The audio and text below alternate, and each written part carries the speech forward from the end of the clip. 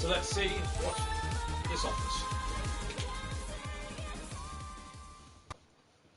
Alright, so the opening is very straightforward. It's pretty much hold right to win. Skip through your dialogue. It's the same as your menu button to be able to skip past dialogue or skip past some cutscene aspects. As I say, the opening is very straightforward. It's pretty much just hold right to win.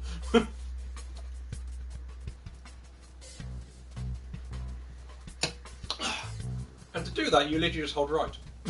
Sorry, I had to throw in a random stupid thing to say in a tutorial for the, it's Turkey. I say a lot of stupid things. It makes sense to do so. Right, so into the hole. So you need to go left at this point. Shimmy across. So yeah, jump down, go right, left, right again. And then just literally hold right until you're pretty much at the end of the screen. I will also mention this tutorial is being done on 1.0, on version 1.0. It cannot be done on any other version except this one. At least in the traditional sense. Simply because every update after this eliminates certain clips, as well as making your magic consumption like 2.5 times more than it normally is. So it becomes a little more potion farm or potion gathering. So you need far more gems to consider potions in your route if you're doing a more up-to-date route or up-to-date version. So this is based off the original 1.0, the PC and console. The thing is, both PC and console have some differences within them. This being one of them. Saving the game, it's a weird thing to say, but between the two, first things first, the PC version, the two characters are switched over, so the save guide would be on the right and you stop on the left. But you can just say yes to saving and you'll continue forward just like that. Whereas with the console, because there's a bit of a delay, so if I say yes, you have that slight bit of delay there to save.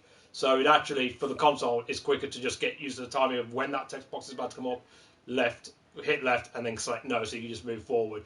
Obviously, it puts a bit more risk in the console version for the fact that you're not putting guaranteed saves in unless you choose to put a save in. But for going for all-out speed, you pretty much want to skip saving. Whereas with PC, you can just save and it doesn't cost you anything, which gives you that good bit of benefit. Okay, so the opening of this is basically no different to an any percent run. Straight across in here to go speak to Uncle Mimic. Now, just speak to him, skip the text box, and you're good. There is something that you can do as well to help save small amounts of time, known as instant text skipping. I'll do it on the next NPC. Basically, with a fair amount of NPCs, when you need to speak to them, there is a way to be able to skip their initial dialogue box. And it doesn't work on every single one. It depends on what their first dialogue box is. So, in the instance of if the first text box that a character brings up is giving you like a yes or no option, you can't instant text skip that because you can only just select yes or no. Although you can probably at least do it to bring up the yes or no a little bit quicker. But the idea of that is to talk to them, and within a frame, I think, or frame or two of the text box appearing, you need to skip it or use a skip. Now I tend to claw my controller for something like this. You want to get into a quick like shimmy over, or I mean that's obviously over exaggeration, but that sort of motion for me, based on the controller I use anyway. So if you get it, hopefully it'll pretty much look something like that, because it would just have been one text box and then you get the item in this case. So getting that instant text just instantly allows me to skip the first text box and get the item, and this pretty much each one only saves like probably about a quarter to a third of a second, but obviously over the course of a run this can save you time. Now there's a bit of a problem. I mean, if I just quick talk to her now, obviously I'm just getting that. So if I get the instant text, so that's a failed instant text, failed, that's correct. So as you see, it's just sort of like you see the screen just going as though it's going to bring a text box up, but it doesn't because I've instantly skipped it. Obviously, if you go too slow, then you'll have that text box still pop in. If you go too quick, which I can't seem to be able to do now, even when I'm trying to mess it up. Ah, there we go. Even when I'm trying to mess it up. So yeah, if you go too slow, you'll just get the text box in, so that's fine. That's not too bad. You just miss out on the on the small bit of time frame save that you can save. But if you go too early, you'll end up bringing the menu up, which ends up costing you a second, or the equivalent of getting 3 or 4 instant texts. So that's sort of the gamble that you can choose to take if you want to go for instant text throughout. Because again, like if you try and go, like if you're going for like 20 of them and you go early on like 5 of them, then you're pretty much breaking even with just not doing it at all. It's essentially the equivalent of. Right, so after bathhouse, it's into here. Let's talk to him, give him the sales slip, and you get the magnet. And you can see I went for an instant text there, and unfortunately I failed. Once you get the item from this guy in particular, there's no text box after. Now, most of the times when you get an item, there'll be at least another text box. There's a handful of them that you don't. So it's just knowing which ones do and which ones don't, otherwise you'll end up putting yourself in the menu and you'll be like, oh, yeah. Which I've done too many times. Then you can start to make your way back to Uncle Mimic. You sort of broke a couple of pots that were here. This is another slight difference between the two versions. Console has a slight advantage here because you have a small and a large pot that is set there. There's another 2 here, one small, one large. With the console, these first 2 pots would actually both be smalls. The small pots generally give you a chance of getting either a single gem or a heart, or basically like half a heart's worth of health back. Big pots can give you either one of them or a 5 gem. So of course we'd like to get the 5 gems. Tend to use like a visual cue at this door to do something like that to break the first set of pots. Now this, rather than just stopping and doing that, it just enables you to keep your momentum going forward, essentially. As long as you get the timer off, so you pretty much got to jump, whip, and then jump again. Or, I'll say, that's just again for like just minor time saves in general movement. You can just walk up to it, whip it, and then just go. And on with this one, it's just on the edge of this door here where I'll do something like that. I got a bit of good luck there with a 5 gem drop, thankfully. And then in I go. Oh, now I'm instant texting skip too early. Or I'm nowhere near him. But the thing is, this dialogue box is one of these yes or no type answer box. So even though obviously I've failed it miserable times, but just to show that with one of these type of text box when it's first, it may spawn up a little bit quicker, but it's not quite as quick as an instant text. But again, you're really just talking frames there in that case. But yeah, it's pretty much talk to him, give him the magnet, and you can begin, or you can head out. So from here into Sky's hatchery. This will be one of the main areas that you'll be coming into a few times during the run, because after each area you'll be brought back to Scuttletown, and this is where you're able to get out and basically explore, going into each of the respective worlds that apply to this game.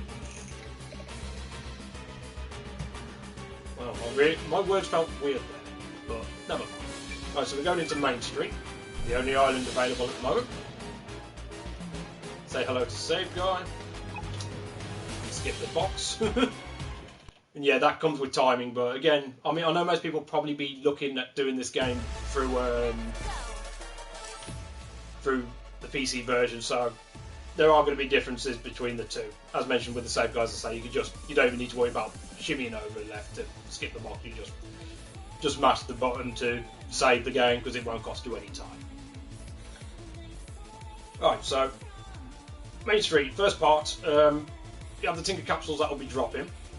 Now, because we're on Hero Mode, we get a bit of an advantage here. What we do is essentially we'll be using Monkey Transformation straight away. Now, Monkey in general is just that little bit quicker over a certain stretch period. Gives you a better jump, well, gives you more height in your jump, slightly better mid-air control, ability to climb walls, stuff like that. So, because Monkey is generally quicker than Shantae herself, wherever you can get away with using the Monkey over a longer stretch of period, then you'll want to use Monkey. Otherwise, if it's in shorter periods, there's no real reason, because it takes about a second for the transformation to even hit. So pretty much what we're going to do, with each Tinker Capsule that we come across, when we see the show, you sort of gauge how close you get to, and then you just want to jump vertically and then move over to the right to be able to avoid getting slammed by the Tinker Capsule. So it's just straight across, there's the capsule, up, and then press right, or press and hold right, sorry. You get 2 at the start.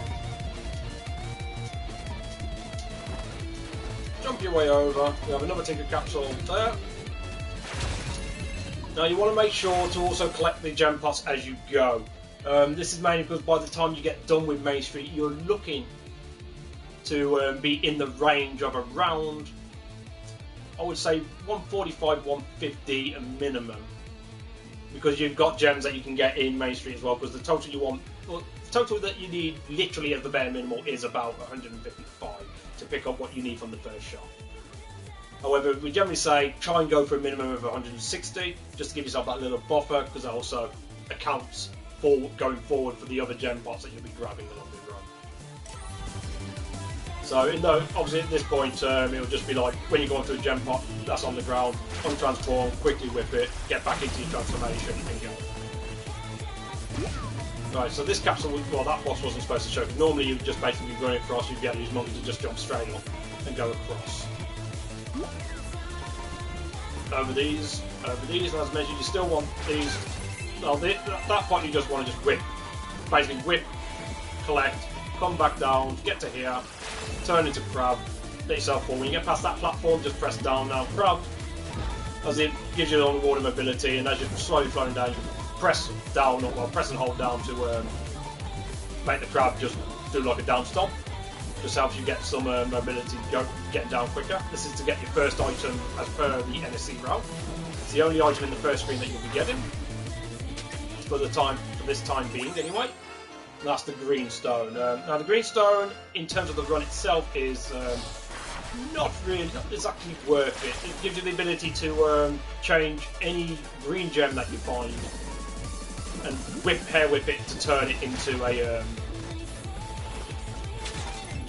a magic pot. So yeah, as shown there, you start jumping up, stay in Shantae, jump over, break the gem pot, turn into Monkey, and then just move your way to the right. I think about won't be throwing anything in your way at that point, but in my case it did, just because I was delayed too much. Right, so we've got another tin capsule coming up. You want to get onto a certain ledge, just to get yourself a bit of additional height to evade it, as well as be able to keep yourself moving forward a little bit. A bit like the any percent one, but with Monkeys, just want to give yourself a slight delay before jumping right and across, and then the same as you've done with the first 13 capsules on. Jump across everything, get this final gem pot for this screen, and jump across. Now, for this category, because we're using Monkey for speed, generally we don't we don't tend to gamble on these 5 gem potential pots, simply because it's RNG and it keeps costing you like a second and a half per one you go for because you're in Monkey form versus a Shantae mode run. But that's pretty much the gist of the first screen. You're pretty much after that one item, collect all your gem pots, all the big gem pots as you go, because the big gem pots are guaranteed 12 gems are in there. Right, so there's a few things we're going to be getting up in Main Street 2 for now. In fact, we're going to be doing everything but one item, or one piece, shall I put it, because we don't have the proper upgrade for it at this point. So we unfortunately cannot collect it yet. Apart from that, the rest of the items is just your general collection, as well as some story progression for a bit later on. So as you enter Main Street, you want to transform into Harpy. Now I'm just going to let this play out a bit just to briefly mention that transformations in this, they come on these different pages, just so you can see where your 5 starter transformations are for hero mode. Obviously, which direction they are on there is dependent on which direction you press to transform. You have to wait a little bit for Harpy, because Harpy's on your second page. So you get to Harpy, transform, mash your jump button to fly up. You want to stay up and across here to pick up this first piece, the waterfall relic. It allows you to, within either crab or mermaid, to climb up certain waterfalls in certain areas. So it's more situational, but we need it anyway per the collection rate, as well as to be able to pick up a certain item sooner rather than later for a boss. But that's more for the next area. So once you've got that, transform to Harpy, get across, untransform there, break the pots. Then you can pick up the monkey bolt, which allows you to fire off a wall in monkey form. There's a bunch of advantages to this, which I'll explain a little more when they come into play. One of them being movement, or helps with movement base. Collect those gems, get all these Tinkerbats, and go at this window first. Now, You have to take out 30 Tinkerbats in total. This will get you a deed, which you need for story progression for later in the game. But as we're here, it's quicker to do it now than it is to come back later. Even though if you come back later, the rate at which these Tinkerbats jump out is actually quicker in general. But the fact that you've got to come all the way back here to get it is a bit of a problem. Would be a bit of a problem, especially at the point of the run where you need this story progression item. So pretty much just time your jumps with your hair whips, like jump hair whips, like one after the other, sort of like a rolling motion. If you miss, don't worry about it, just try and catch them where you can. And you'll finally get the health permit. Well, I said deed, but it's a permit, close enough. Right, into monkey, onto this ledge, monkey bullet over, or you can just run across and jump over the barrel. From there, follow around until you get to this little gap here. You want to climb in, break those pots, open the chest, and there's your first heart holder. There's about 12 of them in the game, I think, something like that.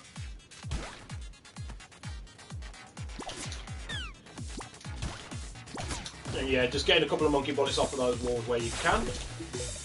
You need to speak to this lovely lady here, who anyone might recognise from Risky's Revenge.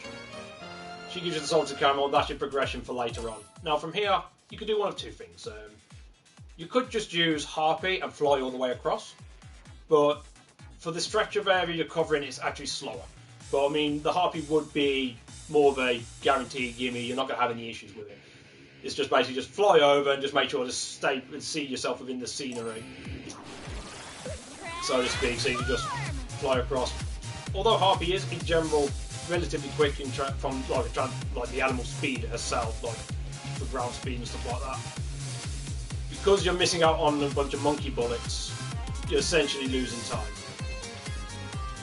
But essentially, as I say, this is sort of like the easy way of going by it, or more the guaranteed way to get there and then go through there. Now I will go back on myself and do it the monkey way.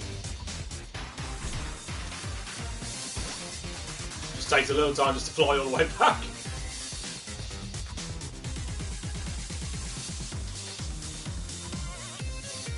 Where are you? Oh, you're there. Okay. Yeah, the advantage with monkey simply means you've just recently picked up the monkey bullet transformation, or the monkey bullet ability, which, as you saw, allows you to do a horizontal push off of the side of things. This helps, but this generally helps just to get a bit more forward speed going. So it's just getting the monkey bullets off, like there, for example. Then monkey's ground speed is similar to Harpy's, maybe just that little bit quicker. Up on here, monkey bullets. Monkey bullet. Now that's a bit of luck base there. Sometimes you'll clip off of that block and land on the wall here and there's just hop on. Sometimes you may end up missing it and you'll fall further down, in that case just jump off the wall and you're good. Avoid them. Monkey bullet here, but you need to shimmy, otherwise you'll end up face tanking this old Tinkerbat there. You want shimmy there, onto this block, bullet. Sometimes you may get caught by that Tinkerbat, sometimes you may just about shimmy, you can get away, and then just one more bullet there to get into the next screen. Just saves you a little more time, nothing too major, but again, it's a good little bit of time save. Depends on which formation you want to use. Because of the advantage of having Harpy early, you can make certain early game aspects more comfortable to get through for consistency purposes, as you could just use Harpy to fly over everything. You'll be sacrificing some time, but to get yourself started and get yourself familiar with the route and stuff, it's a fair enough method to take.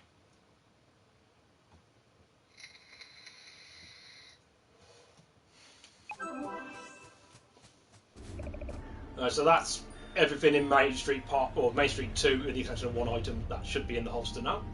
So we're up against our first boss, part on the organic, partially titanic ocean optimal Tinkerslug, if you want to go by the full name. Or Poop for short, it's pretty much the same thing. Alright, so the fight pretty much goes as thus. You got that bell there at the bottom left, there's a barrel behind Shantae's silhouette at the top corner. You need to hit the bell to reveal the barrel, hit the barrel into Tinkerslug, and then whip the hell out of him. Now usually you should be able to get Poop down in 3 rounds. Depends on your timing of when you strike. you can get 16 strikes in at max. Otherwise, you're looking at 14 or 15 per round, or for the first 2 rounds. But apart from that, Group 2 is pretty straightforward. So then just start the fight, hit the barrel, or hit the bell, sorry, get over there, turn around, strike the barrel across. 2, 3, 4, 5, 6, 7, 8, 10. And unfortunately, that was a bit slow for me, so I missed it. Then you gotta wait for the. You get used to this part a little bit, as you play it. But you can see at the top the whatever it's called, we'll just call it turnstile for now, starts to rotate. After the bullet shoots up, you look up and you can see roughly where it is. You're pretty much just waiting for the next peg to come in line with the chain. That's just to the far left. That's usually your indicator of when you can strike the barrel. Otherwise, a different indicator you can use is when Risky or Tinker Slug does its next attack. That's usually another good indicator to know when you can strike, climb the chain, turn around, hit the barrel in, and then repeat your air whips. And it'll be the same again with the final phase, or the final round. Does her attack. Turn whip. And should be down any moment. So yeah, there's not really more than one way of doing this. The only thing that I could suggest doing if you don't want to do the chain climbing is to whip the bell and then turn into Harpy and just fly up there. You'll lose a lot of time to do that though, because Harpy at this point of the run takes about 2 seconds to transform into.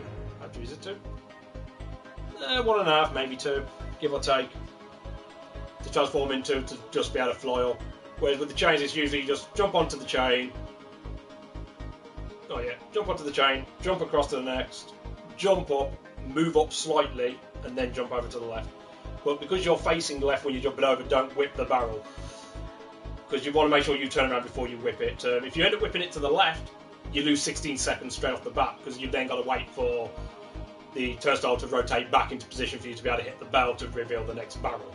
So it's quite a time loss if you do end up hitting it the wrong way.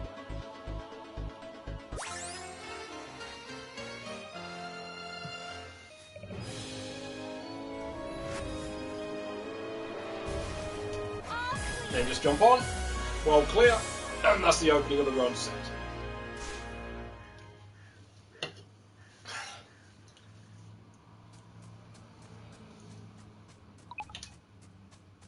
Right, so we're back into Main Street. Now first we need the map to get into Mermaid Falls. That's at the far right of the screen. Now as you can see, I'm on 151 gems, so I know at this point I'm going to be guaranteed to have at least what I need for the opening. Now there is a little bit of good RNG that could happen with those 2 sets of gem pots that you already saw at the start. But there's a guaranteed 12 gem pot right at the end of the street which you need to go to anyway to get your map. So you pretty much come up, whip the pots, jump, same timing as the first time round, jump, get them. Now I got some really good RNG there, so I'm going to have a lot of gems. Break the next set of pots. I'm not even too worried about that single gem pot there. But you want to try and break all of them before you talk to her, get the map, and then you can go to the shop. Now 176 is a good count for me to have. Now, dependent on where your gems are at the time will depend on how many gem pots you can realistically skip through the run. Usually you'd only be able to skip 2, maybe 3 at the very most, but it's not often. So yeah, into the shop. And what you want to buy here is Fireball, Pipeball, Super Pipeball. So 2 down for Fireball, 1 down, Pipeball, repeat for Super Pipe. Now Super Pipeball is going to be advantageous for the next boss, but also quite an advantage for other aspects like the gem collection. As you saw with the first Main Street, because I didn't have this at the time, I was sort of like whipping the big gem pot before I transformed. I could just like delay. So again, we're only talking frames here at this point, but using Super Pipeball to your advantage, you could literally just like walk on top of the pot, hit your magic button for Super Pipeball, then transform straight away. Just save you a little bit of time, or a little bit of fractions of time. But that's the 3 you want for here. Super Pipeball, as I said, it's going to be for the first boss primarily, as well as helping to get gems a little quicker. Fireball is specifically for one thing in the console version. There is another reason to have Fireball for the PC version, which I'll talk about when we get to that point of the run. But once you got the map and you've got your shop done, straight into Sky's hatchery. Get the hell out of there.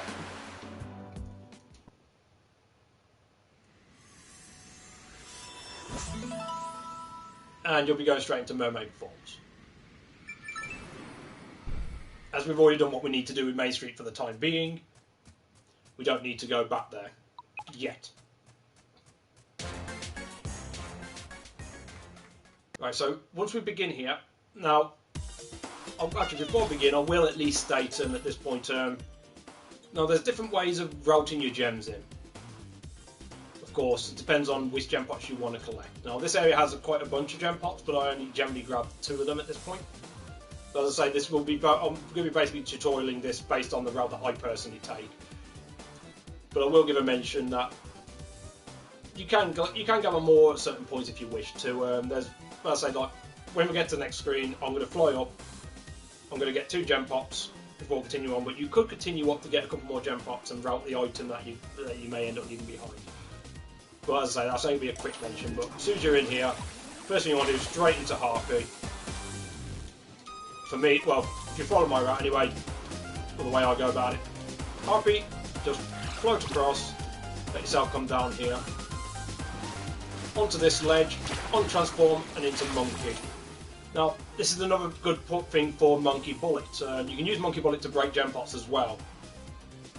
It can be a little finicky, simply because if you end up bulleting the pot a little too high, you may end up missing some of the gems, and some of the gems won't absorb into you, which can be a problem.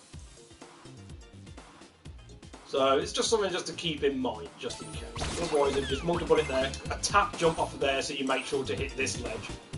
Otherwise, you'll end up falling into the water. Another Monkey Bullet here, and then you're here. So this is where the waterfall red comes into play. Because we're going to get one of the other items that we need to collect as per NSC, but this item will actually be useful in the run compared to the greenstone. At least for one main part, but as a secondary bonus, similar to using like Monkey Bullet or Super Fireball, it can be advantageous for gem collection, depending on if you're using the transformation at the time. So you want to use Crab. So turning into Crab and then pressing up on a waterfall, you zip up, which is what the waterfall red does for you. Straight in here, try and actually hit the chest, and that gives you Harpy tone. That allows Harpy to attack whilst in Harpy transformation. This also is very useful for this next upcoming boss, same as Super Fireball. And then we can exit. Back into Crab. Now, even though you want to go down the waterfall, to go down it, you still need to press up. Now, I'm going to mention 2 ways of going about this next bit, because it depends on how you get to it sooner rather than that. But otherwise, if you're not able to get this particular trick I'm going to show in a bit, I'll just show like the standard way of doing it. You just sort of waterfall out, untransform, back into Harpy, and then fly up here, break that gem pot, and then you'll continue to the right. Yeah, get back down.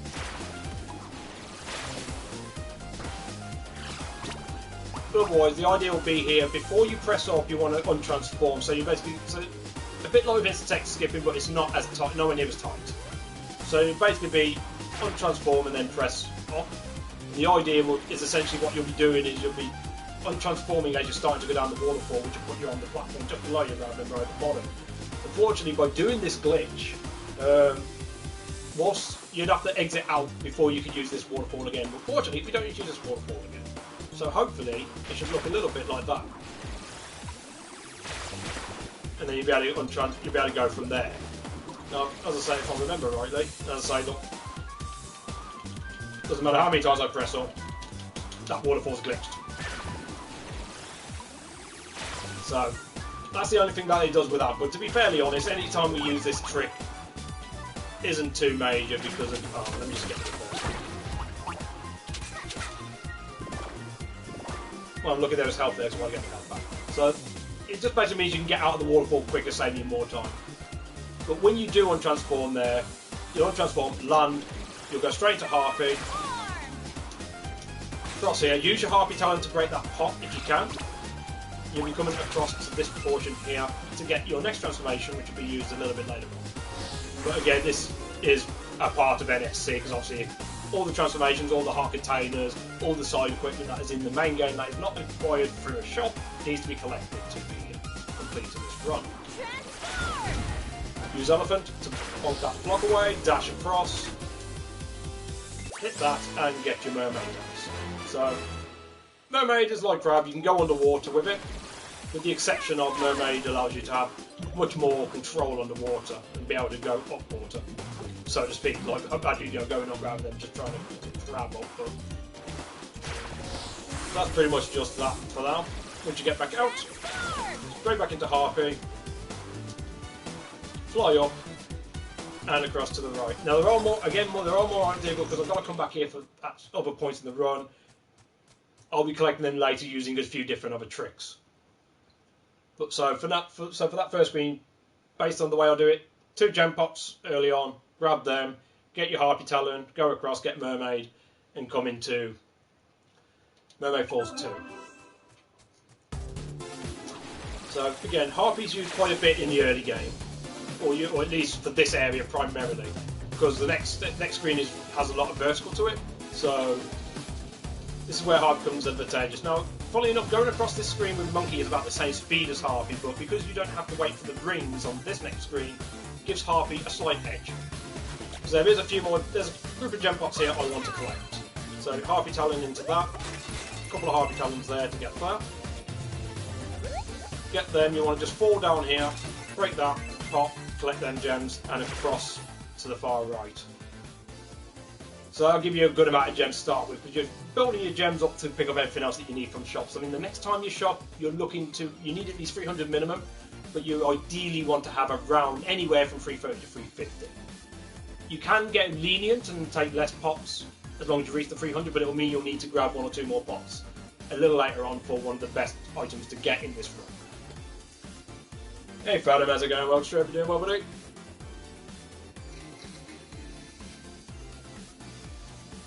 Don't mind me, the guy who can barely talk is trying to talk enough to be able to tutorial. God help us all. Right, so you get here, got some breakable blocks here, super 5 ball useful here just to break through that. Elephant and dash to be able to break that block, straight into Monkey. Now you can go into Harpy instead and fly over, but it's slow, but it is a bit slower. You just use Harpy, fly across, and you're good, otherwise it'd just be Monkey, Monkey Bullet. Speak to good old Grandma Blockfish to get your Crab Claw. Now this is we're doing again doing a like a story progression thing earlier than intended, simply because we're on hero mode. So it gets this out the way sooner. I mean, we have to come back to Mermaid Falls I think 3 times throughout the run, but otherwise if this was Shantae mode we'd have to come back here 4 times. Good to hear, man, good to hear. So yeah, with that, just drop down, make your way to the right. So we're on a quest for 5 Blobfish Kids. First in is here. Well, I didn't mention this, but on certain floors like these, if you hold down and then press jump, you'll go through the floor and just keep holding down measuring grab, so you can just grab stomp. And there's your first Blobfish Kid there. Now, what we generally say here is to mash both your attack and you jump at the same time when you come across this. When he's got a roof over your head, but you're able to like quick snip through to grab that. Just saves you a little bit of time rather than stopping, snipping, and then going again. Once you've got that, onto this ledge, onto here. Now that crab would normally be right coming at you, so you'd be able to jump out and snip straight away. Stay in your crab formation for the time being, and you just want to come down here. Quick snip through to get your first Sunken Soul. Now the Sunken Soul is one of those side items. It'll be the same with a couple of things. This is just to basically get the good ending of the game. But as they're in the well, they're part of non-shop collectibles, so we need to pick them all up. Make your way back out, untransform and straight to Monkey. Now we won't be in Monkey for long, but at least we get a bit of speed going here. You can use Super 5 Ball to break that pot to go for a lucky 5 Ball to get some additional health, or you can just ignore it or whip it, entirely up to you. Back into crab, quick stomp down because your next Blobfish is right by you, so you want to grab that. Down, through here, again quick snips, collect that using your pop stomps as good as you can. And that's something you'll get used to as you go. Pretty much when you're ready to drop down or something, you just keep pressing and holding down to get you moving quicker. Now the reason I've come back here is because I did something there which was a snip jump. It's literally the only point in the run that we use it. Unless you want to be crazy and use it for something right at the end of the game, which you don't need to do. But I just thought I'd randomly say that. But otherwise, if you try and just jump in normally, you won't make that jump. However, with what's known as a quick snip, you can. So quick snipping basically gives the crab a bit of additional height. It's by snipping right after you jump.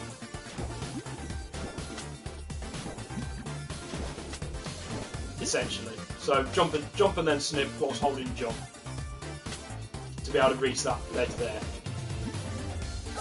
Then grab that sunken soul just across from you. Up and across, untransform, and start moving. Now we don't use monkey there simply because it doesn't save you much time, it's just too short a space.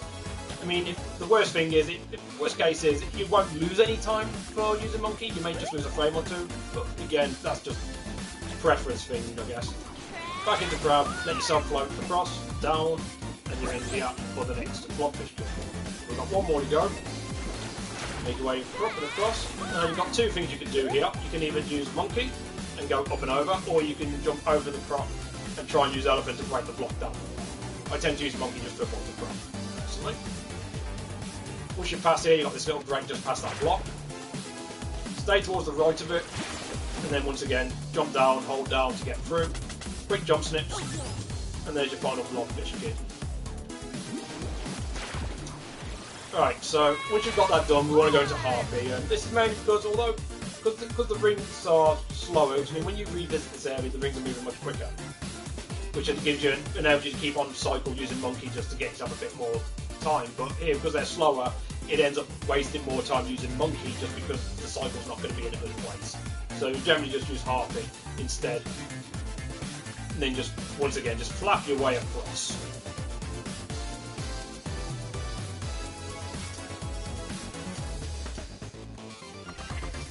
Harpy done. Right, so we're just making our way back to Grandma Blobfish to complete this story progression quest.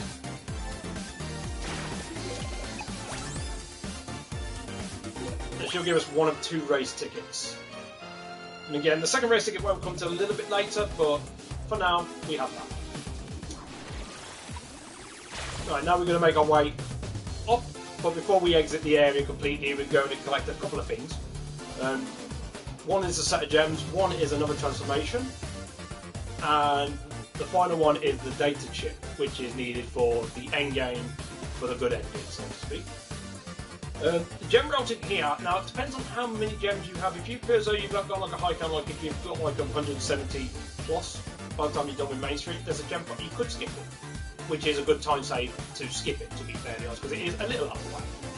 But normally you just want to fly up through this grate and then just keep mashing across and you'll reach this gem pot here. Now this is the gem pot I mentioned you can skip. If your gem count's high enough, then you could, when you get used to it anyway, if you feel as though like, oh, my gem count's going to be perfectly fine, then you could essentially just skip this particular gem pot. Instead, and then if that's the case, when you get through this, oh, we've gone too far. Never mind.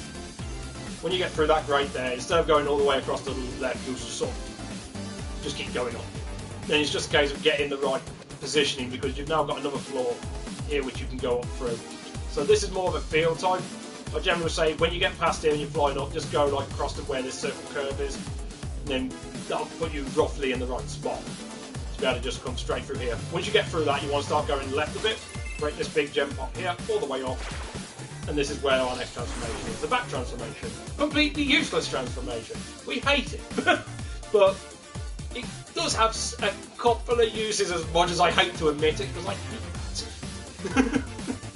The back was a transformation that was generally considered in the route in the early days of NSC. I was one of the stubborn people who went, no! Left it behind. But it hurt at the time. So, you want to get this transformation. Again, you can just jump up and hit it, or you can jump, whip it from underneath, and then move over to the right, just to save yourself a bit. Total garbage. Yeah, total garbage. Pointless. It's a useless transformation. We don't need it. I never used it in any percent back in the day anyway. I was too stubborn for that. But then again, I also tried learning this run on 2 hearts, which was a dumb move.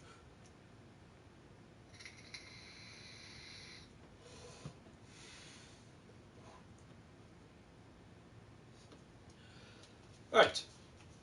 Hey Nori, how's it going? Web stream, hope you're doing well, buddy. The hell is this transformation? Oh, fucking no.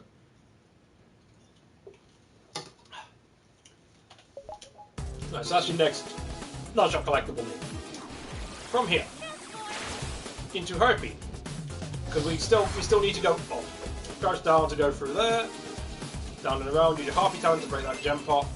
Grab the gems, and you want to start coming up. Now you don't want to hold right directly, because you'll simply bonk into this floor here. You want to go into the cave that's above there. So essentially, as you go up, you basically just want to tap right just to let yourself float over a bit until you get to the right position. Right, so this has a few ways of going about it. Depends on how much risk you want to take. I will also mention that if you choose to, you can come to this part later. You don't have to go for this now. If you was to come, well, to be fair, I'll better just backtrack a little bit. If you are to come back here later, then you wouldn't go for the back transformation at this point. Basically, you let me just go back myself a little bit here, just so I can quickly. To be fair, someone who's prepared would have spoken about this sooner rather than wait until I've gone all the way up. But when you've done the Blobfish quest and you come up through here, if you're not going for the data chip this early, you'll just be flying up to go to the right and exit, essentially. Going for this now is quicker, but it's minimal. I mean, I don't know the exact numbers, but it is to my understanding that it's only a couple of seconds quicker to go for the data chip now, if you can get it first try, compared to coming back later. But the only other thing you'll have to keep in mind is if you do decide to leave it till later, there's 2 gem pots, there's 2 with possibly 3 gem pots that you're going to be leaving behind that you'll need to reroute.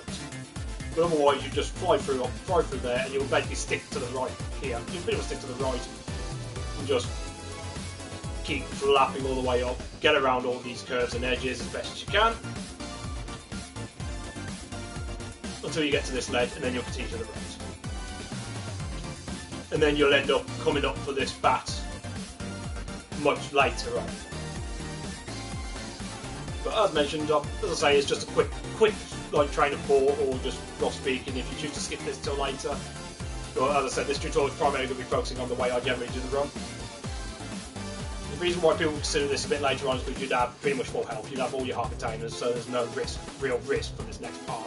Otherwise, it can get a little bit risky if you keep messing it up and you keep taking half a heart damage every time you mess it up, and as you can see, I've only got 3 hearts, so slight problem. But otherwise, yeah, if you've gone with the back route, up, get the gems, get the bat, get these gems, come up here,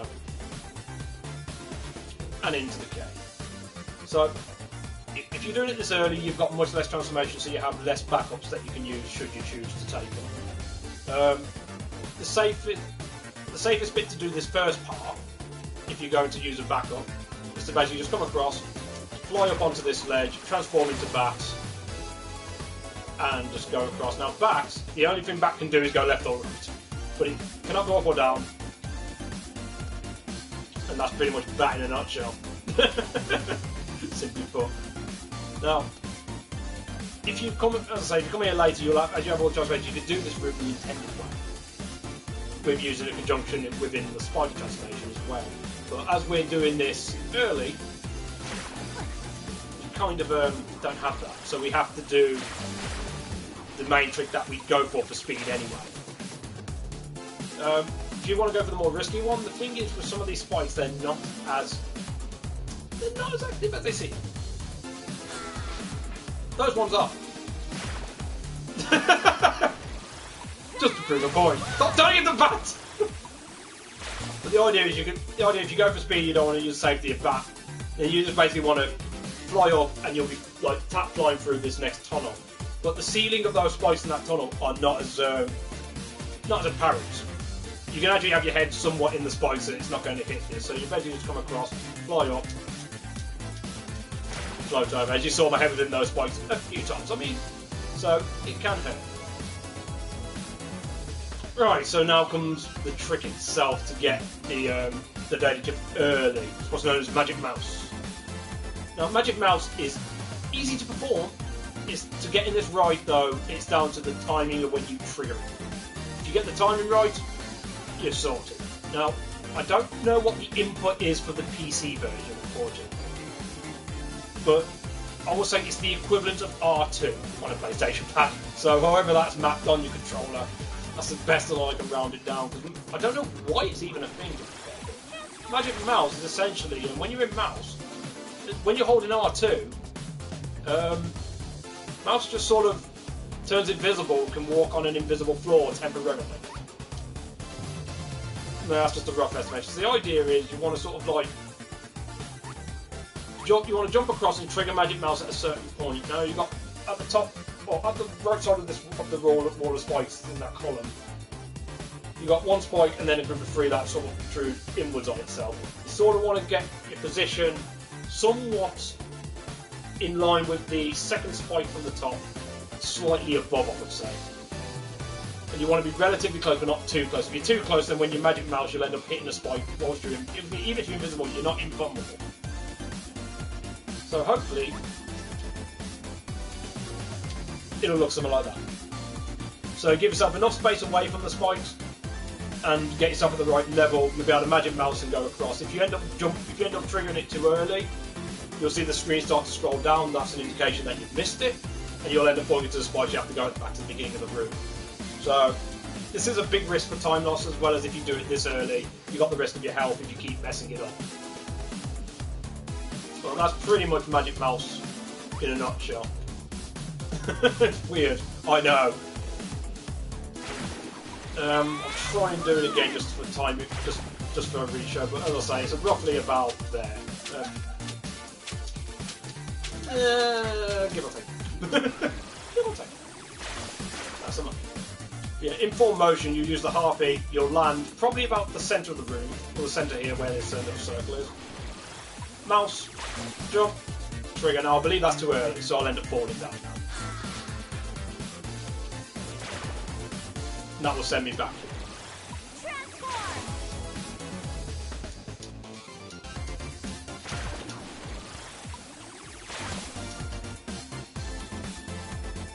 Now, I was a bit lower than I would expect, but I was also a little further away from the spice bit. So, in general, you just get a feel for the timing of it. But, as I say, with the console, or the PlayStation in particular, it's R2, or the equivalent of right R2, R trigger, or right trigger. The back button. As for PC, it depends on the controller you're using and how it's mapped. I couldn't tell you exactly what that is, unfortunately. Yeah, if you've got the Magic Mouse, you're on here, untransform, go across. And you'll get your data chip. And now you can start making your way through. Now there's two ways back out of here. Unfortunately, the one way I've not done in a long time. So I don't know. And to be fair, it's a way I wouldn't recommend simply because it's too much of a risk to take for time anyway. Because you're not really going to save much with it. The advantage you get is the movement of monkey. But that's about it. But otherwise, if you go for it, the idea is to go into monkey. I think if I remember right, the idea is you want to grab onto this ledge, you want to jump so you land on the spikes on the ground there, and then hop and then just sort of get out.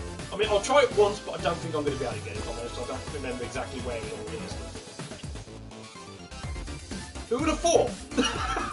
So as you can see, these spikes are not actually active. And then you can just fall off.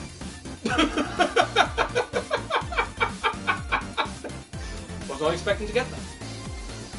As I say, we're talking small time save, but if you mess it up once, then basically you hit the spot, you're back to the beginning room, you've lost that. You've lost whatever time.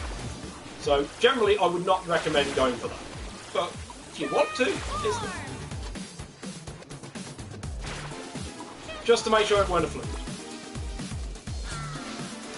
There you go, bad timing on my jump. But that's the risk you take if you decide to go with that. As I say, the main advantage of time is using monkey to move here. So I'd probably say at the most you may save like half a second to a second. But it's far too, as I say, it's a bit too risky.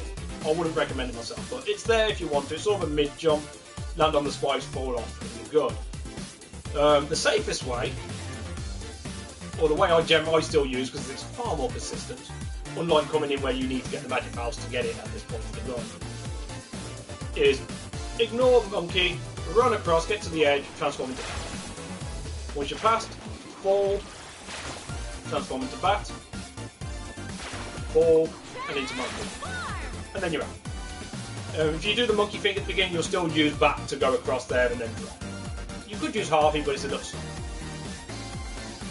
You basically go into monkey, exit out, you've got the data chip, monkey bullet off of here, that ring should always be in your way, and you can get that there.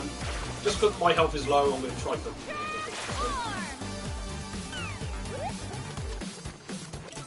Right. Now, the tank, you need tank damage there to get through those procs, obviously when you call for speed, but now you want to take them down. So, you want to switch from Super Pipe Ball to Fireball, which is usually the shoulder buttons. Just whichever way you want, dependent on which order they're in. Because you've only got Super Pipe Ball and Fireball, just use one or the other. And you'll get Fireball out. And you want Fireball to obtain Gator Stakes. Gator Stakes can only be obtained from the Gator enemies. You need 2 of them for story progression. And simply put, Fireball, if you use it on the final strike of them, then it'll guarantee you the Gator Stake. If you try and do it without the Fireball, it's possible, but it's a 2% chance and you need 2 of them. So, the odds are slim. So, the idea is you want to damage boost through to get across, keep a bit of distance, and that's pretty much the idea, is to group them so you can attack both at the same time. Strike them 5 times, so you'll jump up, 2 strikes, 1 up, 1 down, 1 up, 1 down. Strike for the 5th time, try and fireball them on your way down, and then jump up and try and get, and then just basically just fireball them until they go down, basically. So. Oh yeah! I miscounted apparently. Either I miscounted or I missed him, but the idea is you'll do that all in one motion. So you take the damage, you'll come through, you'll untransform, turn around, 1, 2, 1, 2, 1, fireball, fireball, and if they happen to still be alive, just quickly get him again, and you should be good. Now I'm only just doing this because of my health. Ignore this bit, this is not part of the tutorial, this is just for me. As I'm doing a tutorial and my health is a bit low, this is just eliminate any risk because as I say, I'm doing a tutorial, but you wouldn't normally speed to it. You'll get your Gator Stakes and you'll just make your way across. Now as soon as you touch the slide, just press and hold the jump button just to jump off the slide and move forward a bit quicker to activate the next screen.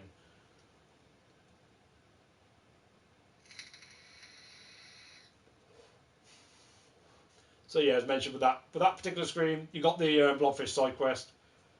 Pretty much the same as with an 80% or in a casual playthrough. Don't forget the 2 Sunken Souls by the first 2. The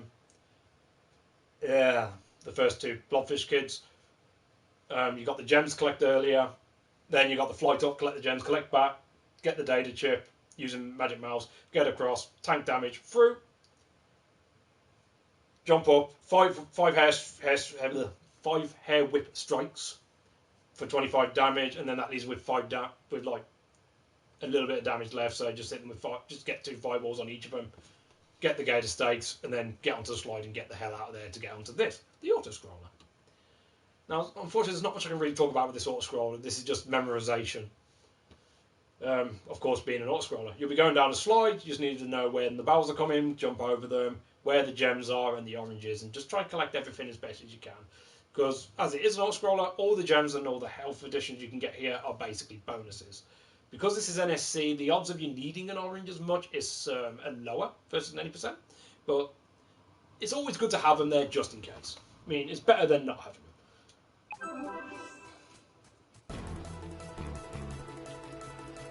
yeah, the auto-scroller is simply just follow the route. So barrel, barrel, barrel, barrel. And I've got a few gems here. When you get to the end of the trail, it's a strong jumping across to the right to get that orange.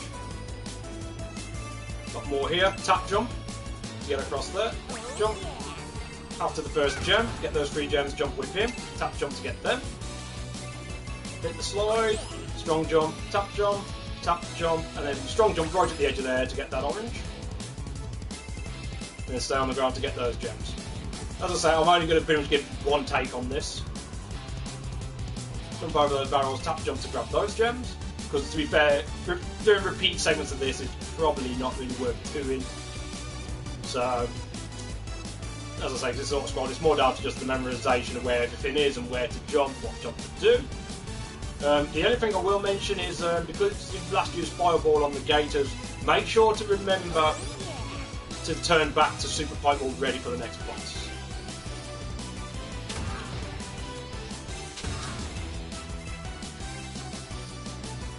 And I missed a few things there, but as mentioned, it's just basically just memorise this pattern and you'll be good to go. And you should be able to collect all the gems and all the oranges as you go. Now, I do have to keep in mind that I spent some gems to get what I needed there, but I also collected a gem pot extra, so that'll hopefully negate it. As I say, that potion at that early on in the run, if you are going to consider getting a potion that early, make sure that you've gotten more than enough gems to cover it, otherwise you may end up shortchanging yourself a little later on. Alright, so first boss, second boss, third boss, something boss, it's a boss. What the hell am I talking about? I'm going to get a Dr. Pepper.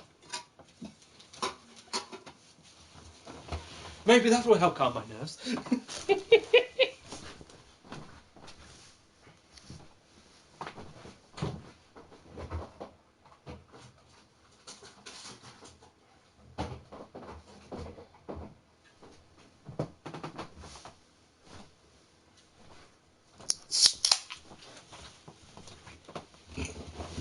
There we go. Hardest part of the game, yeah. So hard. To be fair, when you first start doing this, it's quite easy to just slightly forget what you're doing. I mean, it shouldn't usually result in a fall at least, which is obviously the biggest problem if you do fall, because obviously that's a big time loss. It sends you back to the beginning of the auto-scroller. It's remembering where the oranges are. Sometimes you just forget. It's like, oh, I missed an orange. Which does happen to all of us when you first start.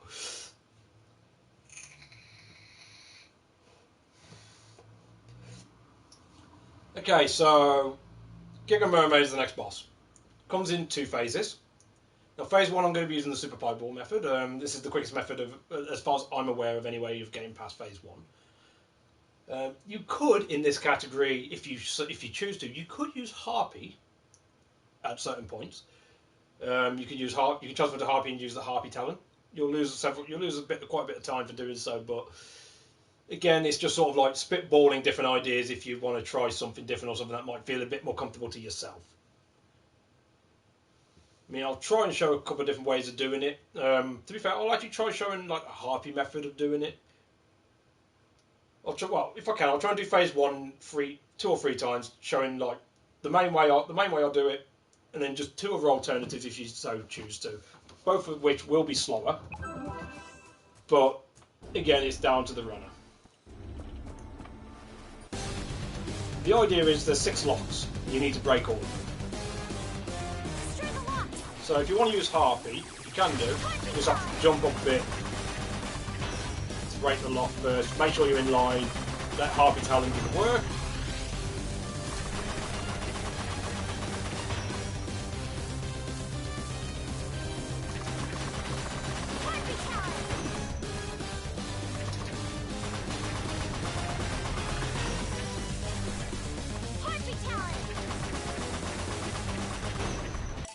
So like, that's one way of doing it, but as you'll see with this, when I get to using the Super Pipe Ball method, you are losing time there. I mean, that's probably more of a comfortable way of doing it. You don't have to worry so much about the cycles. The only thing you need to worry about is Giga Mermaid's RNG. Now, the RNG to Giga Mermaid in phase 1 is this one of 3 attacks that she can do. One of them is the Hype Beam, as Phantom mentioned. Double Hype Beam, that's actually quite rare. But where she'll fire off a bolt of lightning, depends on your position. In this case, she fired it off towards me and to the left. If that happens, usually you don't have to ever worry about it. It'll never get in your way. She can do a big orb attack, which will slowly heat seek on you, but it covers a good amount of the screen. It does 2 points worth of damage. Personally, I'll say if she does that, just take the hit. It eliminates it from the screen and you can continue to break the locks. Or she can fire off a group of smaller spheres, which will move quicker and they will still home in on you. In that aspect, then, best you can do with that one is just try and break the locks as quick as you can whilst taking a few hits on that based on the Harpy method. Unfortunately, Harpy Talon itself, although it's fast, it's quite weak. So it ends up not destroying the locks as quick as they could. Shantae, Act Genie Hero.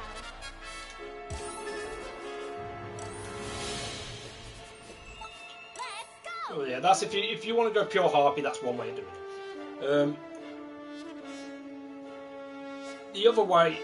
Another way of doing it is essentially using the Super Pipe Ball, as mentioned. It's the main method used, and it's considered the quickest path through. But you have to keep to a certain pattern to do it. Also, you need to know which locks you're breaking in which order to keep on with the way the platforms are. You wouldn't use Harpy in this particular method. There's no harm in changing the order of the locks and using Harpy to then go across to the right. But generally, Harpy would not be used in phase 1. If you're going for pure speed. If you go for speed, the idea is as soon as the fight begins, you'll activate your Super Pipe Ball. I'll just pause it a sec. You'll activate your Super Pipe Ball, move across to the first lock at the lower left, whip it about 4 times, in conjunction with the Super Pipe Ball, should destroy the lock. Jump to the right, onto the platforms. You'll get a jump and a whip onto the middle lock, before jumping onto the ring to get onto the top lock. 4 whips again, in conjunction with Super Pipe Ball, should take out the lock. Fall down, break the middle lock, transform into Monkey to move over to the right. If you've got all of that in good time, then with Monkey you can be able to jump and reach the platform you need to, untransform, activate your Super Pipe Ball straight away, start whipping the lock, break it, and you'll still have just about enough time to reach the next platform that's above you to then go on and break the next lock before falling down and breaking the final lock in the bottom right.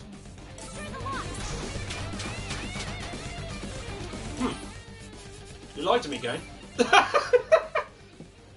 Okay, that was simply a case of I wasn't close enough. So, apparently I don't know what I'm doing. Who would have thought? Maybe if I don't pause it this time.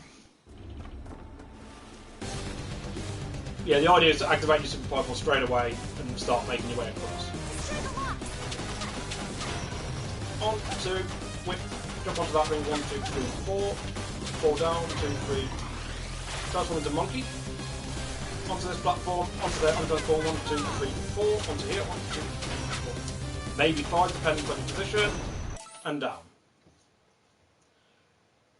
Again, that's pretty much working with the cycle base. If you don't get the timings right, then you'll end up missing a platform. You'll either have to change your lock position at that point, or as mentioned, when you get the first 3 locks down, you could just transform into Harpy, fly up to the top platform, and go for that. So, okay, in that instance, I also got good RNG. In the Super Pipe Ball way, the idea, the best RNG you want is the Hype Beam from behind you. If that happens, then as long as you get everything else spot on, or everything else on, at least within the range of the cycles, that laser will never touch you. If it's a big orb, you'll just jump in. You'll essentially jump into it, take the hit, and then you'll continue to break the final 2 locks. If it's the small orb balls, you should be able to get onto the platform, jump up once and get a couple of strikes on the lock before the first one hits you, and then you just proceed to break that top lock, fall down, break the final lock, and you're good. Phase 2, again, she has a bit of RNG to her. There's one of 3 things she can do. Well, she'll always start the fight off with firing off a pattern of lasers. before she jumps off screen. Then she can either jump back on screen with nothing, jump back, jump back on screen with nothing, jump back on screen while setting up some platforms for you, or she can use her tail. In the case of NSC, the only one you don't want to see is the tail. Any of the other two and you can quick kill her quite simply by using Harpy and the Harpy Talon. Now this has more of an advantage versus the Super Pieball method simply because you don't have with Super Pieball method you need to have the platform show straight away if you're going to get the quicker time. Otherwise you won't be able to do enough damage to finish her off in one round. And even though Harpy Talon is weak, the fact that you could just elevate yourself to the right height and just Harpy Talon the hell out of her, it gives you the advantage. Once you see the borders come in, that's when you can skip to the next phase. So skip the dialogue, move across. Oh, let her do a laser, transform into Harpy. Pray to God that the tail doesn't show. Then when she shows, you want to get in line with that red crystal and then just Harpy Talon like mad. And down she goes.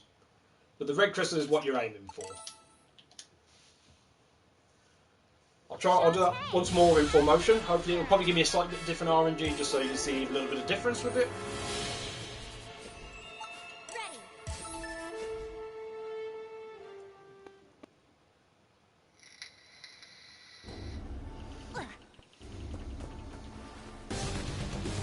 Right, so as mentioned, quick method. As soon as you're able to, Super Pieball. 1, 2, 3, 4. Onto here, jump and whip. Grab the ring up here, 1, 2, 3, and 4. Ball delay, 1, 2, and 3. Transform directly into monkey. Run across. Right, we've got 4, 2, 3, 4. Onto here. Oh, you got me with 2. Right, so because you got me with 2, that essentially meant I was just slightly slower. In fact, if it wasn't for the first one hitting me, I may not have reached that top platform when I did. So that was a bit of luck on my part.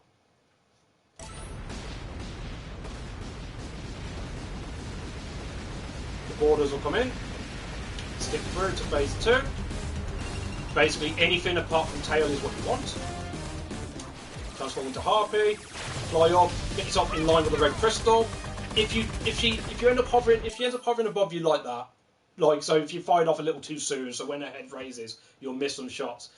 Personally, I would say just stay on that line and keep firing because her head should lower into your range.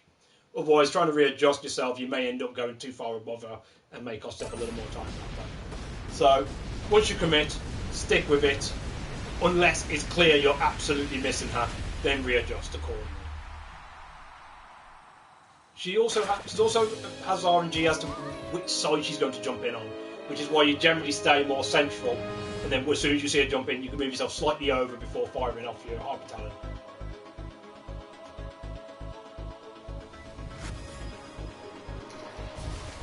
All clear. And that is Mermaid Falls' first visit. Now, Mermaid Falls is the most visited area. As I mentioned earlier, there's free trips to this area. 2 of which are mandatory. The final one is because we need a certain upgrade that we can't get yet to be able to collect certain upgrades or to collect certain things within the game.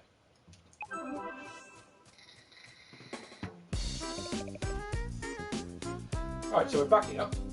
We're back to Scott Town. There's a few things we need to do in Scott Town before we can progress the game. Now, if you follow the route as we've done so far, you will have the salted caramel, which you got back on Main Street. Saves us having to go back out and collect it. We can just go straight into sorting that out. So for that, it's into Sky's hatchery, and it's this kid in the corner. Nice insta-text there. Now, I know it's an insta-text because I've played the game to death now, but there'd usually be one dialogue box before this, is that for me? So, there we go, insta-text, just help yourself. You give her the salted caramel. She'll give you birdseed, and it's mine, it's always mine, you don't touch the birdseed, it's always mine. Anyway, so you need the birdseed. Sorry. So you need the birdseed to then continue the progression. So, exit out, get the gems. Hopefully, if it's gems, it's RNG, so hopefully it's gems. Into the shop. And it's this guy in the corner here. Another insta-text there. He'll give you the copper ore in trading for the birdseed. And now you want a shop. Now you only want one item here. It's 8 down. You want metronome. Yeah, metronome. For some reason, I've read that several times. I thought it said melanome or something like that. I was like, what? But no. My seed. You can keep run. I keep my seed. Anyway, so as I say, into the shop, trade over, speak to the shopkeep, 8 down for metronome. Metronome increases the speed of your transformation, does. That's all you want at this point. Now, you saw with the transformations, it takes a bit of time before it gets to page 2. Now, because of certain tricks that you use, metronome becomes useful in this run because of how quick the pages turn, and because of a transformation that we're going to be picking up from the Tuki lady a bit later on, or not far off from here. The transformation will be on page 3, which does not exist at the moment because there's no transformation currently on page 3. And obviously, having to go to page 3 every time without this ends up costing like 2.5 to 3 seconds, whereas at least with metronome it saves you a second every time you need to do it, which is quite a lot of the run actually. So that's why you want metronome. I mean, 190. Okay, I'm on an okay count. I mean, at this point, by the time you get metronome, 190 to 200 is probably where you want to be. Right, so it's back across to the left. Try and get some gem. Uncle Mimic speak. To give up the copper ore. Now everyone's forgotten what the fuck's going on. We continue on. I mean, that was another Instatext skip there. I'm getting quite good with the Instatext at the moment. Alright, so once you've spoken to him, straight across to the right, because you want to speak to the mayor. But before you do, you want those gem pots first. There's a failed Instatext there, but at least it was a late one. But you want those gem pots as per your route. Speak to the mayor, you'll get the Tasseltown map. Now you can make your way out. And it's pretty much from this point on where Instatext skipping will work on Sky. As I mentioned, there's some NPCs that you can't use Instatext on based on their dialogue. Now with Sky, the first couple of times you speak with her, you cannot Instatext. So at the beginning of the game, go to Main Street, and when you go out to Mermaid Falls, Instatext won't work on her just based on the way her dialogue boxes are. But from this point on, they should work, which will bring you on to ready to lift off. Then select yes and just mash, and you should be able to skip the dialogue box after that.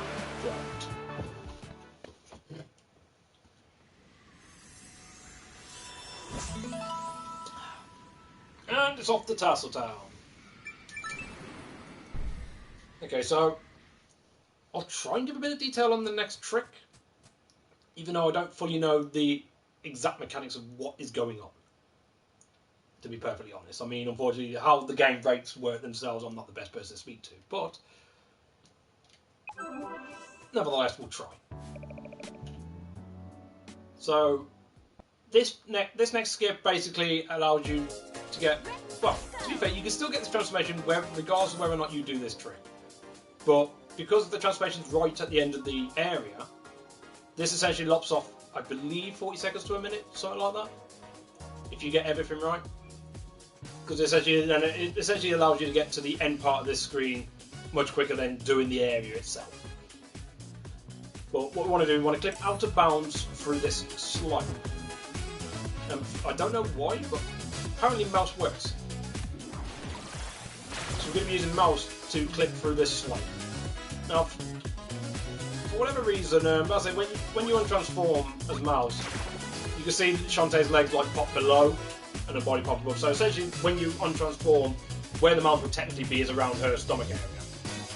Now, using this to untransform by a ledge whilst going towards it, when you untransform, you'll still be pushing in towards it. Your lower part will essentially clip through that slope and push you out of bounds. At least that's the theory. There's two ways of going about this. One way I'm not fully sure on how to do, if I'm perfectly honest, but you could essentially go... The idea is to basically transform and untransform quickly to be able to get in there. Unfortunately, I've not found consistency in that. I just thought at least mention it. The one I found consistency in is jumping. The idea is you want to sort of jump with that little divot there. You can see like where the rock background is, goes down a bit and then it curves at a lower angle. So the idea is to use mouse and sort of like jump and turn into it and then untransform at the right point to be able to clip through. Now, I've done something a little different here, which will mean I'll have to exit out. because I was going to stop and delay to talk about something, but I ended up falling a bit too well. So, yeah, things have happened. The idea is when you clip in, you want to keep holding left. Otherwise, you'll end up missing the bed of water that is off screen or under you, and you'll just fall like I just did then.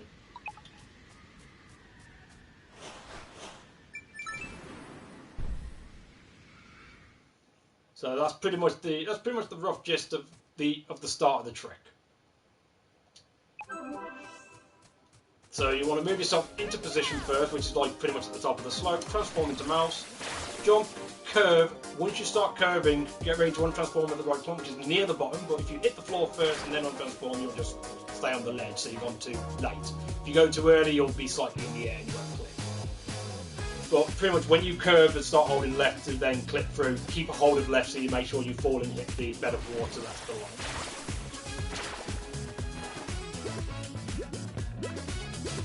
Right, now I've let go of the D-pad for now.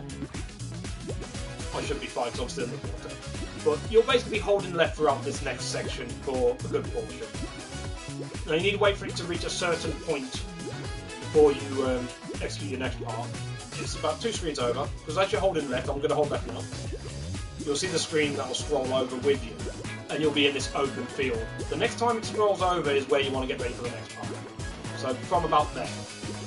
But you'll be trying to do this in one motion, essentially. What you're going to be doing from here is essentially jumping out of the water and into a gap to land on an invisible platform, roughly. Use Harpy to then fly off. The only reason I mention that is I try and do it all in one. As I say, I first try and do it all in one motion. So once I see the screen scroll and I see Shantae, I will instantly hit or tap jump and right at the same time. Maybe press right a little more, but not too much, otherwise you end up missing the platform. Then once you're in the right spot, you'll be able to transform out. So hopefully. Alright, so I'm good there. So pretty much as you're starting to fall, you want to basically just keep hitting your, well, not mashing, but like semi-time your transformation so you can get into transformation sooner rather than later. And then again, you go into Harpy, fly straight up, and you'll keep going up. Now, this is an indicator that I didn't go too far to the right originally when I made the jump. Because there is a little bit of an invisible plane here. However, there is a gap. So if you end up seeing yourself bonk your head like that, just move over to the right, and you'll be fine. So from here, you'll basically keep mashing to fly up. When you see the screens, when you get off the screen with Harpy, you'll start to hold left. But then you'll see the screen eventually will transition to that genie realm. When you get that, you'll untransform and jump, so you can jump back inbounds and transform straight into elephant. So, like so. An elephant prevents the wind from pushing you back. So you can then go in and do what you need to do. Now, I'll try and show that in one motion. Shantae, half genie hero.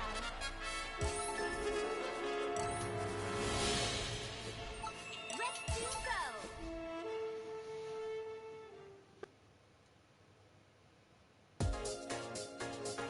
go. Right, so be ready, go, with the screen we'll normally do. So, cross, into mouse, curve. Obviously, I'll transform a bit off there, or untransform a bit off, and in. So I'm still holding left. Once I start curving to the left in mouse, I will be holding left throughout this entire duration. Let the screen scroll. When you get to this open zone, then get ready. Once it scrolls again, you get ready to do a tap jump to the right. Let yourself fall a bit. Transform into Harpy when you can. Fly up. Just keep flying up. If you catch that lip, just move over to the right when you're up the top. Or when Harpy's off screen, start holding left again. When you get the genie realm, like pretty much the majority of the screen, or you can just wait till it's fully develop the screen, untransform and jump to get through the block. So then as soon as you can, transform into elephant, elephant dash, jump, elephant dash to avoid the wind. And then you're in here to get spider. And it's just a case of going over to the chest and climb.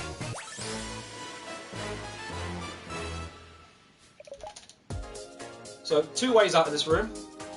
The slightly slower way, but the only way that Spider will ever get used in this run, because funny enough, Spider is a transformation you never use. It's not needed for any part of the run, nor is it quicker to use it. I mean, you can use it, but it's slower, basically is what I'm saying. So if you wish to use it, then you can go there,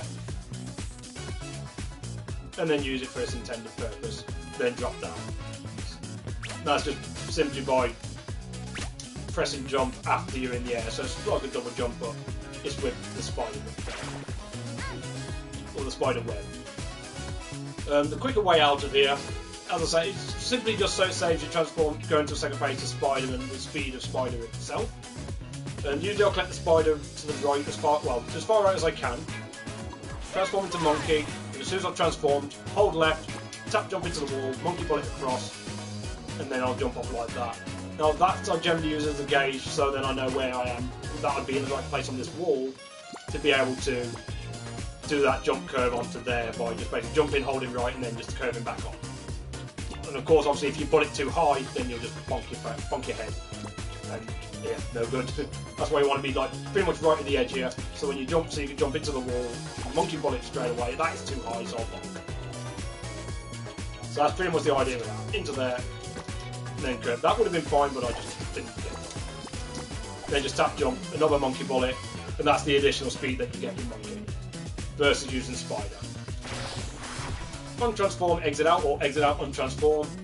Get in between these guys, transform into Harpy, and fly up. Now you want to go into Harpy simply because there's some gem pots. There's a couple of gem pots here. You want one there,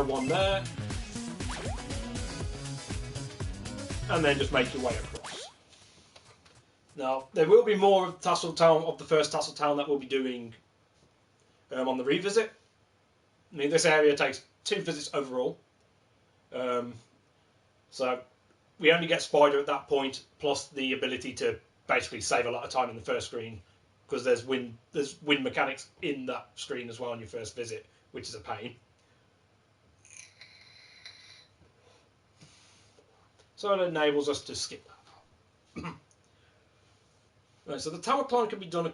Can be done a couple of ways. Now, because you're going to be revisiting the tower anyway, you don't have to pick up everything, or as much as I do anyway, on your first visit.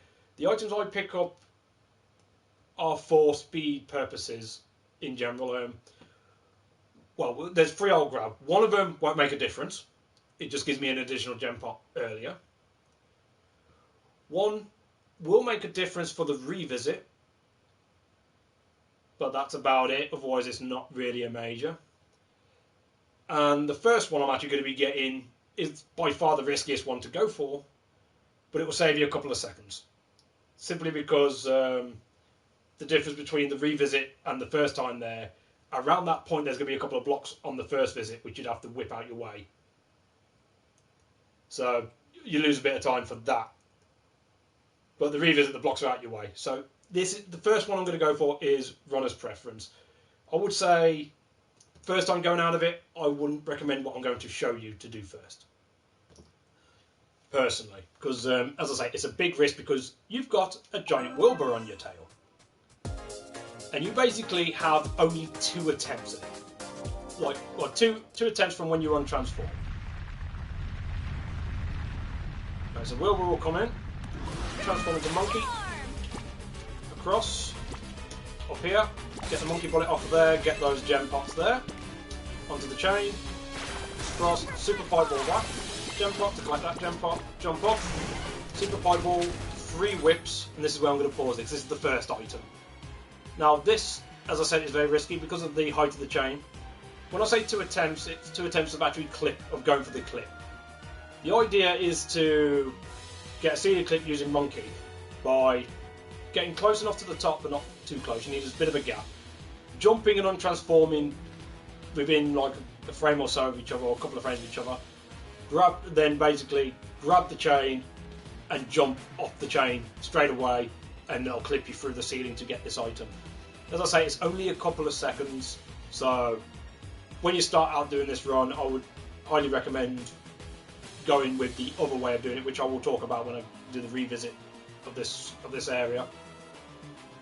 but it's because of this. You'll have a bit of ascension going up on this in the mid screen at the moment. There's a couple of blocks that'll be in your way. So getting the seeding clip here is the quickest way of getting the item as well as throughout the course of the runtime save. But it's so minimal, it's quite minor that it's not, as I say, not necessarily worth it. But I'm a crazy person, so I tend to go for it. So it would pretty much be after the 3 whips, transform into monkey, grab the chain, jump up it, get in the right position, and then it's jump upwards off the chain. But you want to still be in line with the chain, untransform, grab them back onto the chain, jump through the ceiling.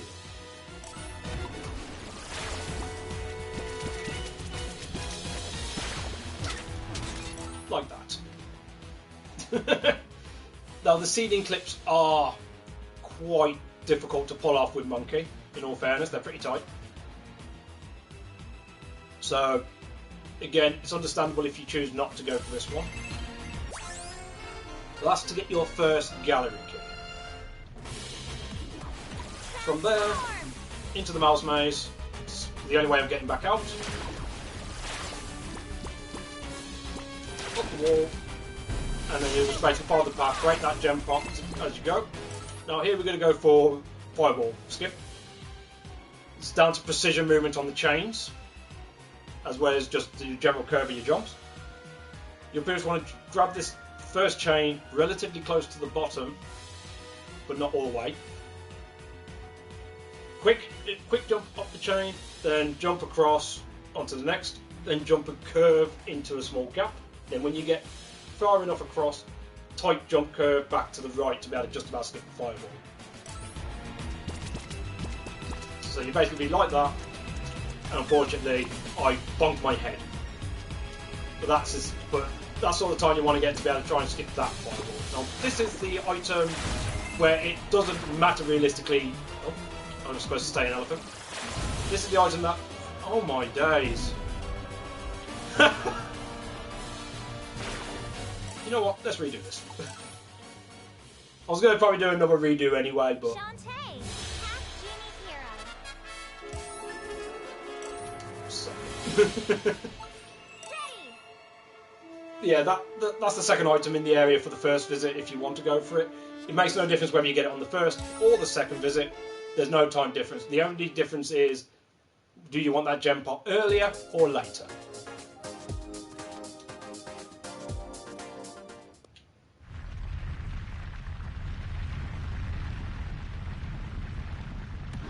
So again, seriously again, transform into monkey, up and around.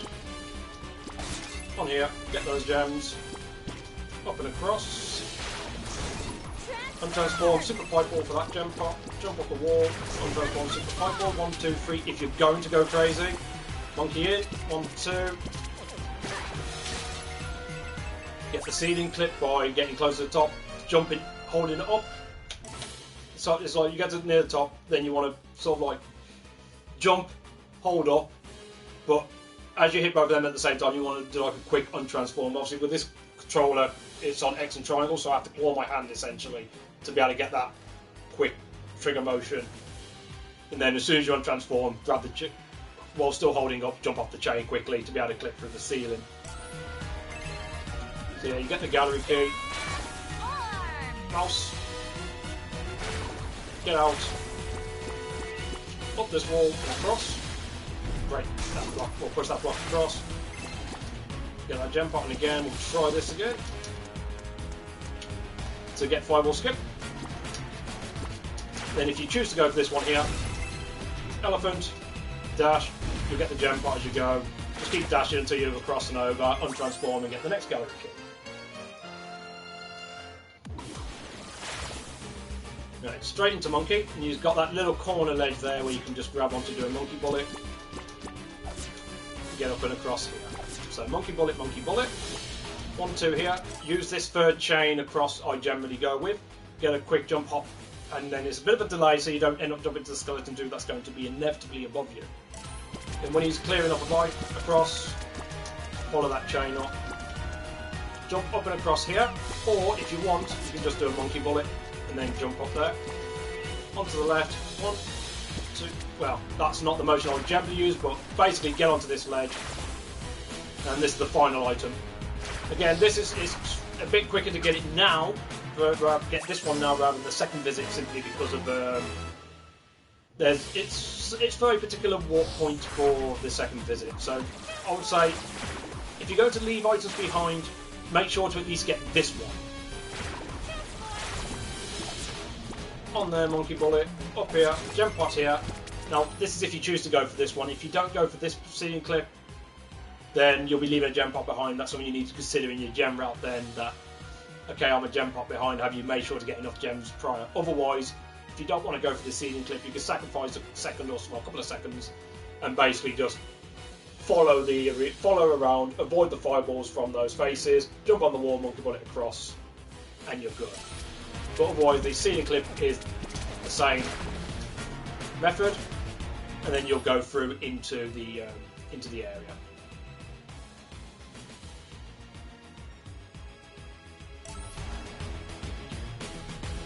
I'll keep my item position there, but I'll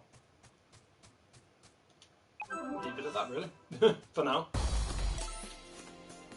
As I say, just to talk about it a little bit, if you go to choose a safer way of doing first tower climb, basically you'll only be leaving out the very first one that I went for the sealing clip.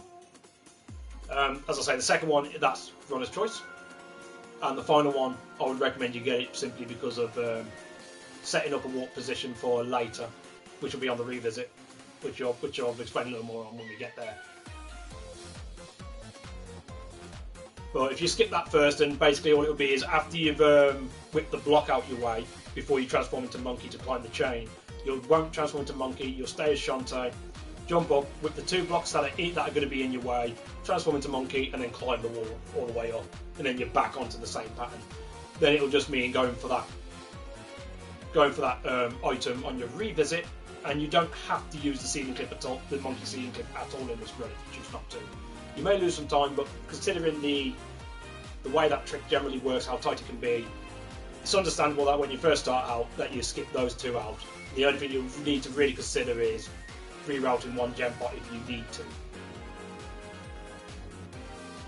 But otherwise, that's pretty much a tower climb if you're going all out, at least anyway, if you're going for the fastest complete run. But the thing is, the fastest complete run, as I say, for that, doing the tower that way, it's only going to save you a second or so, maybe 3 seconds at the most. So it's not much. It's not much for something so risky. Anyway.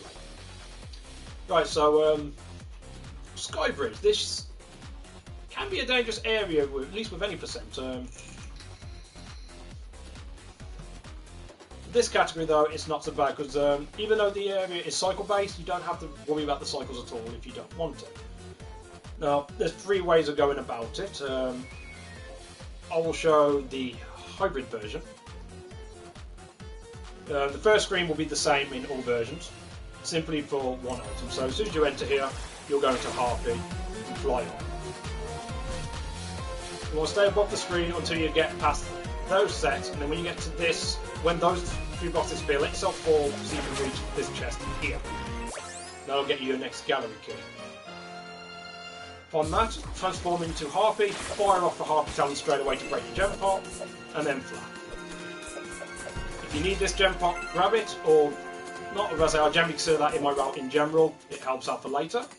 And the same with this one, most of the gem pots in this area are general to grab. Stay with Harpy, as you're in Harpy. And now we've got another seeding clip, or somewhat seeding clip, but this one is much simpler. Now, all you need to do with a Harpy seeding clip is, as long as you're up against the ledge, like so, all you need to do there is just untransform and hold right, and that will just push you in. And that'll get you your heart holder. Into Monkey.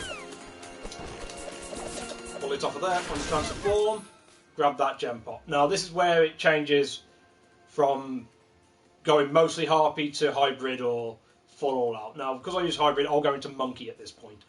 Although I've got to worry about a bit of cycle-based aspects, it's still just that bit quicker than using Harpy directly. But if you want, you can, I'm just going to show the Monkey version, but you can just transform into Harpy and just fly across it. Or I'm going to show you the mouse version, apparently. There's just simply jump across them. If you can get the bullet off of there, go for it. The platform may be in your way, though. Untransform, break that, and then pretty much wait for the cycles. Depends on which cycle it's on. If it's that top one, it's a monkey bullet off the top. On down here, grab that ledge, monkey bullet, so you can get to this Tukey lady. So this will be your next shot.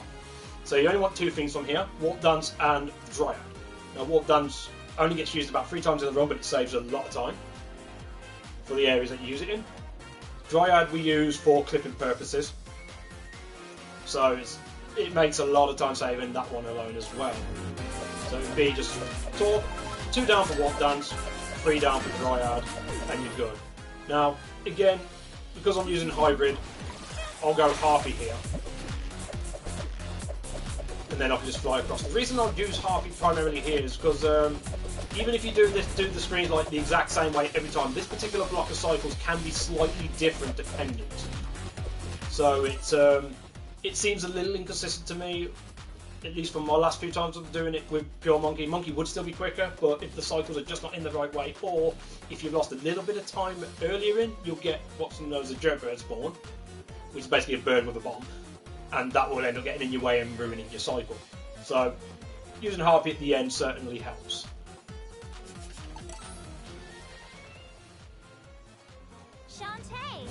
I will try and do the fast way, but I don't know if the cycles are going to be in the right place. Just to show the difference between the two. As I say, I won't worry about showing like full-on Harpy, because as mentioned, it's only for one additional part, and it's just to fly over everything. So that's relatively self-explanatory. Otherwise, the opening screen, no matter which method you do, it'll always be the same. Harpy in, when these platforms disappear, fall down, get out, get the key. Once the key is in, transform back into Harpy. As soon as you can, fire off 1 talon, start flying, you get the gems there. Flat across, collect gem pot, collect gems. Watch yourself, get through. Up here, break that gem pot. Continue with Harpy and then get ready for your next little clipping bound. Literally, when you get to the area that you need to clip into, it's just let yourself fall down to a degree, fly into the roof of there, untransform when you're right up against that lip of edge, and you can get the hard hole. Going from there into Monkey, falling down, looking across, bullet across, super fireball, break that part back into Monkey. Jump there, jump over the archer. Now everything was in the way there, so I had to just jump across. Now, usually with everything in the right spot, I'll just take a tank damage. This should put this cycle spot on, and as it is, it's the high cycle. So unfortunately, it's not giving me low cycle yet. So then it's just get on that first one, monkey bullet across, and then just follow the platforms, keep it going across. You'll be tanking the damage. Warp Dance, Dryad, back into Monkey if you go for this method. Unfortunately, that's certain things like that can be in the way, and there's the jerk bird spawn. And now everything is like out of sequence, so it forces me to delay. And that's the biggest problem with doing pure Monkey. Certain things like that can be a hassle and can just get in your way and obstruct you. But if everything goes smoothly, then it's possible to get through with Monkey. But it just because of having to go to the Tukey lady at that point, it feels a bit too inconsistent. But again, it's just information to put to you. As I say, I generally would say use the hybrid variant just to get that little bit of speed in the midsection of this area. But as I say, you can just use Monkey just to get out of the heart container area and then just transform into back into Harpy once you've got the gem pot. Then use that to fly across, go under, get the Tukey lady, then back into Harpy again to exit. Yeah, otherwise, as I say, get the gems. Get gems, and fall through. Flap up, break gem pot, get gems. 5 gem left me. How dare you, gem? Flap across. Right up to the edge, untransform, so you can get the hot container. As long as you're holding right, it will push you in. Into Monkey. Cross, untransform, break that, back into Monkey, jump over everything, and then just try and follow what path you can. activate the gem pot. If the arrows follow you, tank the damage because that will put the blocks in cycle.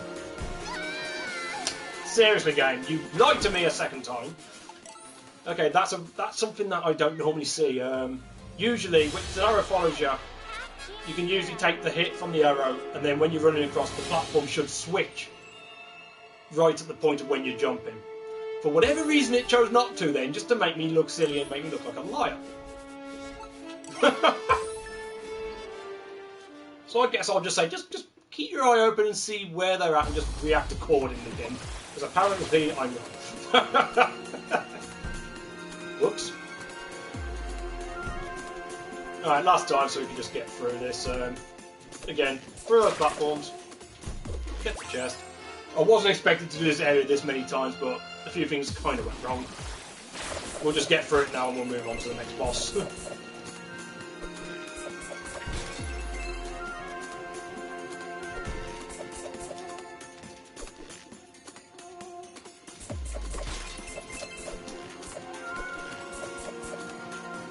Just so we can get it in one motion, hopefully. I mean, there is a chance that you'll get past this little nippy guy without taking a hit. Not always, but sometimes you might get 5 out of it. But either way, if you take a hit, you just keep getting back up there so you can get the heart container.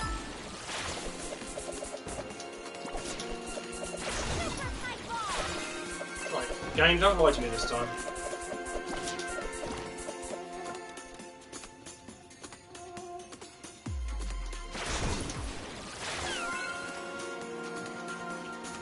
Oh, it wasn't going to do it again. Okay.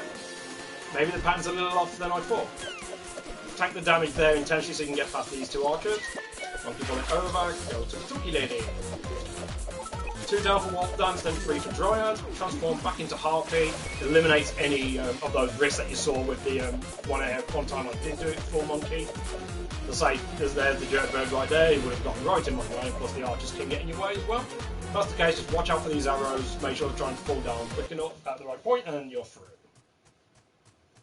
So sorry about showing so much of Skybridge. I wasn't actually expecting that to be a thing.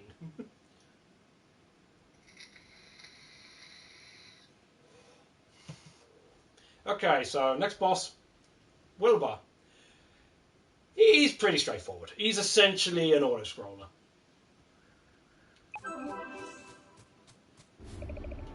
There is a little RNG to him, but there isn't much. So, start of the fight, as soon as the cursor shows, just hold left. It will never hit you. Right, now you can choose your positioning. Now, I say choose your position because the RNG is going to be, the next part, he's going to fire off a few rocks. There's a bunch of blue rocks and then there's one, like, molten rock. And the molten rock is the one you want to hit into the cannon to then fire it off into his face to basically do damage. Now, when I say by your position, it depends. You can either put yourself on top of one of the grates, where the cannon would normally come out, or you can put yourself by the switch of the cannon.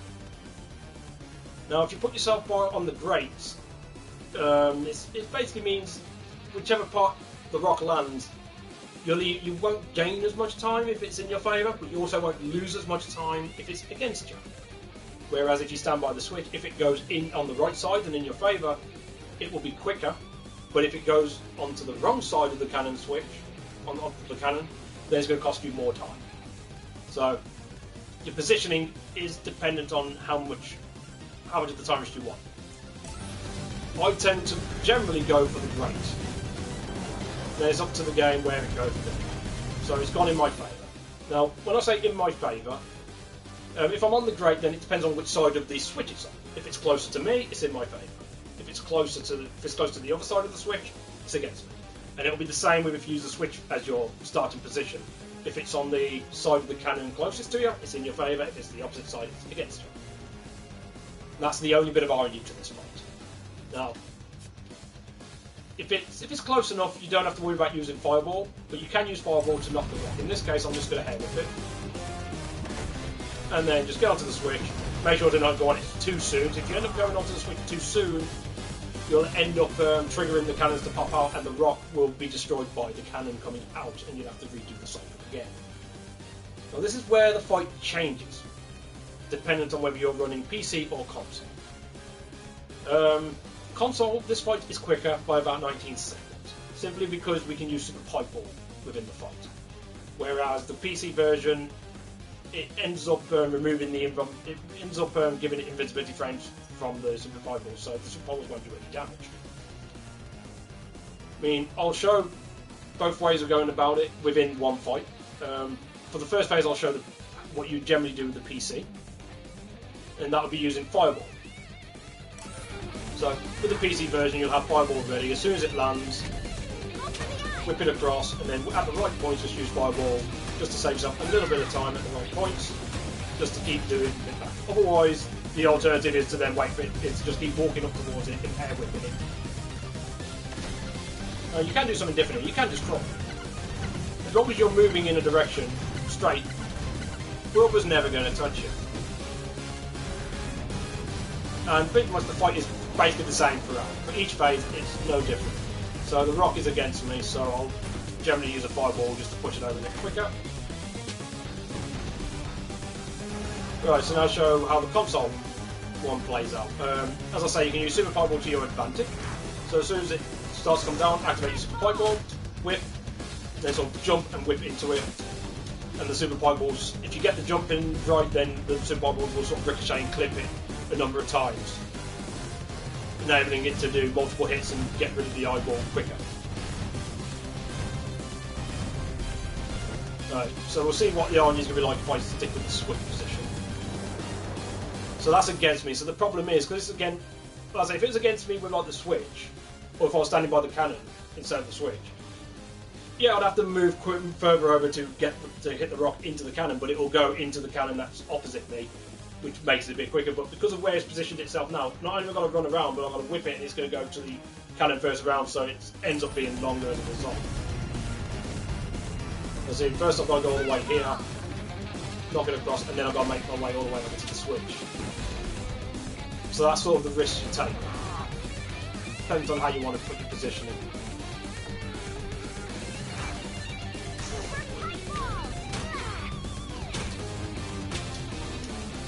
And then you can see the advantage of having Super Pipe Ball. So that's 3 rounds of Wilbur down. Now there's only one more left, and basically the eyeball, it'll be exactly the same as before, just without the eyeball at the end. It'll just be get the rock in the cannon, fire it off at him in his time.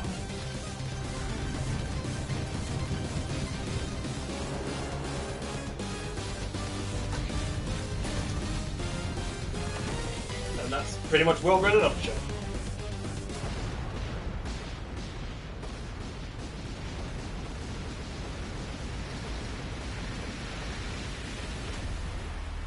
So if everything's gone right, by the time you're done with Tasseltown for the first time, you'll still have items to get in the first part of Tasseltown. You'll still have a couple of items to get in the tower climb, but Skybridge will be fully completed. There's only the one key, the heart container. I think that's it. Actually, I think it's only the 2 items. And apart from obviously going to the Tukey Lady for your shopping. But for item purposes, I believe there's only the 2. If my memory serves me well, which, no, my brain, probably not. But as long as you've done everything to the route so far, you'll have everything out of Tassel Free, so you'll never need to revisit that part of Tasseltown.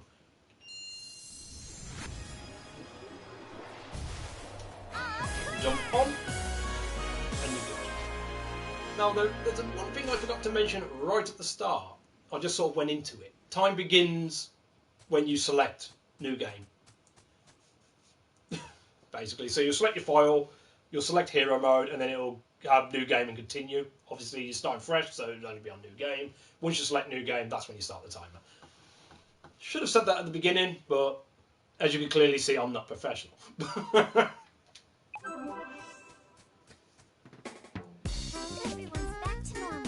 No, they're not. Alright, so we're back here. Now, with Tassel done, or the first time through, we're going straight back out. So, from here, I mean, you can break them, go for gems,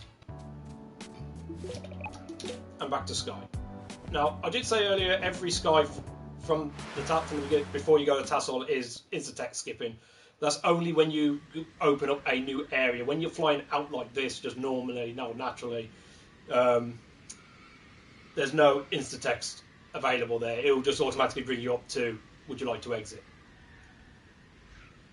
so to speak. So first thing we're going to do, we're going back into Tasseltown. Now Tasseltown does have something for progression after we do the next area, but it also this is also to clear out Tasseltown completely. So once we're done with this, we've done Tasseltown. Now Tasseltown technically has 3 visits, because once we do the first part, we've actually got to exit out and then re-enter. So it's technically 3 visits, but we're doing both of them right one after the other.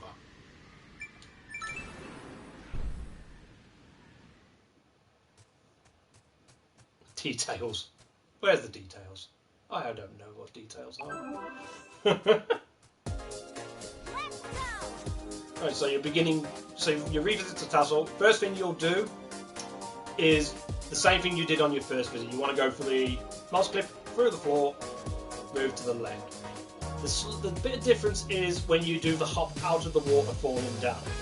You don't want to hit the platform to then fly up.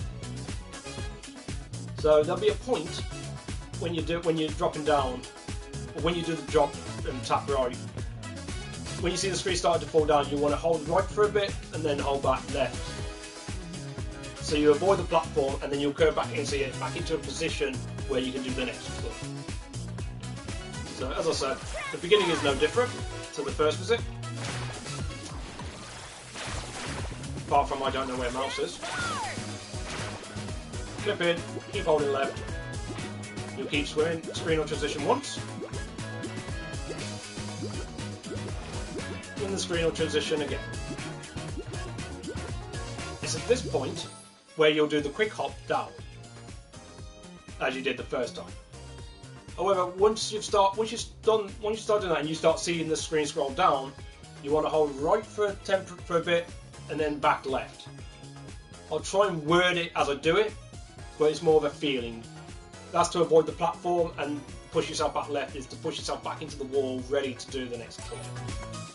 But as I say, I'll just move myself back over to the right a bit, and then go back left. So it would be when the screen transitions, tap jump right, move down, hold right, hold left, let it fall back up, and you should be in about this position.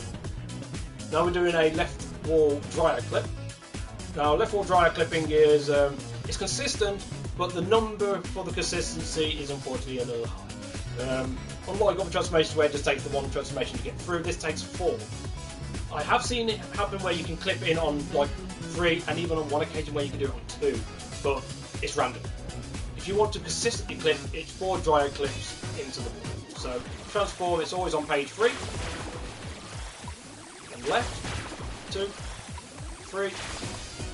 On the 4th, once you want to transform, you just want to hold left.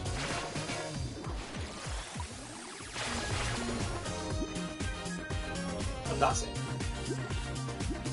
If you don't see the screen scroll down a little bit more after you've done your 4th transformation and holding left, that basically means you've not gotten far left enough. So you'll just then have to move yourself over left and then redo the trick.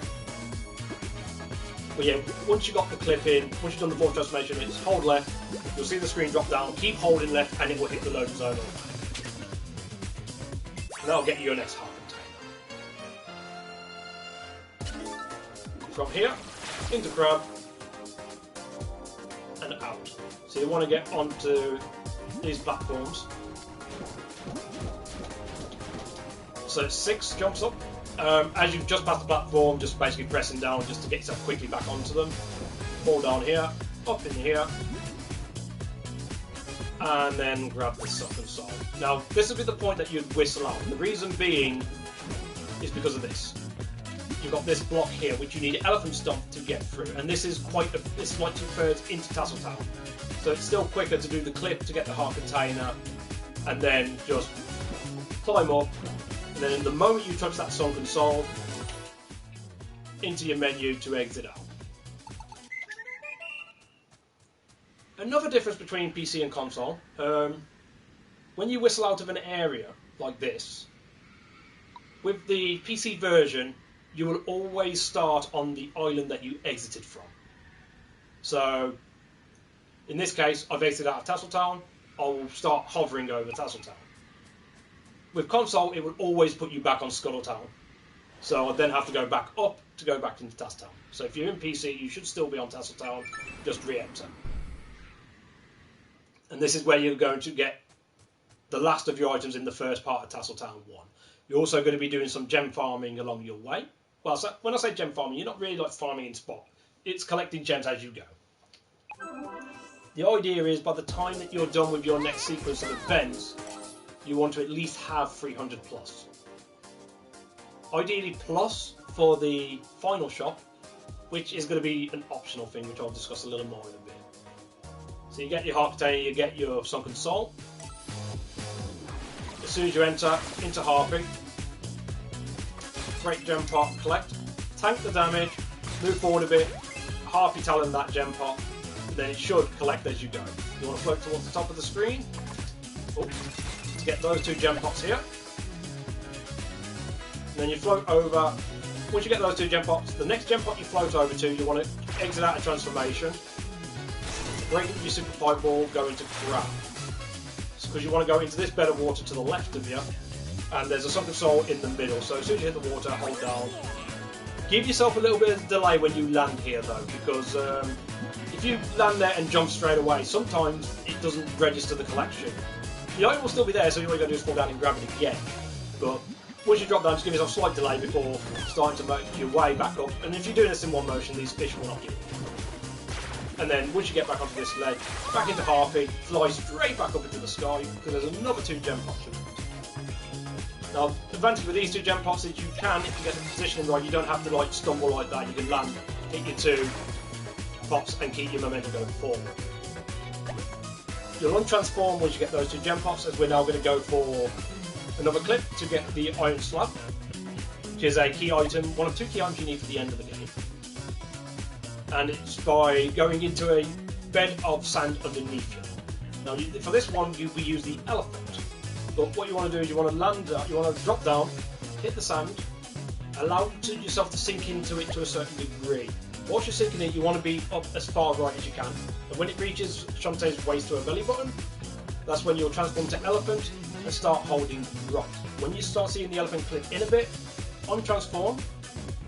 And instead of holding right directly, you sort of want to like tap it like once or twice, a couple of times, just so you push yourself over enough to hit the lows over, not too far that you miss it. Again, there's more of a feeling thing for this, for the tapping across, which is one of them you do get used to. So be like into the sand. Now I've gone a little too far right. I'll get back up the top and try and drop it this time. Oh, I wanted a heart. Thank you. Yeah, the idea is to say to the waist, so you sort of drop into the sand, get across to a waist, push the elephant over, and then just push yourself over a bit. So you can do a press and hold there, but it's sort of like it's hard to really show with this, but it's sort of like press release, press release, press release. That's sort of the rough timing you want. So you just sort of like move over that much, essentially, to hit the low zone. Then you release, you'll just drop right into the low zone. Swim across here, grab this chest, and get the iron slab. Now before you exit, there's one more thing we need. And this can be a unfortunate thing if you do forget to do this, because I've done it a couple of times.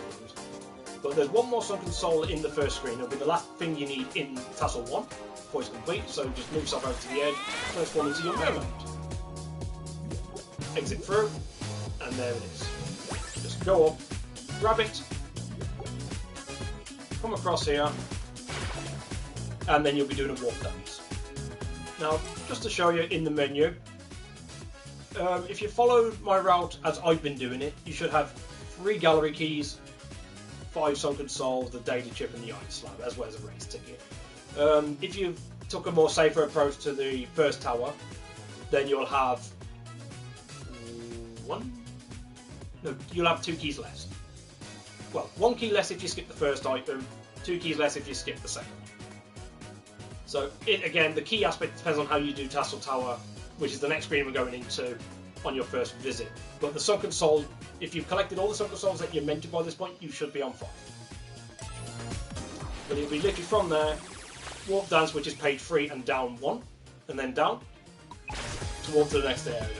And that'll take you to the tower, and prevents you from being locked in there. Right, so first things first, we talk to this guy. There's an instant text coming up. Now we'll get us the elephant stop, which enables us in elephant mode to basically press down with elephant, stop. Now we need this for this, mainly for this side quest, but it also helps us to pick up some items that we also need to NSC's routing. Again, how this part of the tower goes exactly depends on what items you grabbed on your first visit. So in this circumstance, the start will be the same. Once you get the elephant stomp into monkey, and it'll be the same motion that you did on your first visit. Get them gem pops, untransform, straight into elephant, and free. Move yourself over a little bit, elephant stomp, break both the gem pop and stomp the floor where that thing is to get the first remains. Instantly go straight into your monkey bullet to get that gem pop. But pretty much you want that gem pop there, both gem pops in there. So that's sort of the idea you want to get through to get for that room. Exit out, up and across. Now, if you're really in need of gem pops, oh man, the enemies are going. I'm trying to talk. Stop it. If you're really in need of gems, the two gem pops on screen now, bottom left and top right, you can go and grab both of them. If you really feel as though you're going to be behind, or you took a safer route and left like the data chip behind, for example, or left data chip and back for later, then these are two of the gem pops that you'd probably end up grabbing to get your gems back into position. Because by the time you're done, as I said, with this whole stretch of things, you want at least want 300 gems. I mean, of course, because I've been delaying, you've got all these enemies that just keep flying everywhere. If you're not delayed like I have, these enemies won't be an issue. They won't be anywhere near you. In fact, they won't even be there. You just go past them. But if you want the gem pops, you're done transform. Break the gem pop. Onto the ring, over here, across here, break the gem pop. Onto these ledges, and then you can do the next bit. If you're not needing them and you're just climbing up from monkey, everything's in the way. You just basically grab that ring, jump up this wall, transform into elephant, and then through. So for this room, you just want to walk across a bit first before you do your dash. If you dash straight away, you'll miss this ledge. Then it's just a quick stomp to get your second remains. Two gem pops here. Collect both of them. Now, of course, I'm going to have a bit more gems than I would normally have, simply because I broke additional pops based on the route I take. So usually I'd leave those two gem pops behind. I'll be on like a low 200. From here, I want Harken. So this is for a seeding clip with Harken. Similar to the one that I did with the Hark container back on Skybridge. We're going to do a seeding clip at this point. Because we've got Harken, you fire Harken off twice when your head's on the ceiling. That'll break those blocks. And then you can do the same motion of get up against the block, untransform, keep holding the direction that you're going towards, in this case is left. And you're basically on the block here and in the ceiling. Then you can just press jump and you'll go through. So, again now, this would be using monkey. Now, the only reason I'm jumping up here at the moment is just to quickly clarify on your first visit, if you're not getting if you didn't do the ceiling clip for an item, which is what I did on my first visit. There'd be a block here, and there'd be a block on where I'm stood here, so you'd have to jump and whip that one, and the same with this block, before you can then do a monkey transformation. But that's on your first visit here. Let me just get this behind you. Really wanted me to grab that magic. But that's if you've skipped this first seeding clip, which is something I'd recommend. So otherwise, if you did get it anyway, once you get through the floor, monkey across, and you'll go all the way up. If you didn't get it, you can either go for the seeding clip by getting around the saw, or you can just come through, jump up and across, and just use mouse, go through the mouse maze. Basically do it intended ways to be able to get here. That'll also give you another gem pop for this part of the run if you've left gem pops behind. Yeah, unfortunately, having to discuss this room in particular, there's a couple of different ways of which items you grab early to now. So that's why I'm trying to chatter through it which sort of have to give like a mental picture in regards to what I'm talking about, because obviously, because I've already got that item on my first visit, it's not there now. So it's sort of like if that item was left behind and you just climbed up naturally, breaking those blocks through, then this will be the point where you'll get it and you don't have to use monkey. But if you did get it, then again you would have transformed to monkey once you've done the seeding clip and jumped through the floor, and you just jump off this left wall side, across, and break ducks on the wall, grab the chain, then just jump all the way across to the right. Make sure to leave yourself a gap between you and this face wall. If you're right up against it when you use elephant, you'll bonk. But if you land like away from it, you should just dash through it and go all the way through it. And this is where your third route is. On to the next gem pot. Get a monkey bullet there, or you can just run across and use a super pug or whip it, your choice. Now this will be done in one motion simply because of the snake spawns. But with this one it would just be fall down, jump up and around and through. Just a heads up, where those snakes are on that longer little bit of purple ledge, you can go through there for an additional gem pot if you need it. Or again, if you want to do a seeding clip, you can do a seeding clip on that chain and through here. The only thing with that would be, to be honest, even if you get it first try, you're probably only saving like a quarter second, so it's not really worth it. So you just basically follow it around and you'll come up here. Again, if you've left this item behind, this is where you'll, on the first visit, you can get it now. I've obviously already got it, but otherwise you just jump up, grab that and you follow the same motions as I did on the first visit. Again, it doesn't matter whether you do this one first or second, it's only a question of do you want the jump up sooner or later. So in my case, just run across, onto the wall, jump up, monkey bullet, across, monkey bullet, and up here. Once I'm on here, I'll just jump across these chains, up here, onto this platform to get through this space block for the next remains. So that's the fourth remains. Now this is where a fun little trick comes into play, and this can be a bit finicky at times. Again, this is more of getting the use of the positioning. But I mean, first is first, grab these two gem pots. We're going to be doing a dryad drop clip. On this occasion, it's for the left side. So you want to basically be on the edge of it, but I don't want to be too far on the edge that it's going to drop me and not hit me into the wall, which can happen. So I mean, if I just like right on the edge with dryad, I'll drop and I'll be clipped in this case. But I mean, usually my motion is I'll be like there, I'll go into elephant. Hopefully I'll still be clipped in, but in this case it pushes me out. So I try and get it all in one motion, so I get the clip down, then transform to elephant straight away before going across. Because the problem with inching yourself across, to me, as you saw there, you can do it right on the edge, and that'll clip you in. But if you go too far across, you'll fall without being an elephant, and that's the problem. Because you want to be an elephant to be able to get this next trick. Oh dear. Okay.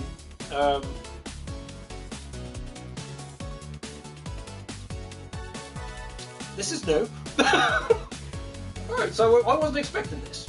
In fact, I didn't know this was possible. I was expecting to land on the block and basically be stuck.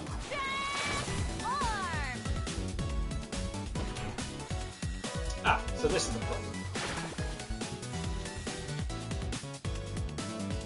I'm stuck in this room.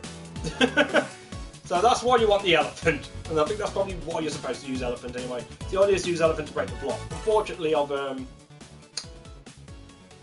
fallen too far. But yeah, that's the risk. That's also why I go with the try and get the elephant transformation in with the clip. This is why I was saying, like, try not to get right on the edge with the clip, because you run the risk of either when you transform into elephant being pushed back out the wall, or if you turn into the wall to make sure you got the clip and then go into elephant, all it takes is a slip up of accidentally untransforming, and you'll end up falling down and soft locking yourself. Well, I say soft lock yourself, you'd have to whistle out like I just did now. Now, fortunately, if you have to whistle out, you've already gotten everything in the first area, so you can just do a walk dance back to save yourself.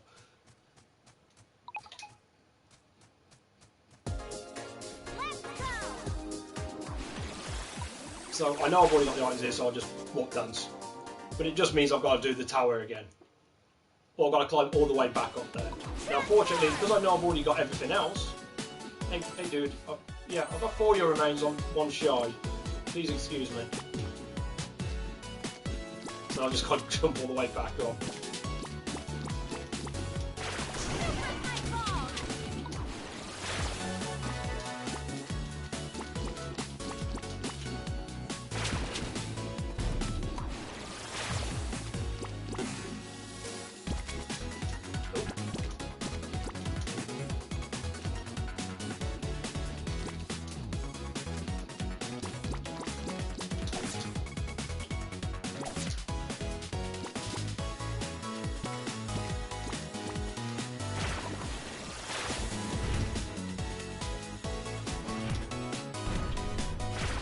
It's already gone.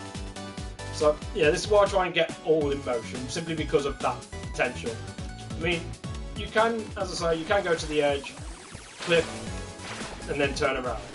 But you need to be at the right point. As I say, from here you're clipped in, but the risk then is when you transform into elephant, you might push out. So I mean, you could turn around and then do elephant, but you've got to make sure that you don't accidentally untransform. Whereas at least from here, if I do elephant and then accidentally untransform, I'm still up here, so I can reattempt it. Whereas if I turn around and go into elephant and untransform, I could fall. So the idea is to basically get the dryad clip, because the dryad pushes you over slightly to the left as you transform. So if you're enough on the edge, it'll push off, but it will keep you partially into the floor. Quickly turn to elephant, and then you'll be turning around. Then you can turn around straight away to go to that, and then continue on to do what you need to do.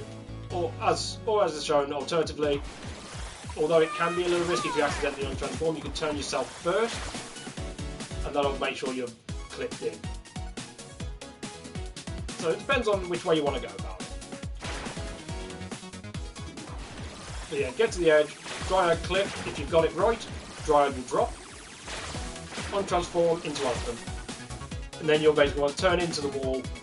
The moment you fall off, you want to do a elephant stomp, or keep mashing down to get the elephant stomp. That's not only to push you down quicker, but when you fall down to hit the next loading zone, like I did earlier, you'll also break the face wall, so you don't get yourself caught in the block, soft block. So straight in, down, break the block, and I'm in.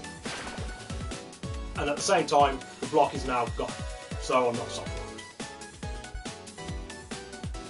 Right, so from here, no need to transform, just go all the way across, because instead of doing this entire maze to get the item, we can do another left wall dryad clip, which, like the first one at Tassel 1, right up against the left wall, and 4 transformations of dryad.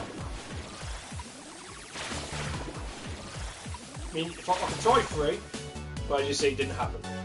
Sometimes it can work. Oh, there's a spider. Sometimes it can work, but it's just far too inconsistent and unlikely. And as you see, even with 2. So the magic number has always been 4. So 4 dryads, and push yourself into the wall, and that'll fall you up into here. Once you land here, this is where we're going to use the mouse to click back in. Because with mouse, as mentioned, it sort of pushes you. As I say, the unspawning or transforming back, half of Shantae's body is above, half of Shantae's body is below. So from transforming into mouse, untransforming, and then jumping to whichever direction you want to get out of directly, you'll end up just about clipping yourself into the wall to escape. So in this case, I want to go to the right, so I'll transform into mouse. The moment I transform, I will hit transforming into untransform, and then jump and right. And that'll get me into the block. That'll push me onto a block there. I'll bump my head, but you'll see your head poke out if you've got it right. Then you can just jump out and get this chest. Unfortunately, there's no way of well, you can clip back out, but there's no way of clipping back inbounds from here. So we have to unfortunately go raw and do the mouse maze. But it's still much quicker than breaking or hitting these blocks in the right pattern to be able to get the mouse maze to trigger properly. Once you're out, into monkey, gives you the additional jump height, get a monkey bullet there if you can, and I'll bring you here.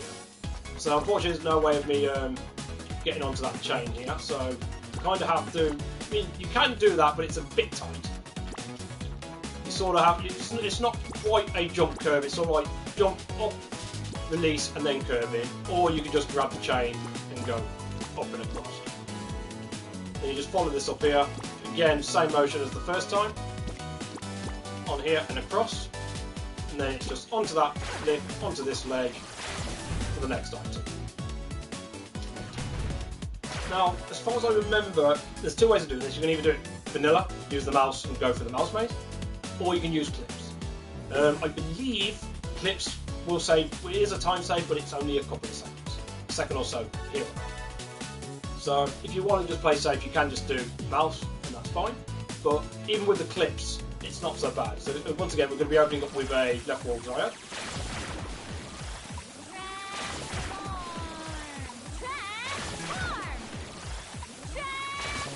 So we can go in. Once you get in and over to the right. Now the good thing is at this point, well, the console, because I've done so many transformations, I can see Shantae's silhouette. So I know where I am. I believe with PC you could just see Shantae when she goes into transformation mode, so it's not so bad. But from here I want Monkey, jump up onto the edge, untransform, and then I want to go into dance. But the thing is, I've gone a little too far here. So I don't want to be where I am now. So if that's the case, I just jump up to the right and then go back into transformation. Because this is where I am now, where you see the silhouette, is where you want to be. And you want to go into Harpy, fly up a bit, untransform and jump. And then that's essentially doing a seeding clip with Harpy. Try and break both the gem pot and the chest at the same time so you can get both.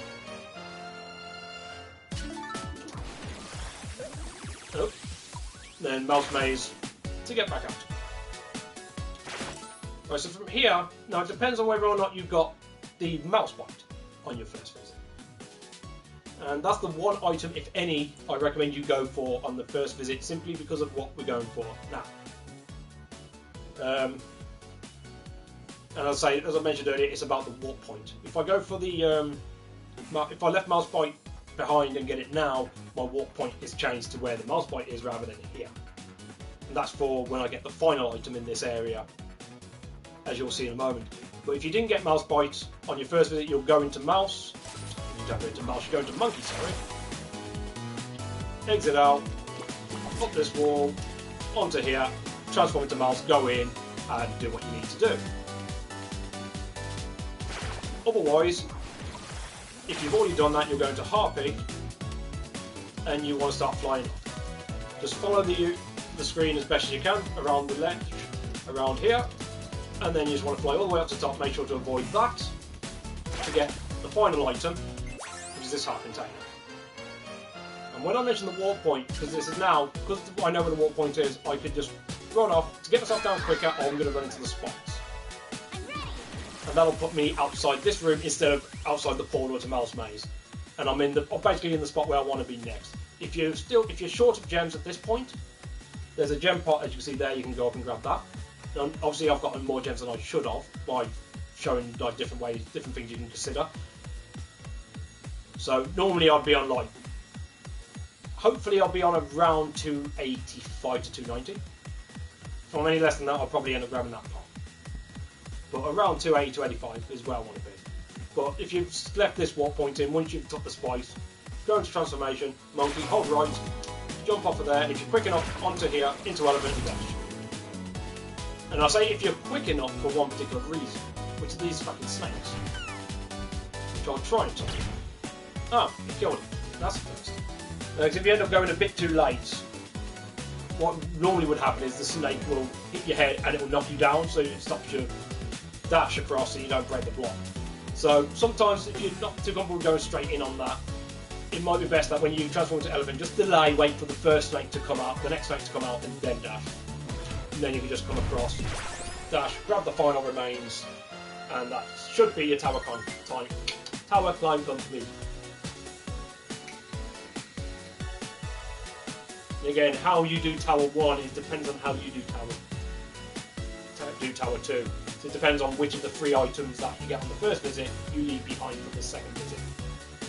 And as I say, personally I'd recommend the first item leave because of the sealing clip aspect, as well as it being very risky with Wilbur first of all time save, and then get it on your second visit for the time being. But again, that's just Whereas just to think about it, decide how you want to route your first visit to your second visit. It's just remembering which ones you got from the first visit and then pop them into your second visit. Once done, speak to the guy again, give him the remains, and of course you've been going around digging up remains, you're going to get sick. But with that done, exit out.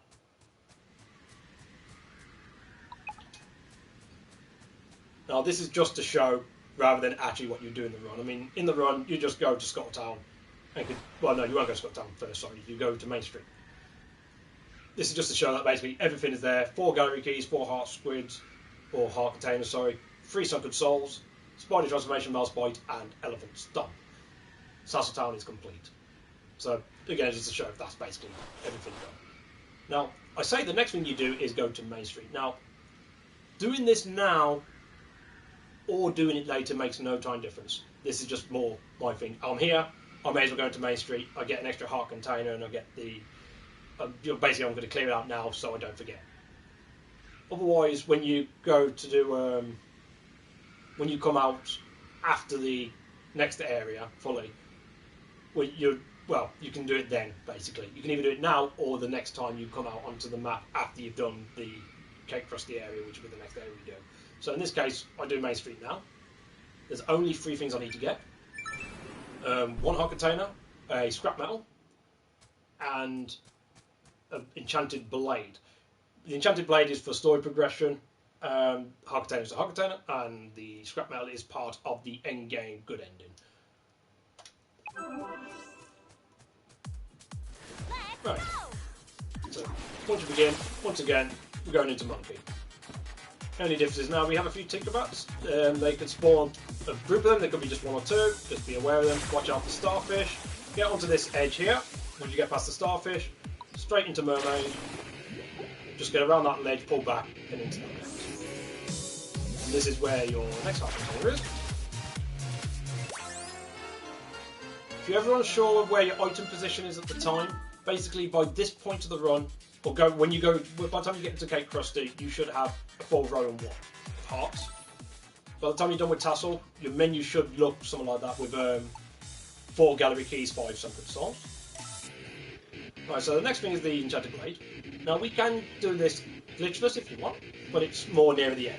Or we can do a cliff. Now the cliff is, again, unfortunately there is a bit of a feel to it. You can use a sound cue to aid you, but it's not something that is a guaranteed guideline. The idea is to do a dryad drop here, and you literally need to be right on the edge of this one. Once I'm in, I will swim to the left. It's about 5 bloops before I would then jump up and to the right. This will get me on a little ledge where I can transform into Mermaid. Once I transform into Mermaid, you're going to fall off. Once you ease up in the water, you hold him down. Now this is where the feeling comes into it. Now, if you're fortunate, you'll hear like some loopy noises going as you're going down, but it's not guaranteed. And hopefully you'll get one pretty much straight away once you hit the water, and then not long after that you should get a second one. That's your indication to go right. But again, because it's inconsistent, it's more of a feeling of probably like 2 to 3 seconds, give or take.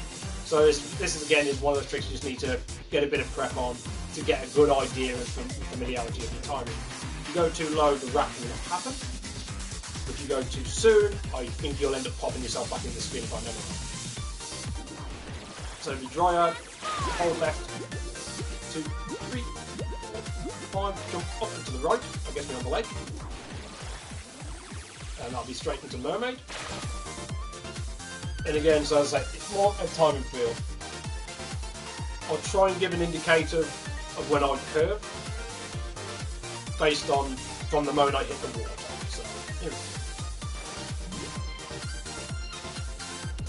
Now, I got the first bloop as I was hoping, but the second one took a little longer, so I knew it weren't going to be right. Throughout all this, pretty much, there we are.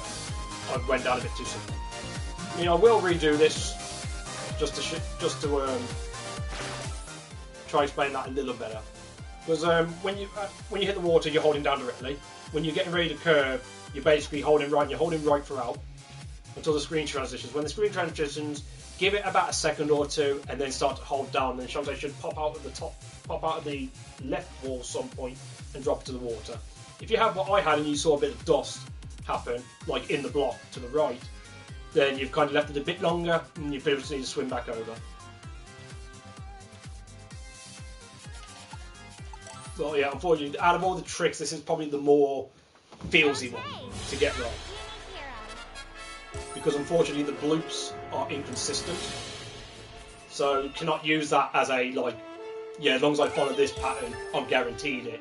It's more of a, you could use, as I say, you could use it to assist you, depending on where the bloop noises come from. But it's never going to be a guaranteed second piece.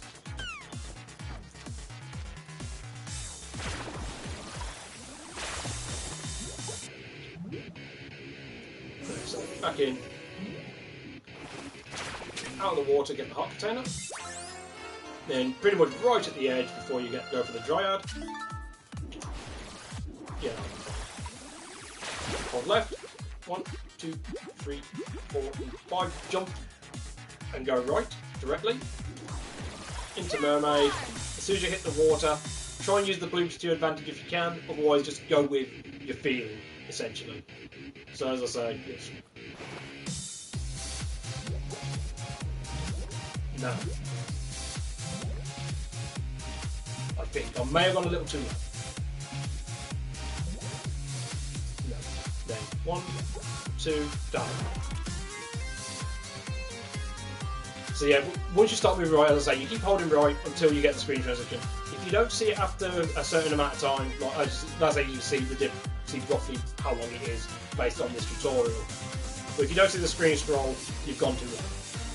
Then you pretty much need to redo the trick by exiting out and re-entering. When the screen scrolls and the screen is fully in, then give it, as I say, a second or two, probably closer to 2 seconds, and then hold down while you're holding right. You should pop out of the wall and into here. Then you can just jump out and transform, get your blade. Do an instant skip if you like, and then walk dance to the next area. Because unfortunately, as mentioned on the first visit right at the beginning of the run, there was one item we had to leave behind because we didn't have the right transfer. We didn't have the right upgrade. So once you get in here, you literally just fly. So this screen is pretty much straightforward. Fly, hold right, you just sort of like pull back where necessary so you can get through and up. Try not to go too high out because you want to be able to see the floor bit. If you need that, I mean that's a gem pot you generally would grab. Obviously, because I got more gems than normal, then I wouldn't have necessarily needed that one. But if you're still needing another gem pot to reach a 300, that's one of them to get. If you're really behind, there's obviously this gem pot here and those two there. Usually you shouldn't be that far behind for it though, especially when there's a 12 gem pot that can be grabbing at the moment in town.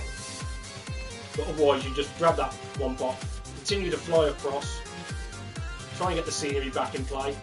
Once you get past that bit, you can just let yourself drop, bang, bang, onto this second lip where the Tinkerbat is, into elephant, dash, stomp, and there's your scrap now, right under there. And whistle out. Everything is done now, or should be done for Main Street.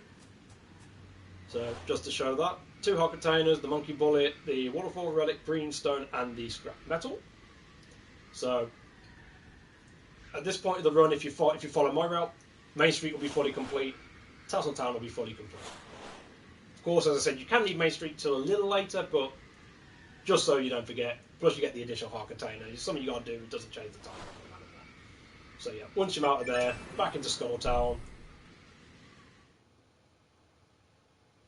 and you can start to get everything set up for Cape Krusty. Again, if you need gems, you've got gems there. Or well, to be fair, still collect gems anyway. They're right there, you might as well.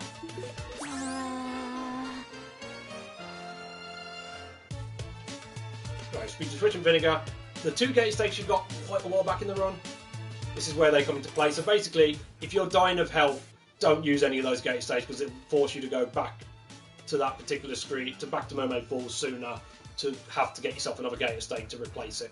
You have to have those 2 gate stakes specifically for these 2. Once you're done with them, hey Ronnie Tops, go fuck it. Give her the race tickets, she'll give you the dark shard.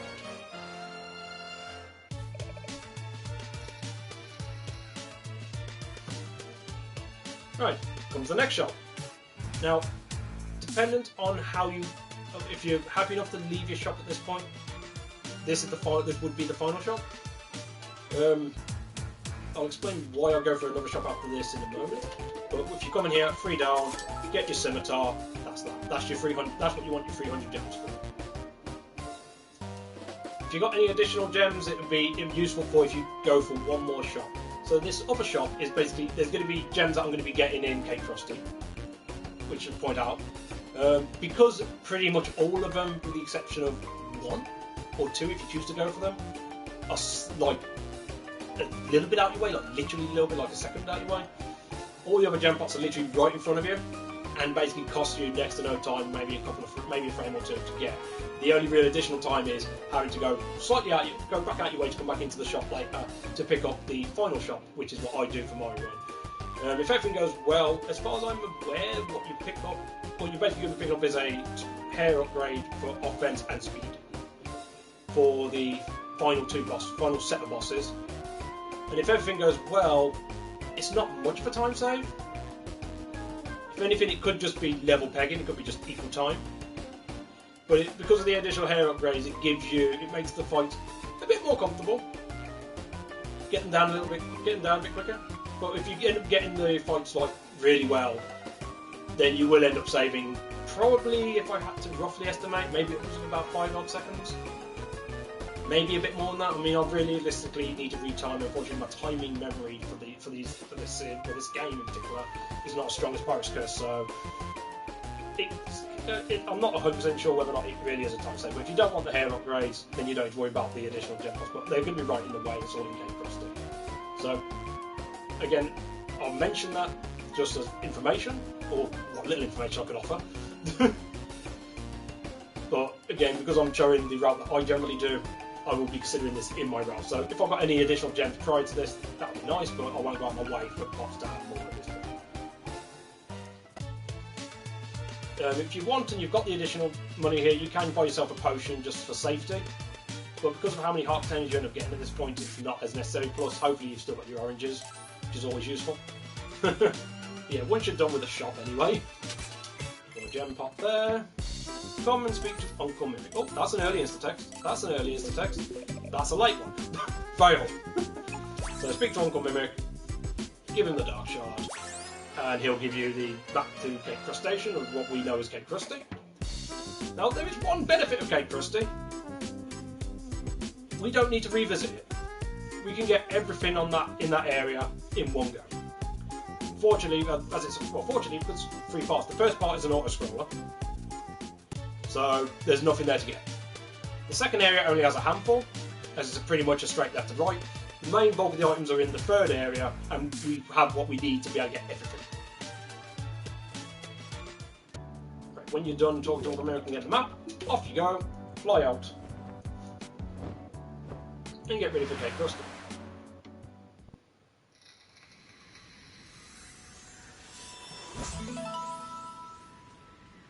So as you see, there's a few items here, but luckily we don't need to revisit this area. This is the only area in the game apart from the final area, because the final area has no items. The final area is just for completing the game. So this is the only area of the main areas where you can get everything in one. Right, so I'd mentioned the first area is an auto-scroll. On your mark. So it's pretty much a case of follow it as best as you can. Now, there is something I did also forget to mention, which I probably should have mentioned. In fact, I did cross the line once or twice. Another difference between PC and console is when you defeat a boss. With PC, it will replace your health, it will replace your magic, you're good. Console will replenish your health, but not your magic. And to be fair, I've gotten more magic than I normally would have in a full-on run. So for me, I'd be hoping to get a magic drop from one of the races here. Apart from that, there's not much else I can really say about this area apart from just punch a little carpet and you crawl and take out all the racers if you want, or you can just jump on the carpets. I mean, I tend to take them out simply because I'm looking for a magic pot, and even after that, I just do it just so it gives me something to do. But otherwise, you just follow the area as best as you can. Hopefully, you don't need any health or anything. Gotcha.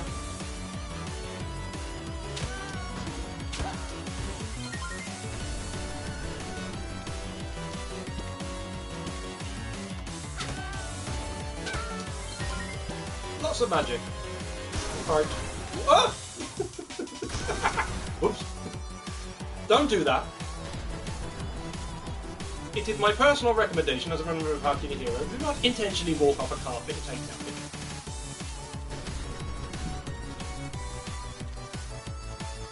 Hey, fighting your face.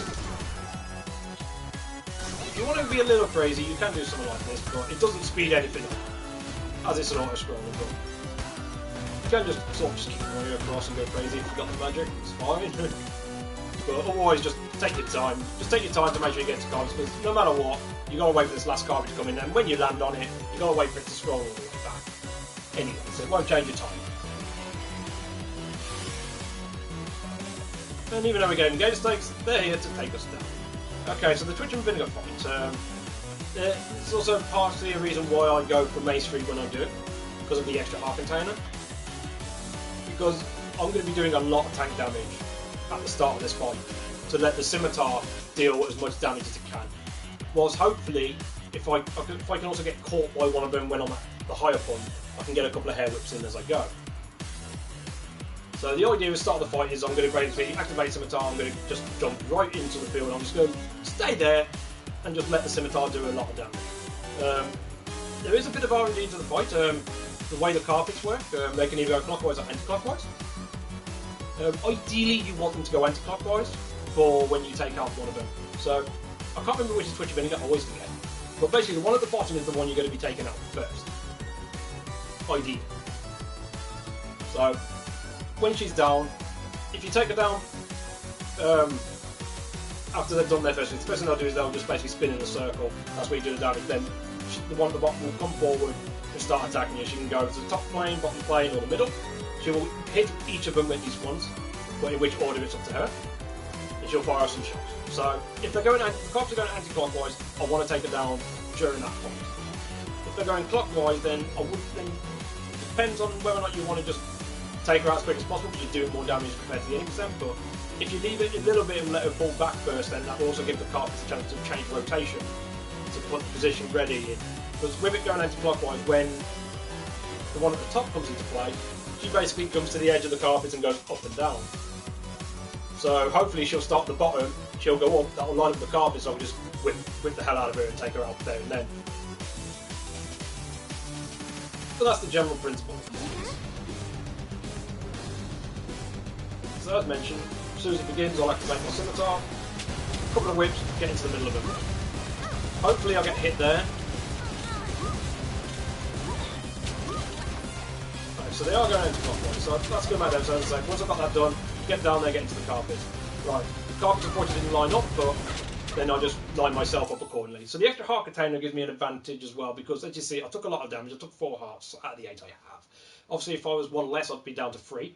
Which basically gives me less leniency in the next screen, because there is going to be at least 2 points where I'm going to be taking damage intentionally. One, because I have no choice. The other is to speed things up. Because I've got it on this, as long as I get to the next heart container, then essentially I won't need to worry about going to the menu to heal. It just gives me more of a buffer. Essentially. But again, with Twitch Vinegar, that's essentially the fight. Just jump into them, get a couple of hair whips to start with, get into the centre of them and attack them. Hopefully they don't hit you at the bottom of the screen like it did with me, because it'll then mean I'm taking more damage quicker. But at least the scimitar will be doing the damage. Once they're done with their rotation and one starts to come in, you want to get onto the carpet, you just basically just get what damage you can. Tank damage if you have to. Because I mean, worst case scenario, if you need to heal, you've got your oranges there, just coming in, throw in a couple of oranges, and you're good. And that's pretty much it. Because I'm not going to realistically need these oranges, so just to show something that you can do with the oranges if you end up needing them is quick eating. Usually you'd have to hit the button, use, and then wait a bit to be able to use it again. But if you go hit the button, use, and then hit circle or back, whichever system you're using or whichever buttons you're using. So basically it's like action, action, back in quick motion. You'll be able to quick eat essentially. So you basically look a little bit like that. That's pretty much, so that's if you have to use the oranges. More times than not, once you get used to the run, you shouldn't really need them. But as I said, if you do the auto scroller right with the oranges, then you've got them there just in case. Right, now I've got to pray that this game does not crash on me. Because if it does, then this tutorial becomes a two-parter. I'll be going back live to do the remainder of the tutorial, but it'll just mean I'll have to upload it in two different forms or two parts. Alright, so second screen. This is more just keeping your momentum going forward. Once you get off this carpet, you'll be going straight into monkey. Up, jump over this guard, delay, then do a full jump. Jump down here and into this hole here. This is where the first item is. As I say, there's about 3 items in this screen. This is where I'll be taking an intentional hit on purpose because I don't have a choice. And as mentioned, because I'm doing an additional shop, I'm going to be trying to get gems as I go.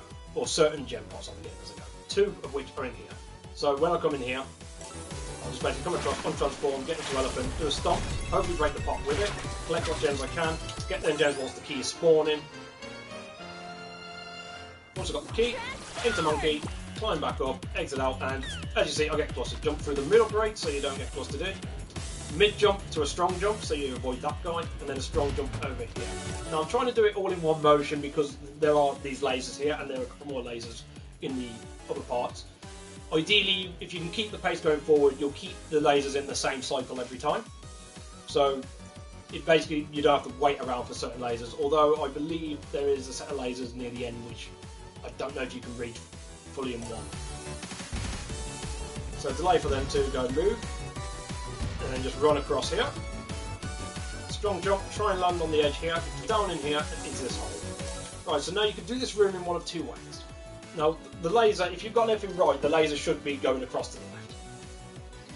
You can either wait for it to go all the way to the left, come back on itself, so you can then go up and get the item, or you can jump up, transform into crab, and defend yourself.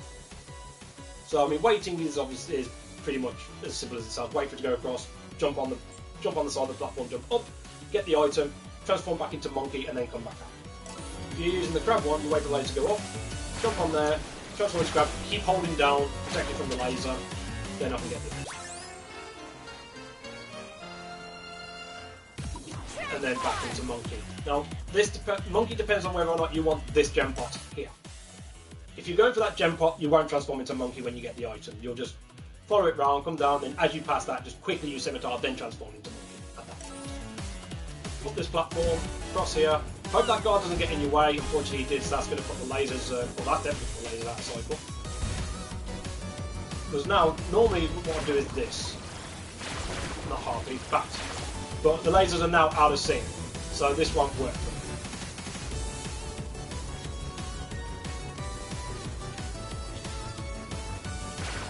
Otherwise, I'll try and keep the lasers in sync. I'll try and do it in one motion in a bit once I'm done, but once you're done there, untransform, get into monkey, start making your way across, and then you've got one more item in this crate.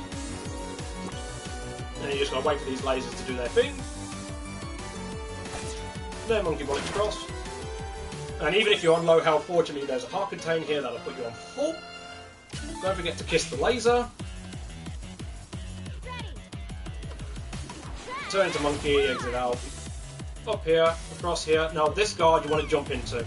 Use the invulnerability frames to bypass those 2 lasers there. Jump across, and down here to enter the next area. Now this is the point where, again, unfortunately with 1.0, you have to be prepared for that. There is a possibility the game can crash when you jump down this crate. I'm hoping it won't, but it might. Now I'm thinking, should I go back and try and do this screen in one motion first, or should I save that to the end of the run?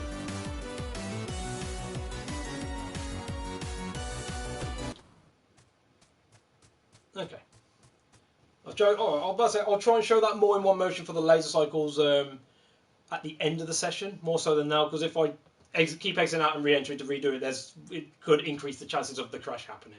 So this is just so I can at least have the majority of this tutorial in one bulk. So, fortunately, no game crash. Now, unfortunately, I cannot really advise on PC to avoiding the crash, because I don't really know enough on it. But maybe the same thing will work with PC as it would do with console. Now, normally, unfortunately, with NSC, it's a bit more awkward, because what I'd normally do is before I start a session, I would erase my save file. So it's a completely new file, completely new and fresh, and that seems to evade the crash for upwards of 3 runs, maybe 4, and then I'm likely to get a crash at some point around run. It could still happen on run 3, but it doesn't happen as often. Run 4 or 5 is where it's more likely. But obviously, if I did that, I'd have to do a Shantae mode run first to unlock hero mode to be able to do an NSC run. But again, that's just something to keep in mind. But that's unfortunately, if you're running 1.0 of this game, you just have to kind of accept this as a potential thing that could kill your run. Right. As we enter here, move across, transform into Harpy, fly up, get this gem pot here. Well, based on the route I do, get the gem pot there. Again, I'm going to try and keep this going, so I want to keep things on a certain pathway based on aim positions. But you'll be straight back into Harpy. You're going to need to pull back here to be able to fly through there. You can use Spider alternatively. Grab that gem pot. But the only reason I say I'll keep it to a cycle, because when I come back out of here, what I'm going to want is, I want a certain amount of guards and the lasers to be at a certain point. So I'm going to be able to use tank damage methods to be able to bypass the first set of lasers and then to bypass the next set.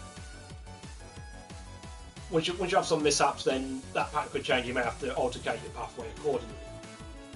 But yeah, you get the gem pot, break the wall with Elephant, transform into Harpy is the normal method, so you can fly and then get up. Otherwise, the alternative would be to just use Shantae and your scimitar, take out guards in your way, take out the guards on the platform that you need to get up, use Spider to then climb up to get to this item. Which gives you the red stone, which is like the green stone but more useless. Transform into Monkey. Tap jumps around both of them, tank that guard. As long as you kept a cycle, tank that guard and you're through.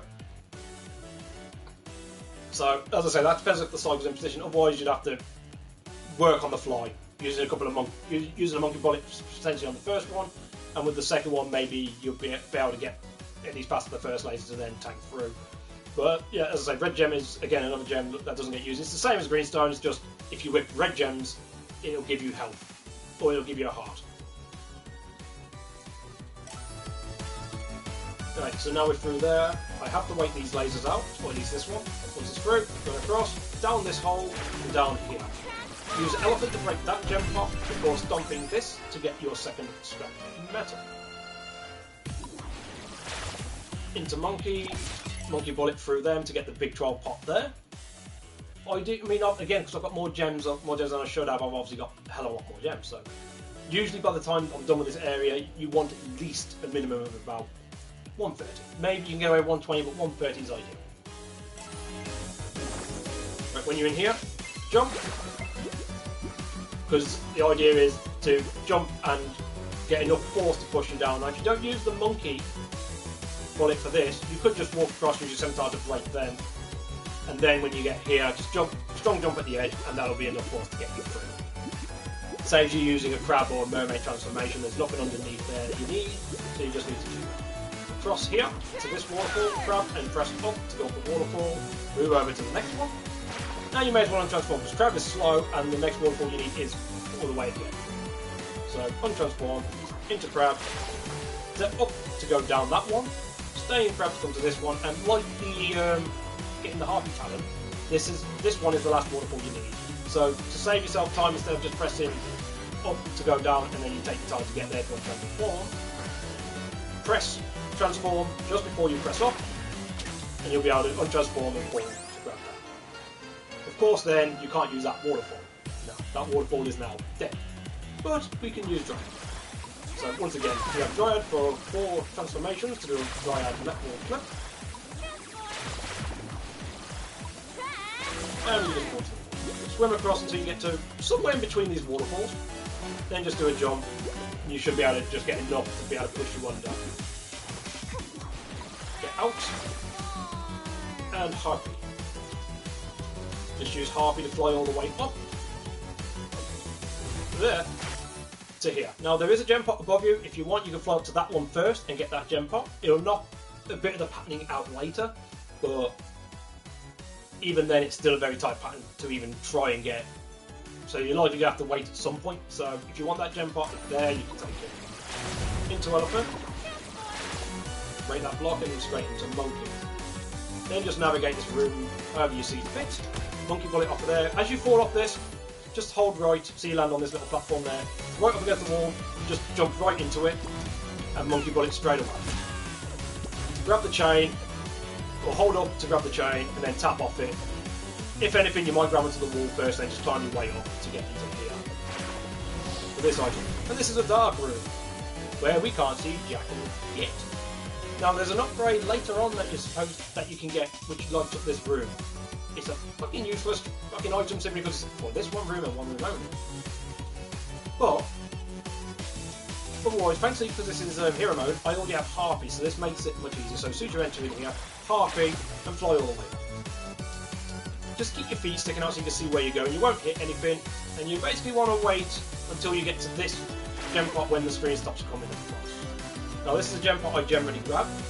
Now although I can't see anything below me, again, this is a bit of a feeling type, but you basically want to fall down and across. So there are 2 ways of going about it, I think. You can just drop down there first and then just tap left. Just to be safe. Or if you feel comfortable about it, you can fall off, hold left, and then curve. Apparently, I'm not comfortable enough. That's one of the first times I failed that as well. Dang. Never mind. Maybe in one motion it should be better. Oh, the gem pot's not there now.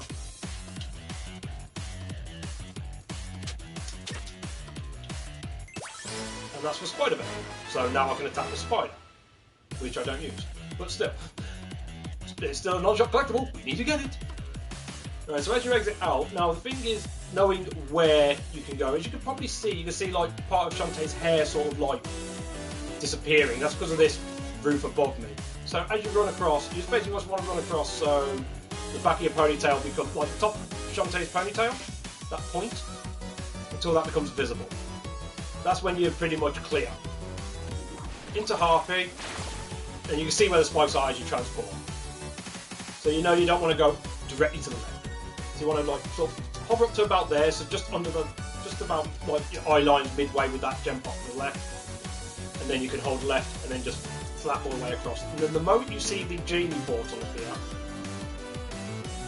untransform, and you'll land fine. Into Monkey.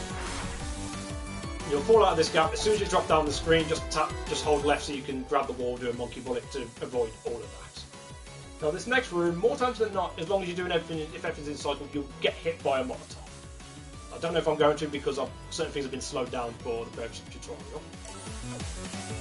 But you basically want to, on this platform, onto that chain, and here. Now, the Molotov weren't in my way in this case, but more times than not, that Molotov will hit you, so just be prepared for it. Well, it's not that ledge I wanted even, it's this ledge. Whoops. So sorry, you want this ledge. Do it properly, Turkey. So on there, onto here. Right, so the first thing you want to do is elephant to bash that across. Now you're going to drop down, but you've got an enemy directly below you that's going to hit you. It's going to be intentional hit. So you're going to use an elephant stomp, followed by a dash or two to take it out. Depends on whether or not you get 2 stomps hit or not. And you want to turn around. Now the thing with this is, it's relatively precise. You need to be on the edge to be able to catch it. So you got to leave, with elephant, you've got to at least have your feet somewhat across over this edge. If you try and do it from further back, you'll end up being a little too sharp. Yeah, once that's done, you get that block out of the way. It basically saves you having to push this block down as well. Otherwise, if you don't feel comfortable trying to get that edge block, then you hit the first block, jump on transform, jump across to this other side, over here, use the elephant to then bash that down, and then you can just drop down the middle, you'll be in line to be able to kick that block across. And then we come to this route. Now, just be aware where the platform's going to be. More times than not, it might be at the bottom going up. You don't want to hit the spikes, that's not good. Pretty much it's just using your monkey bullet to your advantage. Go onto the wall best you can, come down low, hit that, jump across, monkey bullet, jump across onto there, and then jump back, so tap, jump across, make sure you get across into here. Now even if you are low on health, the good thing is as long as you make it through and not die, it's a heart holder. So that's your health replenished, and you're good. Back into monkey, just drop to the spikes, that'll send you back to the beginning of the room. And that's the final item in Cape Krusty, complete. So as long as you've got everything like that, you've got everything that you need for the area this will no longer need to be visited. Then finally Harpy, fly up, veer yourself up to the left just a little bit to avoid the Molotov, get to the other side of the scar elephant. You can take a hit, but just make sure to hold forward when you're dashing into that block wall there so you don't get that double hit like I did. Dash, collect these gems, jump up, 4 whips as long as your scimitar's out, and you're good. No, I've definitely got more gems than I need, but...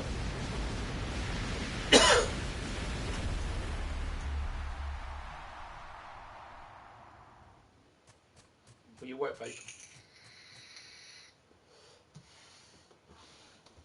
Okay, so before I continue, I'm just going to quickly use the facilities. So I'll be right back in a moment.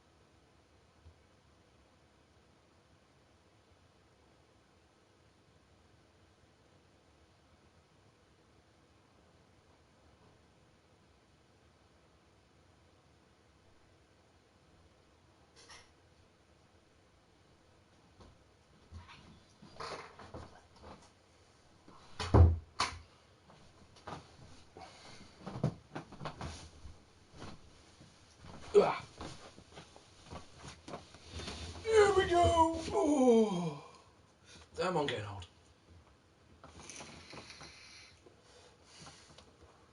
Alright, so a good thing to note here. Don't ask me how this happens or why it happens, but it does. With the version 1.0 version of this game, only on this boss, the Ammo Baron, before you begin the fight, it will replenish both your health and your magic. It's always good to know, because at least then, because I mean, you need your magic for this fight. Well, you need at least a third to a half of your magic. Well, just over your third of your magic meter, maybe about a third optimally, to get this fight down well in 1.0. But luckily, you get every pleasure anyway. So even if you're low on magic, it's going to be sorted by the time you start this fight. So this goes no different to 20%. I'll try and do it a couple of times just to give you an idea, but I mean, realistically, unfortunately, there's no real safety methods I could suggest using for this fight. But because this is NSC, you've got so much heart containers. Even if you take damage, it's not going to be the end of the world. You should still be able to take him down without much hassle. Hopefully.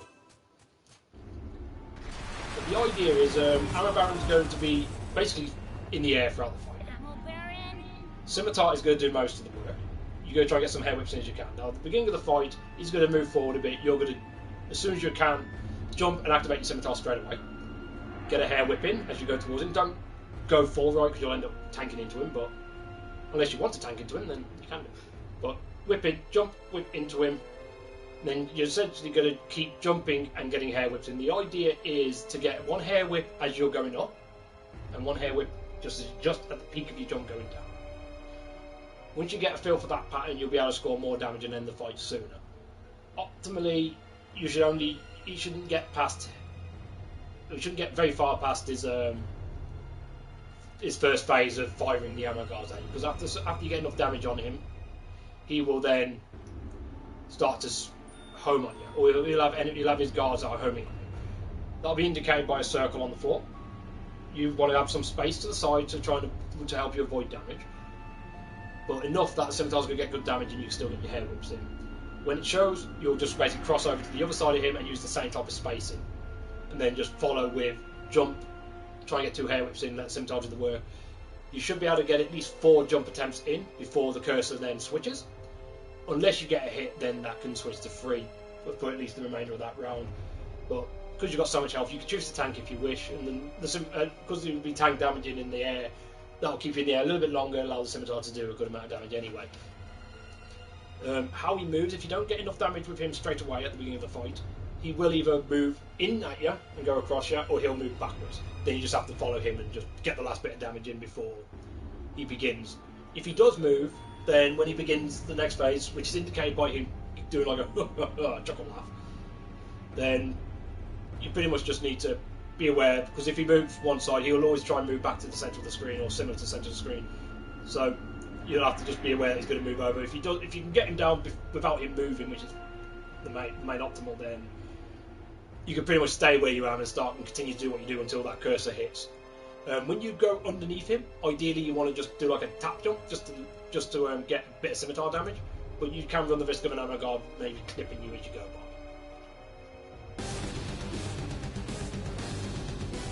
Yeah, so ammo guard, as mentioned. Jump scimitar hail it. 1, 2, 1, 2, 1, 2, 1, 2. And just keep following that sort of motion. Try to yourself best you can there with the cursor, switch over. 2, 1, 2.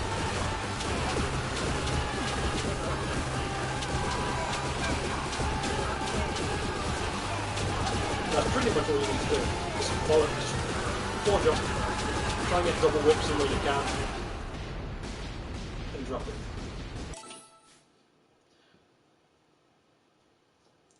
As I say, optimally, you should have him down in and around that time, whilst his ammo guards are flying down.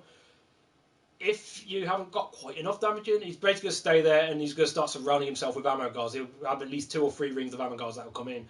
But because he stays in the same spot, you'll still be able to keep jumping and hair whipping him. That at the most you may get hit by his first circle coming in, but he should be down before then, unless something's gone horribly wrong.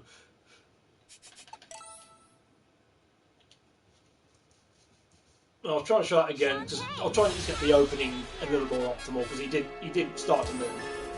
So the idea is, when you jump in, you want to, after you get the first whip, you pull back to try and land in the right position, so you can.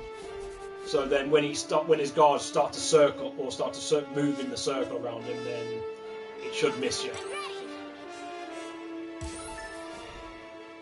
That's pretty much the gist of it. So you just get a feel for when you're about ready to start. You use a sound cue. Jump whip, pull back, 1, 2, 1, 2. So I have the right positioning, not just didn't get enough damage. So I'm aware that he's about to go around me. And just do what I can to avoid as much damage as I can. If he does damage me, then right at the end, then I can just use the iframes to jump into it and get a bit more damage. Unfortunately, these guards that are flying, they can snipe you even at the right distance. But again, because you're up onto full health,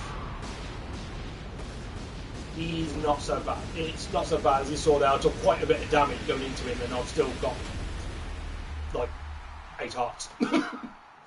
So even if you do constantly take damage, you can just use that to then just keep whipping into him. So you could essentially just keep tank damaging him and just keep whipping him on the same side. In theory. In fact, let's try it. In fact, I've never considered to even try this, even in a natural run, funny enough. I'm not too sure if it would end up being slightly quicker or slightly slower. Mainly because, although you might be able to get more scimitar damage in, you're getting less hair whip damage in. But we'll try that. We'll try just staying on one side and just going nuts. That first tank damage is intentional. My jump timing is bad. And this time he chooses to move. Right, he's done with the first phase to go back into the middle.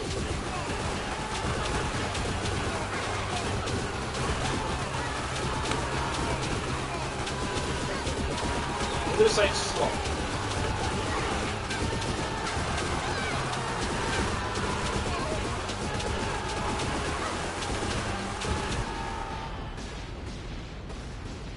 Honestly, I'm not too sure. That felt weird. I'm not even too sure if I'd say that was quicker or slower. It all depends on whether or not you can keep getting the jumps in.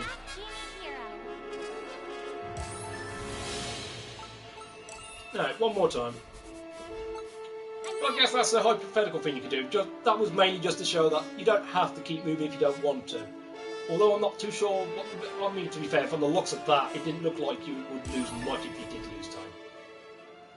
If anything, you may gain a little bit of time, so it probably doesn't make much difference for this particular category which way to do it. But at least that's just to show that basically you can still take him out without him killing him.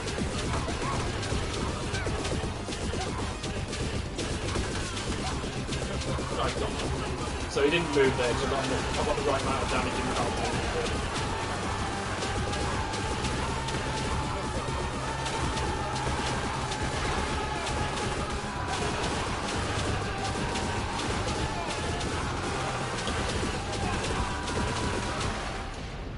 That's fine.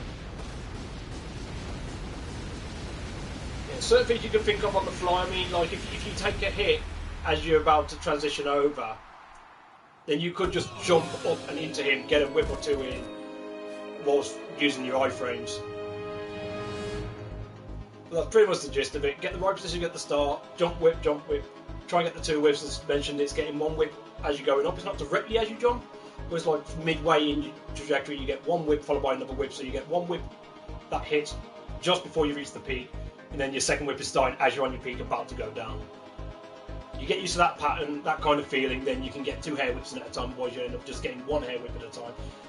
Which, again, it'll cost you some time, but it shouldn't be anything that will destroy your run. You should still be able to get through him without the worst of hassles, simply because of how much health you have at this point of the run.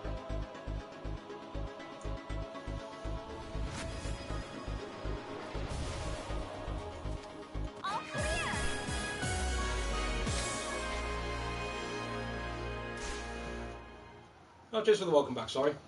How rude of me. I literally saw it after I'd already been back and talking for about 10-15 minutes. I'm such a bad host. I don't know why I'm laughing. I'm not funny. And then I laugh again. Fuck it, I'm just forget it. Stop laughing! Okay. So, as mentioned, Cake Krusty is fully complete. Now we get to finally do our second revisit to Mermaid Falls. Now, although I'll be doing some item collection as I go, unfortunately there are items in the first and second screen that I cannot get until after the next main area. So there will be some items I'll be getting as I've got to go higher up into the area, the first Mermaid Falls. But it's also for a story progression which I actually need to enter the next area. Right, so we got sick earlier on in the run. This is where we get rid of it. Hey Doc. So we go into the bathhouse. The doctor's here. Give him the sick for some reason, and you get a golden lollipop, which we now can use to get what we need. So once that's done, straight out, and we're going straight to Mermaid Falls. Now, this is going to be started off a little different to last time, and just to quickly show you as well, 2 heart containers, 3 keys, the redstone, the spider venom, and the metals, the scrap metal. Cake Krusty's complete. So yeah, that's just to show you basically the mapping of it, or the icons of it. Obviously, there's still plenty here to go in Mermaid Falls. Make everyone. I mean, I don't even know why you support me. I'm such a bad host. And I keep laughing because clearly I'm an idiot, but still. Alright, so so we're off into Mermaid Falls. Now, the opening of this is going to be a bit different for a couple of reasons. One, there's a few items that I've left behind on the very beginning, compared to the first visit. One item I could have got, but chose against. One item I could not have gotten until after Tasseltown's revisit, as I needed Elephant Stomp. And one that I couldn't get until I revisited this area anyway, because now we have an RNG potential for an item. There are these enemies known as the Nagas. They have a chance of dropping a monster egg. I don't know the percentages of it, but it's usually pretty good. Ideally, the very first Naga you kill will drop you a monster egg. Although it's health, you need that monster egg to trade in for a heart container back on Scuttletown. If the first Naga doesn't give it you, then you move on to the next Naga after you get the next item. And if that still doesn't give it to you, then you're basically hunting the Nagas out until you get one. Right, so the opening would simply be as thus. Start straight off, go into Elephant, take a dash, stomp that flower there to get your third scrap matter. Move to the edge of the water to go into Crab, come down here and grab the Sucker Soul. Now, you can either just jump up naturally or you can go for a snip jump to get that. On transform here, activate your Scimitar, go for your first Naga. Now, fortunately, I got a monster, which is what I like. So those enemies there, that enemy there is a Naga. Once I get my monster egg, I want to get into Harpy, or if I don't get the monster egg, I'll just be going into Harpy. Now, dependent on how many gems I need, will depend on which gem pots I'll grab. For the purpose of this video, I will just show the general gems that are in the way. That's one of them. That's another. There's the Naga. There's two Nagas there. So if I needed to, now you can see there's a second. I'm just going to do it just so you can just see roughly. I mean, so I'm getting some good luck here. 3 monster eggs in this case. Obviously, you only need 1. But, as it turned out, there's probably like a 50-50 chance, maybe. Okay, so yeah, as I mentioned, you've got the 2 gem pots below. You've got that gem pot there, which you can get easily with your Harpy talent. There's a gem pot by that Naga that I killed, which usually I'd only get if I don't get the monster egg from the first, and otherwise I'll skip it. Unless I really need the gems. But otherwise, once you get the first set of gems, those 2 Nagas, if you still need the monster egg, don't kill them yet. Because the idea is you'll be coming up here to reach this platform. If I can land it. You want to get on this platform, you want to get towards the edge. Now we're going to do a dry clip into the wall exit. Although it's a default clip, in this case, it's not from the same conventions. As long as I'm on the edge, what's going to happen is the platform, whilst I'm in Dryad, is going to push me into the wall. And the part of the Dryad is going to clip automatically. So the moment I untransform, I can go straight to the wall. So Dryad on a ledge, pushes me into the wall, untransform, just walk across the wall. And now I'm in here. Now just like back in Tasseltown's revisit, or the Tower Climber specifically, when I was in something like this last time for a gallery key, it will be the same thing here where we use mouse. So again, it will be transform into mouse, untransform straight away, and then jump in the direction you want to go. In this case, left. And then just another jump there just to get over the little bit of lip there and make sure I miss it. And that'll get me this item here. So that's a gallery key set. And once again, gotta go mouse. Now, if everything goes according to plan, and you don't miss a beat, like I just did there, then you should be able to get out of this mouse maze before that platform reaches the edge there. If it does, you just gotta go back and forth to get out. Into Monkey. Monkey Bullet, if you don't need the monster egg. If you need monster egg, then you'll go and kill the Nagas. Another Naga there. There's another gem pot here you can get, if you want that one. But the idea is to basically reach this platform, so you can do the exact same thing you just did with Dryad to clip to the wall. Now, that gem pot there, you can get one of 2 ways if you want it. You can either get it as you bypass it, or you can just do that. Like, well, kind of need to clear the field out of it here. Unfortunately, I'll explain that in a moment. Fortunately, because I was taking my time, the enemies were in my way. Right, so now, in an any percent run mode of a TTD, this specific trick would be simplified because of the use of an item known as Gem Jump, which allows you to clip through rope walls, in conjunction with backdash and push in the perfect spot. Now, unfortunately, getting Gem Jump requires trading in blood nuts, which for this run, especially at this point, I mean, I have seen methods where someone does get a gem jug early in the run and then trade it back later, but I don't tend to do that myself. So the idea is I want to clip through with a Dryad form. problem is I cannot see the ledge that I'm on. So, in my case, I need to use a visual cue. Now, I believe the ledge, see where the mouse maze is there with all the worms in it, I believe roughly where the, well, somewhere in the middle of that mouse maze is roughly where the ledge is that drops. And as I said, with PC, I believe you can use the dance and you'll be able to see at least Shantae's silhouette to help you out. In the console version, I don't have that benefit, so I kind of have to sort of see where I am by just tap jumping. Obviously, I don't want a strong jump, so it'll push me out. The idea is this: you've got these 3 pillars, and it's the one in the middle I want to use in conjunction with that little bit of flowering, that little bit like grass sticking out. So I essentially want to move myself over and use it as a bit of a visual guide. Now, unfortunately, I failed. So that means I've gone too far across.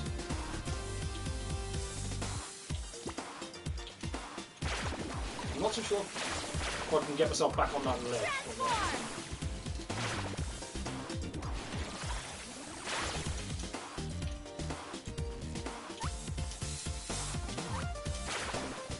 Oh, I can. Okay, good. Yeah, I'm not 100% if I can remember that. So there is 2 backups to it. I mean, I thought I could once upon a time. I didn't remember them, but there is 2 ways of getting back up if you, or 2 ways of going about it if you do mess up. One is what I just did there, which is with mouse. I'll try it again anyway, just for the sake of this. So if you do end up going too far down or fall down, or you do the dryad clip, but you just was too far over, the way to get back up here is using mouse. The idea is to untransform at some point during your trajectory up, and hold right. If you do it too early, of course, you won't reach enough.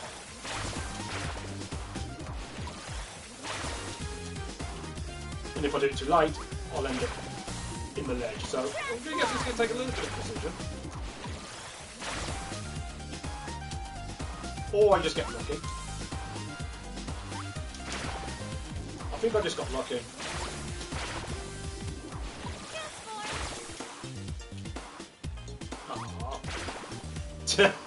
Alright, I can't seem to get it now, so obviously there seems to be a way of getting back up there, but I must have got lucky. So the other backup, unfortunately, is quite a time loss. It involves left wall clipping over here. So you need to actually clip through 2 walls if this happens. If you end up falling down and you can't get this mouse clip up there, which I seem to not be able to do either. Oh well. So it'll just be the same dryad clipping that you've done before. 4 clips. Or 4 transformations to clip. I'll get through your first wall. Same to get through the second.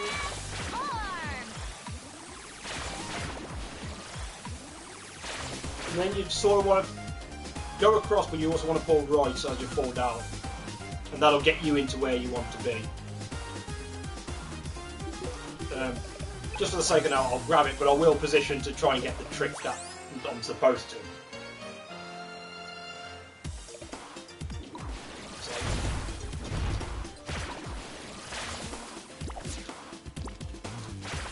Just wait for this to come back across. Try this again. Yeah, as I was mentioning, it's using the visual cue of this pillar in conjunction with that flower. You sort of want to have like Shantae's face and hand just sort of crossing over it. I believe that is roughly it. When you've got the position that you feel like you've got, transform into Dryad, and if you see Dryad drop, you should have it. Then untransform, crouch, and go right straight away. I'm a little too far over to it. And I'm back down.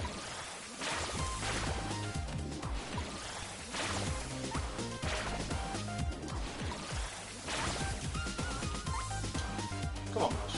Let me do it. Let me do the thing. Let me do the thing. I don't want to do a right wall clip again. Yeah. God damn it.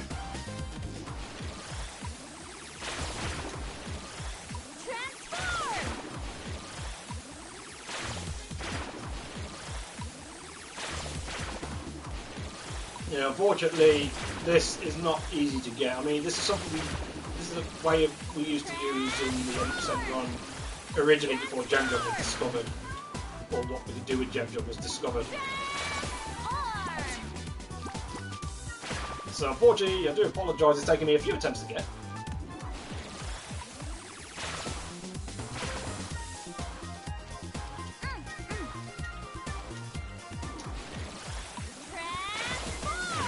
There we go. I had it! That was fine!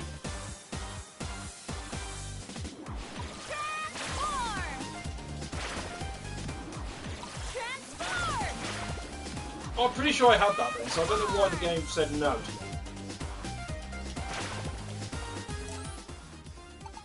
You know, I'm just going to whistle out. I'm not doing another left forward transformation. I'll just whistle out and go back there. Again, apologies, but yeah, unfortunately, that would have been a case of probably I transformed just a pixel too far over to the left. Which would then mean I got the drop, but I wasn't in the wall.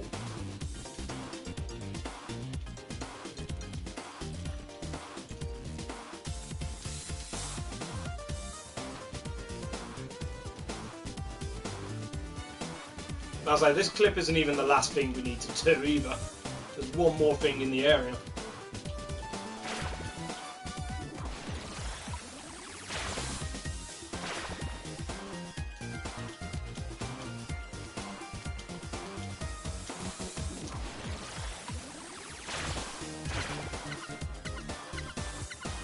Apparently I'm going too far over to the side. So, yeah. Essentially you need to use that pillar to give you a rough guide to where to get the clip.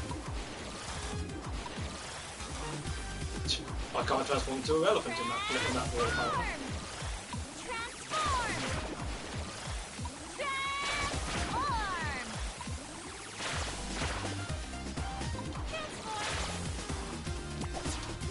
Wow. I didn't think it'd take me this long to get this particular clip.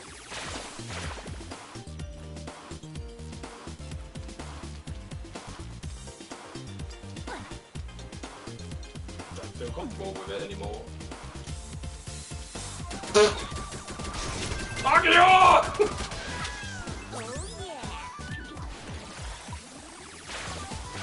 Jumped up a bit too high there.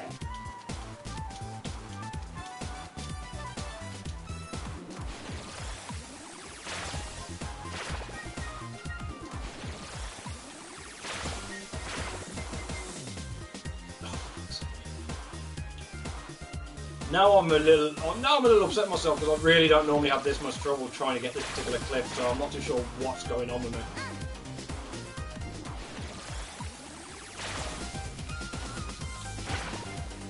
There we go. Something like that. So yeah, probably when you get to this point, although it's going to be a bit late now, but you might want to fast forward a little bit.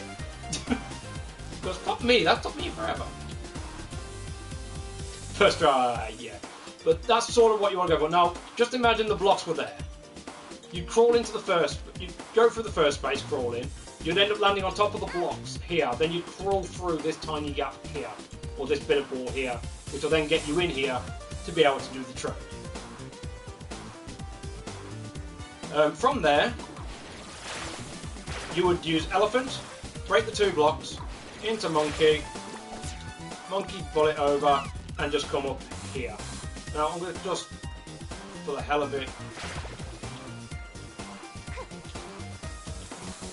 I'd probably say roughly like about there when you're underground to get the clip. If I was to estimate it now. Unfortunately, sorry, it went all horribly wrong. I'll say just try it for yourself and hopefully you get a feel for it. Hopefully you'll do better than I did.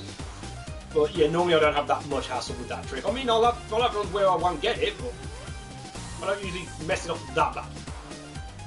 But yeah, it's kind of using a visual cue of Shantae's face going into the wall, or essentially think of her back foot being on right on that corner of the bottom end of the maze. Something like that. So anyway, you do the track, you do everything that I said originally, get the fucking scrap metal, get the Sonic Soul in the water, try and get a monster egg, go up, clip it to the left wall, mouse out, all the way around here, you clip it to there, you do the thing, you do the back if you need to, you get the lolly, you give the lolly to get the light shard, and we're back to square to be. So, you do elephant, break 2 blocks, monkey, come to there, monkey volley, up and damage.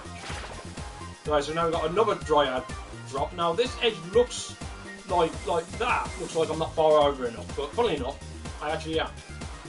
So basically, it's like pretty much in the middle of her legs, similar. Dryad, now drop, untransform, just drop it to the left, and as soon as you drop, crouch and go to the right, so you crawl in the mouse maze.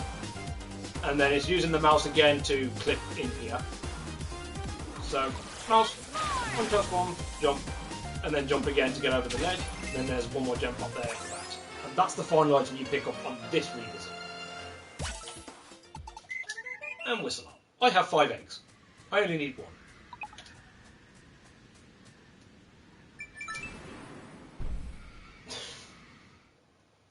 Yeah, that particular clip that I was struggling with is one of the harder clips to get in this particular run, simply because of trying to get the visual whilst being semi-blinded. But PC might have an easier time because of the silhouette. You could probably use the back foot aspect of it. But if you do any percent no WTTD, you have gem jump. It's eliminated. Right, so normally I'd hopefully have just around 200 gems. And now this is where I'll take the additional shop. So I'll spend the additional time to get these additional hair upgrades to speed up the final set of bosses. There's not many of them, but how you can speed them up is beneficial. As I mentioned earlier on, I believe overall, although you're costing yourself probably like 10, 15 odd seconds, you should hopefully be saving, as far as I'm aware, you're saving at least that as a minimum, maybe additional 5 seconds on time. But for the purpose of this, I will continue to speak on this run with the intention in mind of you've got these upgrades. Although I could do a quick speed, I could quickly go over 1 or 2 things without them, as I can turn them on. Right, so once you're back in this case, as I'm going for the shop upgrades, if you're not going for shop upgrades, you'll just talk to her, do a trade, and then you go to Uncle Mimic. In my case though, talk to her, give her the monster egg, this is who wants it, she'll give you the heart container. So we get that set. Into the shop, and it's now 11 from the top. For Silky Cream, 1 down for Shampoo. So that'll increase my damage by 1 point, it'll also increase my hair speed to be able to get an additional hair whipping per second, so nope. Funny enough, that comes quite beneficial. So yeah, with that done, now I'll go speak to Uncle Mimic. I don't need to shop for anything else. If you do happen to have additional gems like I do here, and you have like extra 25, you could at this point buy a potion as well, just in case. Even though you've got all the heart containers there, things could go wrong with Tinker Brain, so early doors it might be wise to at least get a potion. Alright, so we're up to hit the Baron's Castle. The castle itself doesn't have many areas. Well, like, it only has 2 areas before boss, and there's not many items. There's literally, I think there's a heart container, there's an item for one of the transformations, there's a zombie hamster, and there's a zombie hamster for one of the 2 main key items you need to get to the final area. But you also have, you do have to revisit it because there's one thing you need to do a trade with posters, which you cannot do until a certain point, which unfortunately is not now. So unfortunately, we do have to go back into Baron's Castle for something.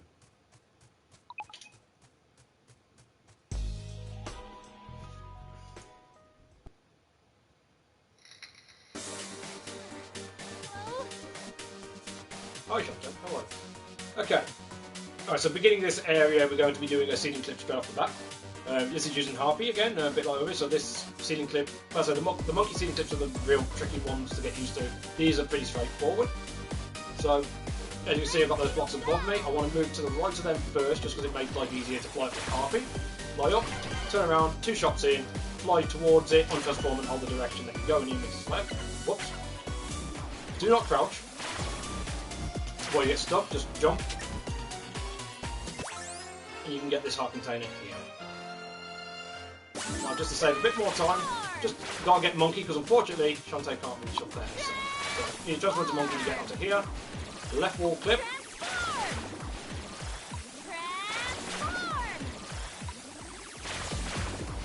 Now, I tend to, at this point, after the fourth, I'll just do a tap, just to make sure I'm in the wall.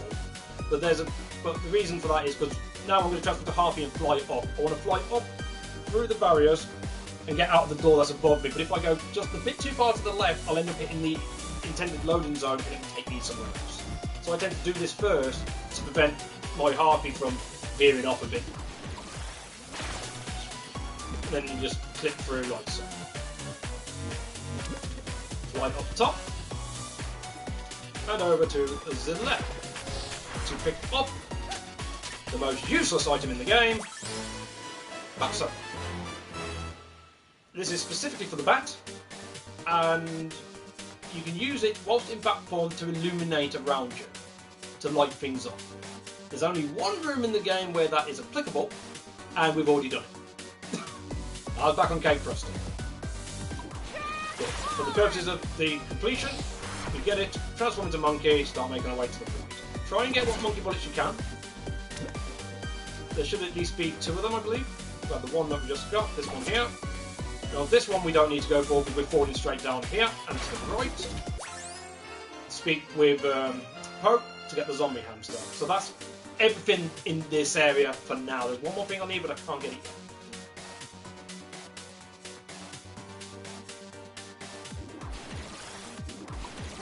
Is it really? I mean, look what it can do. It can kiss Poe. Yeah, it's useless. As I say, for this run, it does have 1 or 2 things that make life easier. But apart from that, it's not. Right, once again, left wall clip. Fortunately, when we get to this point of the run, there's a lot of left wall clipping going on, so a lot of transformations, which is pretty much why the metronome is wanted earlier on in the run. It's mainly for the Dryad. Otherwise, we're going to be adding like an extra second per one of these transformations. With the amount of left wall clipping you do, you can see the time it saves. Right, so from here, I need to go drop. I need to drop into position to go for a Dryad drop, which is not so bad. Just get on here and then tap across. If you want to play safe, you can just drop down first, take the bat out of your way. But you pretty much just want to be on the edge of there. So if you want to get used to it, it's pretty much as you fall off, just hold right, release, and then tap left. If you get it, otherwise you fall off, you have to reposition. As you can see. So it's pretty much hold right until you land, and then get a tap left. Obviously that's a bit too much there, but basically you just want to be on the edge. Get a Dryad transformation, not far over enough.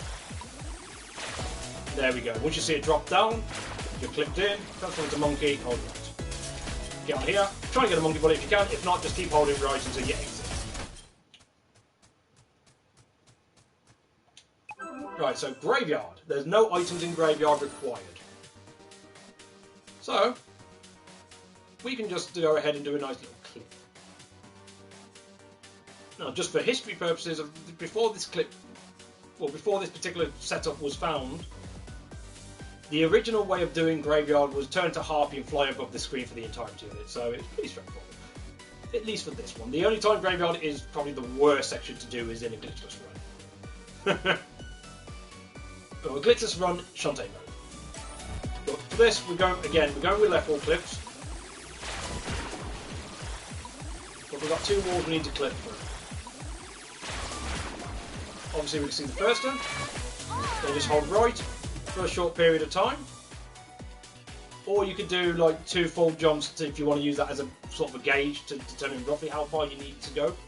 But you first want to hold left to a certain point, or for a certain period of time. As I said, 2 jumps is good for gauging. Number 4 transformations. Right, so I'm not going to transform up yet, because this is where it slightly changes, but it's still pretty straightforward.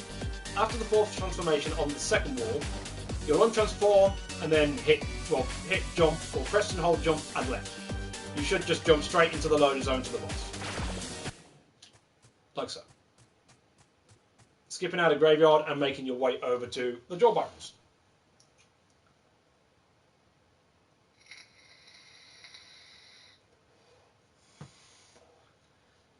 So phase 1 is scripted. You'll be taking on Squid Baron first. He'll start off, he'll bounce across the floor a few times. Left, right, left, and he'll stop. After that, he'll go bounce off the wall whilst going upwards until he reaches the corner, and then he'll start shooting out splooge out at intervals. Goes to the far right, to the far left, to the far right, and then he'll bounce off the wall coming down and back into you.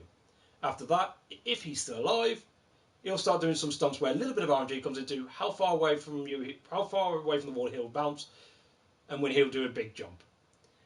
Now, with NSC and with the additional hair upgrades, we should, in an optimal position, be able to get away with taking Squid Baron down before he goes into his mini stomp phase, by using by using tank damage to our advantage, as well as dishing out as much damage as we can. As soon as the fight begins, you're going to want to activate your scimitar, move over slightly to the right, and then start hair whipping. You should be able to get at least 8 hair whips in optimally. If not, go for 7. Then he'll start his bounces.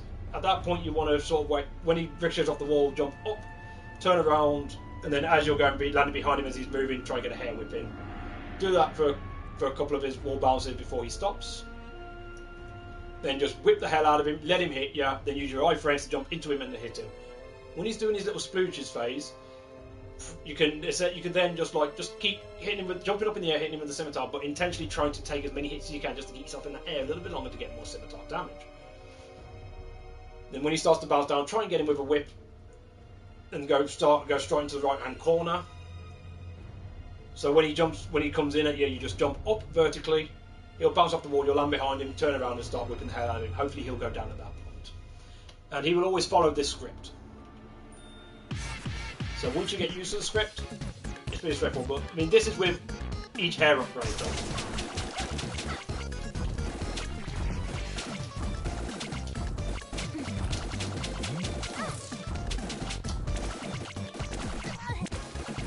Once you get him at the top of the jump.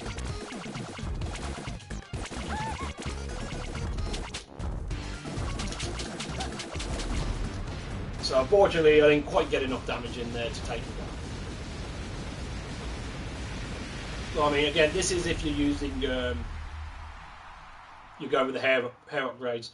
If not, essentially the pattern that you'll go for is the same, with the exception of you won't be doing the tank damages. You'll be avoiding.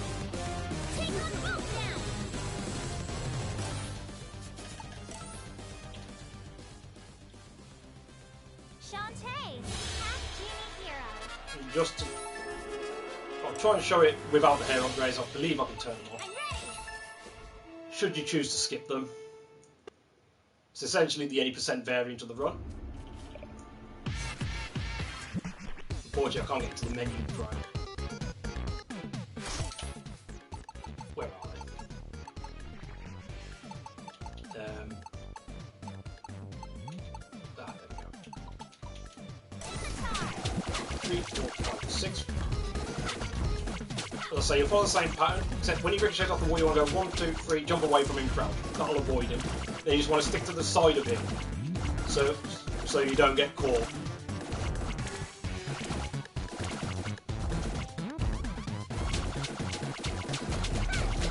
Then just follow him as best as you can to take him down. In all fairness, considering this is NSC, you could still take the tank damage, in all fairness. But if you just want to save as much health as you can, then that's a way of doing it. I mean, I know I said don't take tank damage, that's because my brain instantly went, oh, I don't have hair upgrades, this is any %. So yeah, in theory, you can do exactly the same as what you do with the hair upgrades. It just means he's going to guarantee, pretty much going to guarantee to get to stomp phases. You're not getting as much hair that's in. So, as I say, it's not much of a time save there, but it is a time save, at least for that part of the fight. The second phase, which I'll go into in a moment once I get past this first phase again with the hair upgrades and try and get it a little more optimal. The second phase is where the time save can really happen, but it all comes down to the pattern you get at the beginning of the second phase.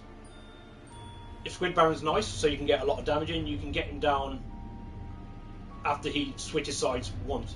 unlike with any percent where it's definitely going to be twice, more than likely it could be a third time. And that's where the time saving becomes a thing, as well as being able to deal with damage hitting the barrel. But again, we'll speak about that in a moment. But as I say, because this is NSC, we've got all of the heart containers -1, I believe, at this point. So tank damage tends to help. The only reason I don't do it at the first part is because the scimitars don't quite get as many strikes in.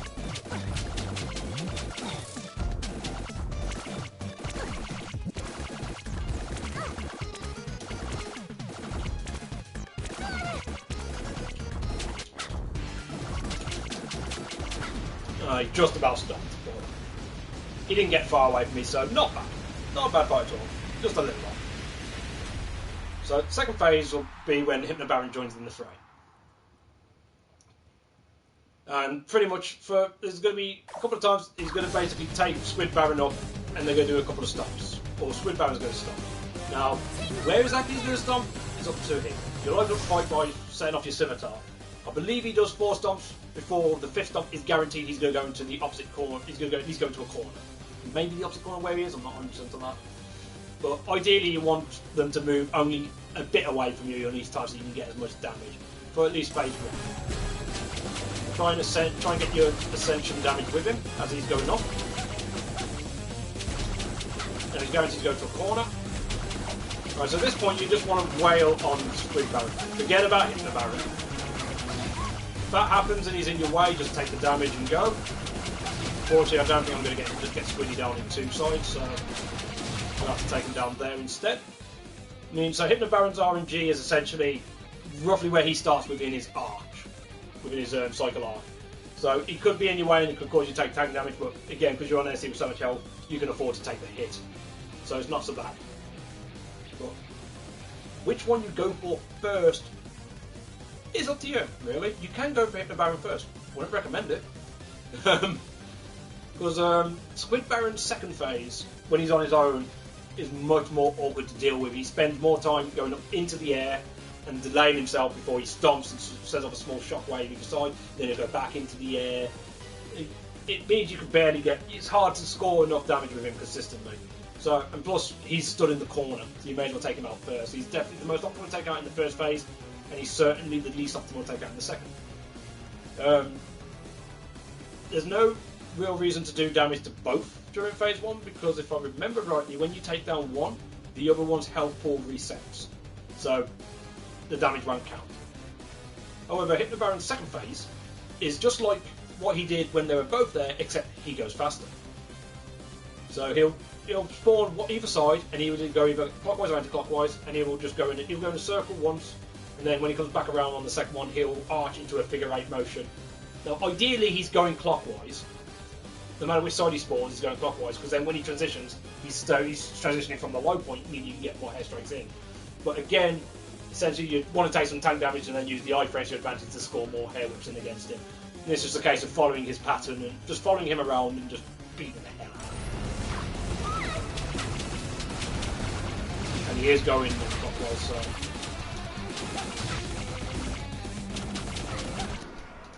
And that's essentially all you need. And that's essentially the Baron to itself.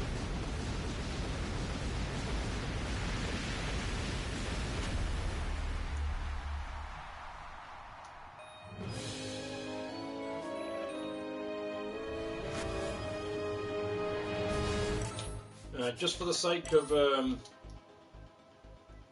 showing it in one, I'll do it without any pausing this time. Then we'll move on to the final set of collection and the final area of this game. At least when it comes to NSC.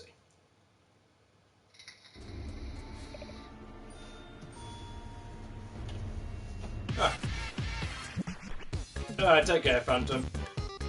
Have a good one. Anyway, so as I said, scimitar, get your hair whips in, jump over, try and follow him around, try and get a hair whip in. I think I missed pretty much all of them, so that's not good. Try and get tank damage in underneath him just so you can stay in the air a bit longer, let the scimitar get more damage.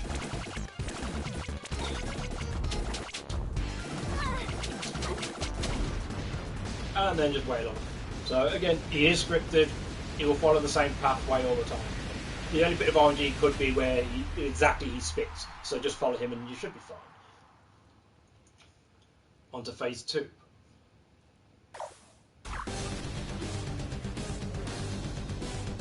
Once again, hit around and bring them up. Where they stop is entirely up to them. Try and gauge right. Try and jump up with them and get some damage in as well. And he's trolling me pretty badly. So I wasn't able to get much damage there, so it's pretty certain he's going to cross side. He's going cross sides in this boss.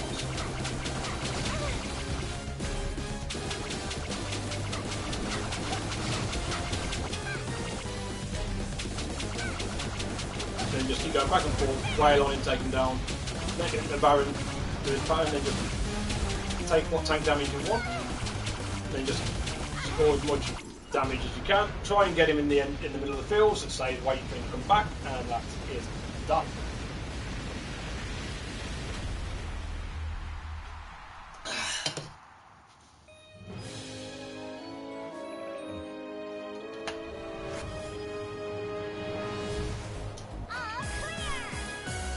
Right, so we're pretty much getting to the end portion of this game.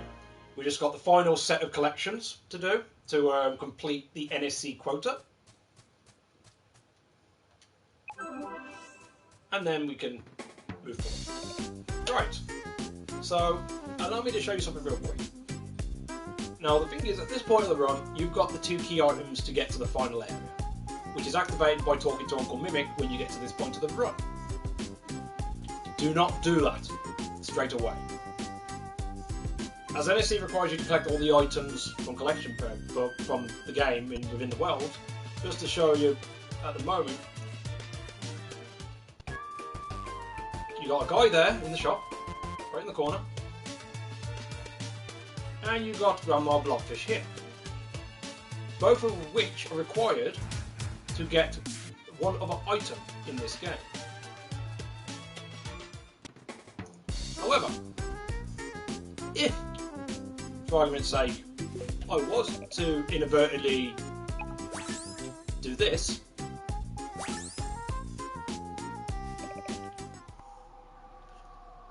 to trigger the final part of the game,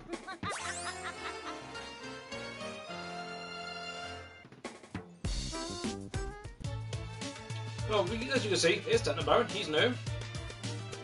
Hammer Baron's new. But, wait. The guy's disappeared.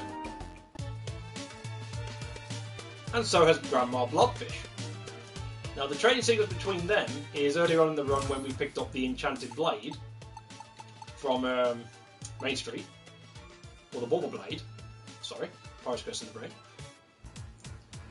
You're supposed to give that to the guy in the shop, who will then give you a hat, which you give to Grandma Blobfish, who will give you the Mermaid Bubble, which you also need to collect other items that you couldn't get throughout the run.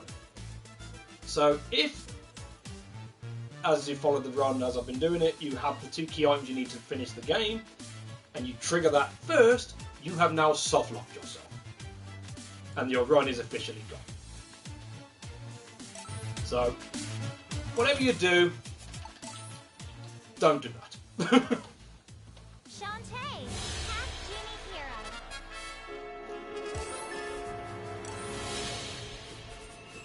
Ready. Right, so I've saved at least, so I'm back in the town where I'm meant to be.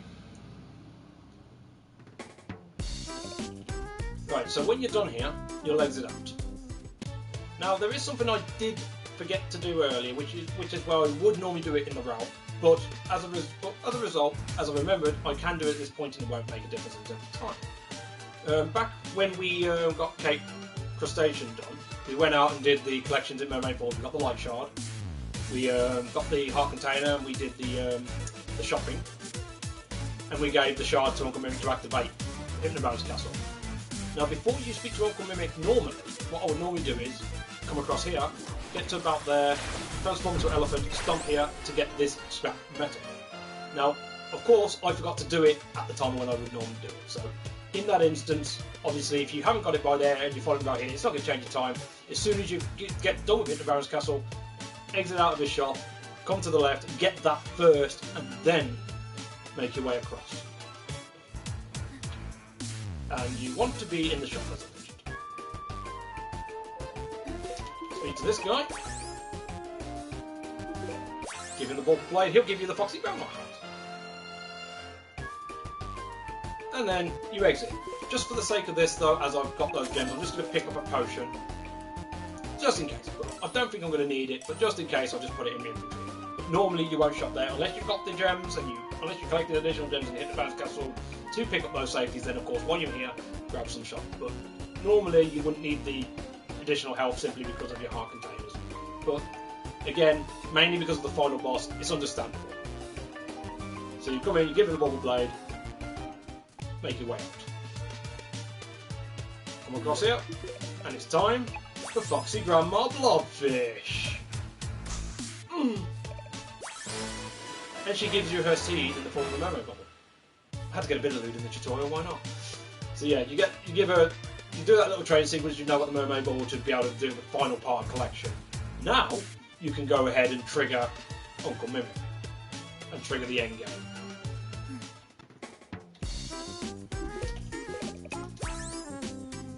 Because obviously now that's done, you don't need to worry about soft lock. You got what you needed. Trigger it off, and that'll put the end game portions in. Now everything else, the remaining collection is for pretty much stuff to set up the good ending. But even though the good ending doesn't change anything in terms of the actual run, which is a shame to be fair. Unfortunately, it's not like Pirate's Curse where you get an extended boss battle. So, it's not much on that front, but it is still non-shop collectibles, so we still need to sort them out. So, once we're done, start making your way all the way back across. Because you want to speak to good old Squid Baron, who happens to be in the gallery. So, make your way over to Squiddy, have a little chat. Fortunately, that didn't quite go well. I wanted to talk to him as I passed him, so he put me over here. I've just shown the menu. As long as everything is up to date, the main thing you want at this point is 8 of the gallery keys. Now, there is still one more item that is required. That is part of the collectibles, which you get after unlocking all the doors in the gallery. Because we're in here and we're supposed to Squid Baron, we've got 8 of the 10. So doors 1 and 2 we can leave closed for now. But for the rest of them, we need to open them. So, over the door, press up, say yes. Do that on every single door. From door 3 onwards. So, that should just leave doors 1 and 2 left to be opened.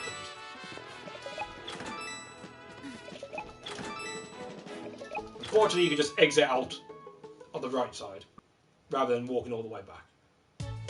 So you get that set up ready. Now that just leaves you to fly out and clean up. So we needed to speak to Squid Baron first for the poster. That's the one thing we need to go back to Hypno Baron's Castle for. Because now, to get the good ending, all four of the bosses require stuff, basically. Techno Baron wants the daily chip, which we got near the beginning of the run. Hypno Baron wants the 10 sunken songs. Ammo Baron wants the 5 scrap metal, and Hypno Baron wants the poster of a squid. But we need to get his poster first before we can come back to Hypno Baron's castle. Once here, we can then go and do the trade for what we need for the squid poster. And that'll be that.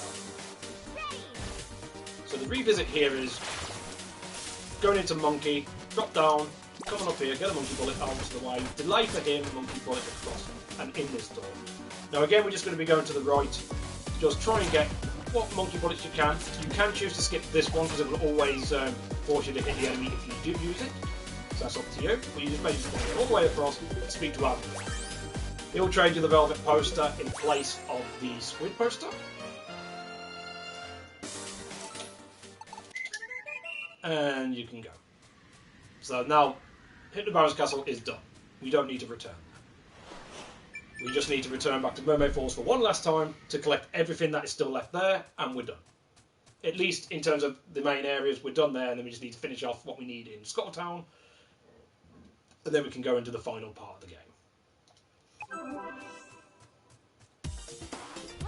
Alright, so for this return, now you can just use Harpy and fly over, I tend to use Monkey here, just a little bit faster, talking again about frames. Just again, getting Monkey bullets where you can. But you can just use Harpy, fly over, through this gap here. Oh, I failed. Yeah, ideally I would have grabbed this ledge here to then do a Monkey bullet, but you want to get onto this platform, pretty much. Whether you use Monkey or you can just, as I say, you just use Harpy, sacrifice a couple of frames, nothing major, to get onto this platform. Transform into Crab and drop into the right side of the water.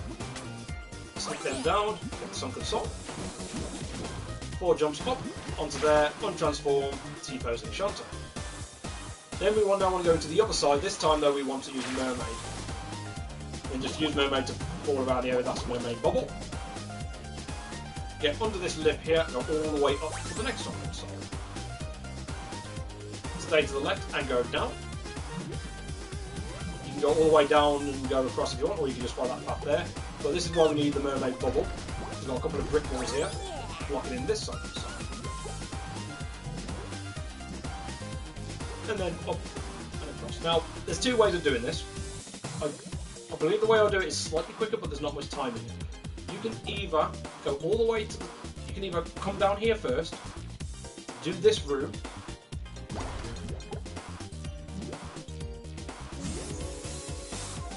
by using Mermaid up,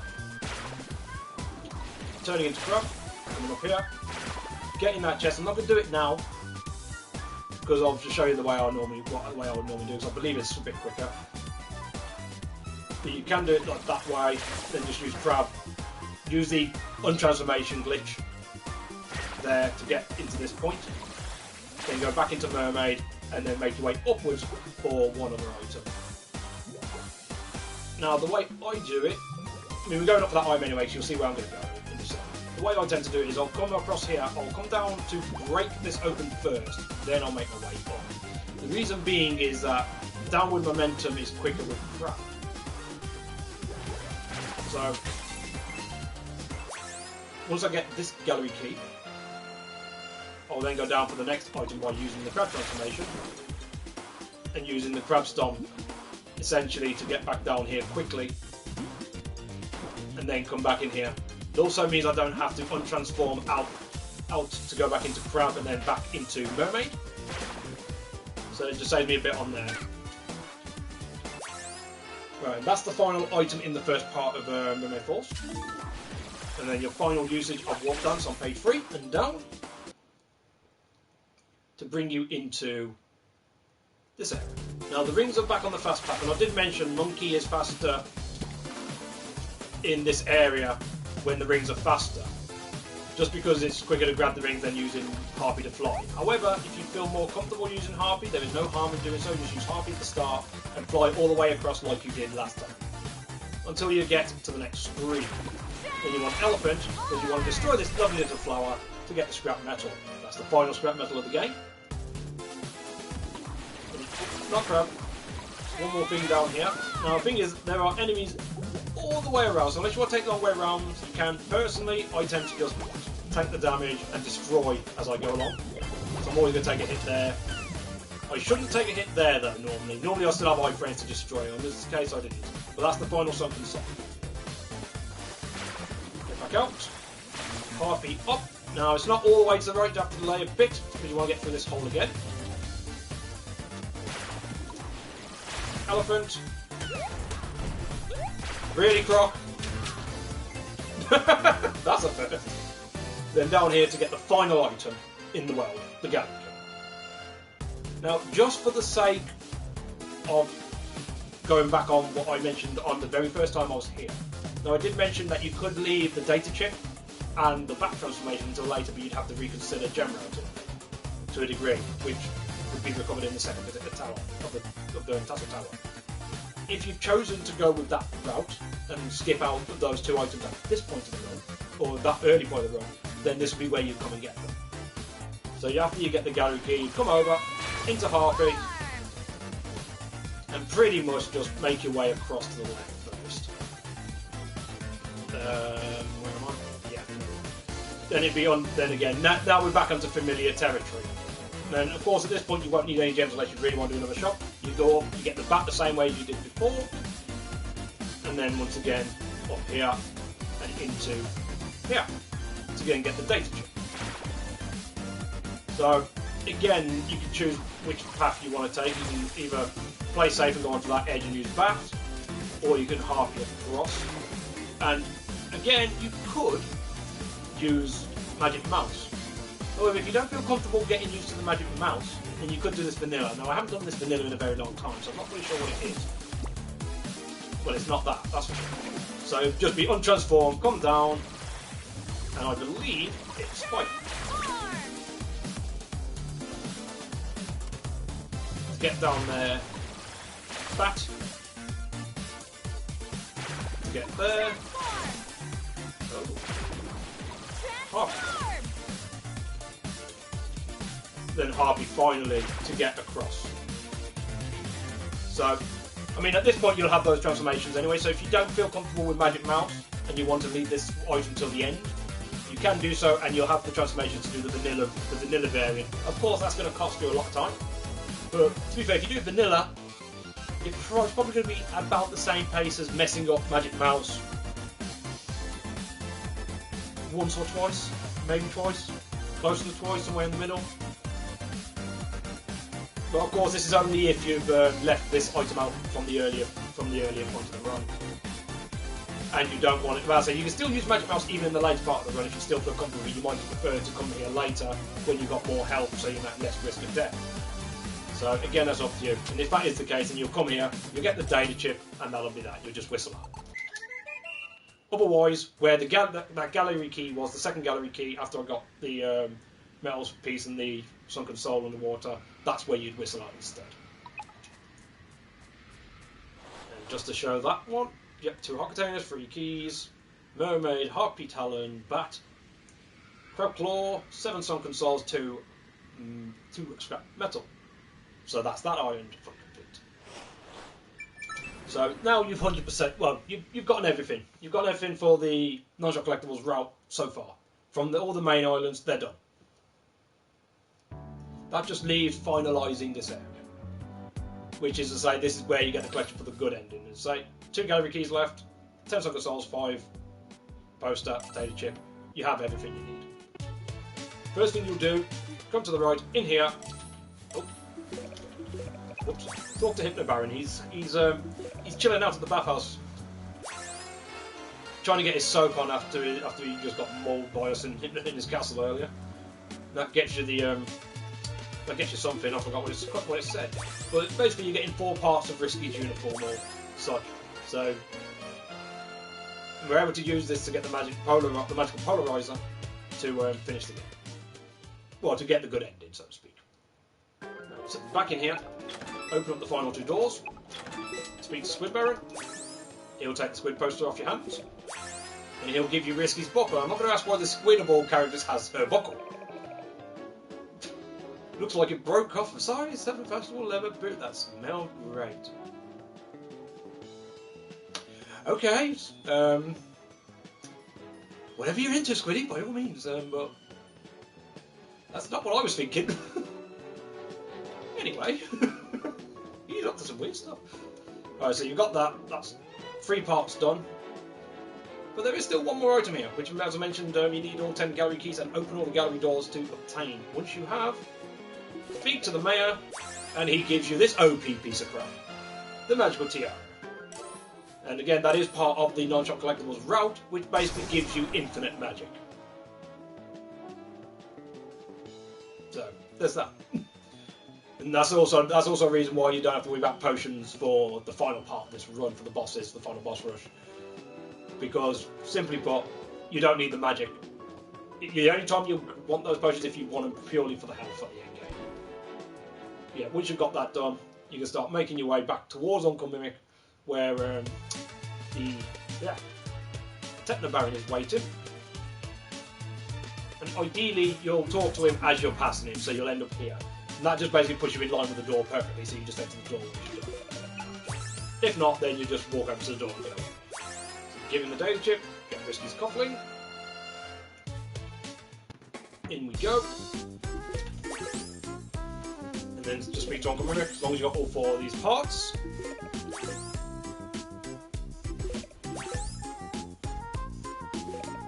and that's when he'll give you the magical Pyrite.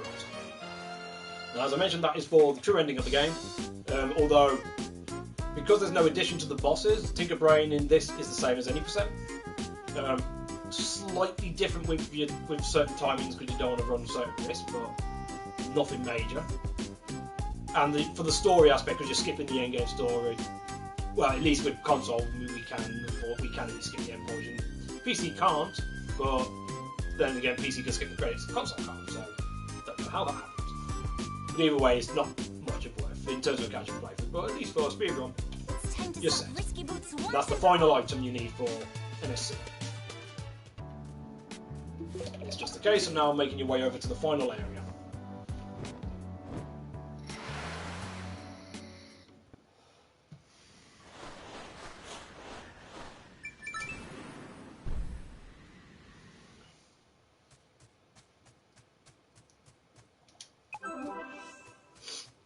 Right, so the final area does have a handful of things that are different between the two systems. PC has one way, console has another. So this next trick, the auto-scroller skip, we are able to do this with two ways. PC has their one way, which does work on console, and console has their way, but it doesn't. But their version doesn't. The console version doesn't work on PC, from what I've been told. I believe it's soft locks or something like that. That's why they've got a different method. Both similar in speed, although console is definitively faster, assuming one other part of it happens, which I don't know how it happens, I just know when it happens. But there's a few things you need to do, and to evolve with this trick, there is some memorization to it, because you're doing it off screen. So the first thing you'll be doing is you'll be coming up to this ledge, try not to fall off, hopefully.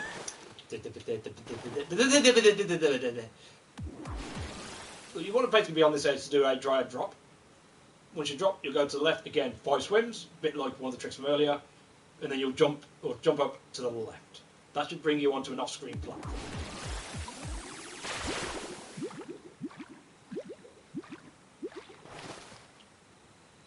From here, you'll transform into Harpy and start flying.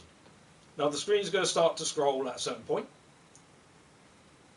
I tend to stay in Harpy for as much as I think I can get away with, because it's a little bit quicker than non-transforming and going to Shantae, but I would simply say when the screen scrolls, count to about 2 or 3 and then untransform. That's your safest bet.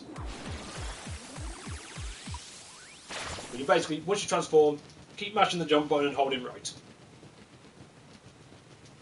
You'll see the screen scroll. When it stops, 1, 2, 3, untransform. Right, so now you're on the ceiling. So now you need to use sound cues to determine where you are. There's a very faint foot sound, if you can hear that. Once that's, you'll still be holding right at this point, by the way. Once you hear that stop, then you're falling. You want to hold left because you want to hit a bed of water.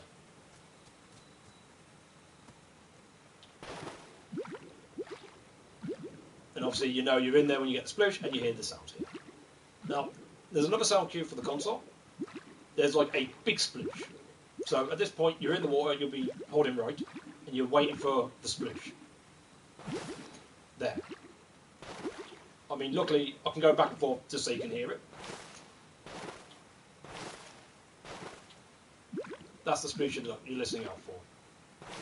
As soon as you hear it, a bit like with the first time using Tasseltown, doing the skip to get to Spider, it's tap, jump, and tap right, and you'll start falling. And then at this point, it's again another bit of a feeling, about 1.5 seconds, roughly, before you cut back into the left. And then you want to keep holding left, and you'll hit the loading zone.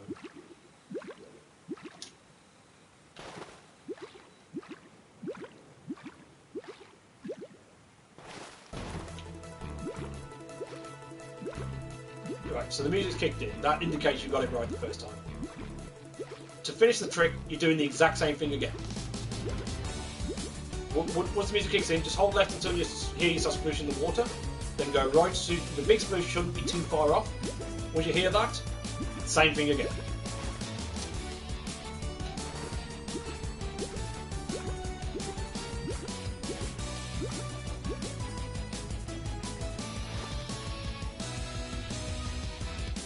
When you get those borders, that's your indicator that you've got the trick.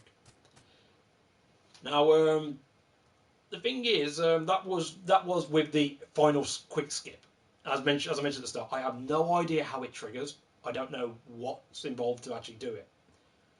All I can say is when the borders when I'm doing the final part, I'm holding left all the time. When the borders come in, I'll release and start to hold right. I'll hear the first sploosh, then I'll hold left again for a little bit, and then I'll go back to holding right to hear the second sploosh, and that's when I know I've got it. But whether or not any of that motion has any effect to actually getting a quick skip, I have no idea. Unfortunately, that's one thing I don't know how it works, realistically. If you don't get the first sploosh, though, after you get the borders in, you haven't got it, and you're probably waiting about another 10 seconds until it happens.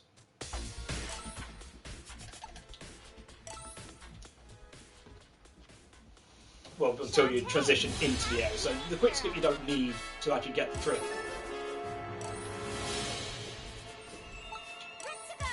Alright, so I'll try and do that one in a full motion, then I'll attempt the PC version. I haven't done that one in a while, because obviously I'm not on PC, so I don't usually use it, but just for happen's sake, so to speak.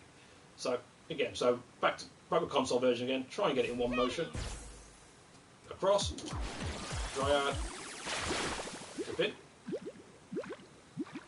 5 or 6 splooshes, jump up whilst holding left, transform into harpy, hold right and keep matching the jump. When the screen scrolls over, they keep going. When it stops, 3, 2, 1. Listen for your footsteps. When it stops, hold left. Listen for the big sploosh. Tap, jump, across. Time it about second and a half after. Hold left. You'll hear the music kick in. Repeat. Okay. I'm actually kind of happy that happened there. You heard me sploosh back in, but then you heard like a big sploosh afterwards. That's an indication that I tried to curve in too late. So that I knew I missed. So if that's the case, I just basically give myself a few seconds to float back to the top.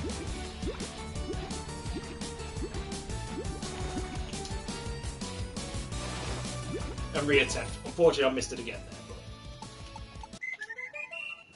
yeah, if you get that big sploosh, you've gone too soon. You've gone too late, sorry. You can still recover it, as mentioned. You just basically got to let yourself float up a bit, and then listen up, then go back, then start holding right again, listen for the big sploosh, and reattempt. Unfortunately, you don't get any sound cue like that if you go too early. You'll just miss the loading zone, and you've just got to you just have to feel out that, hold on, this is taking too long.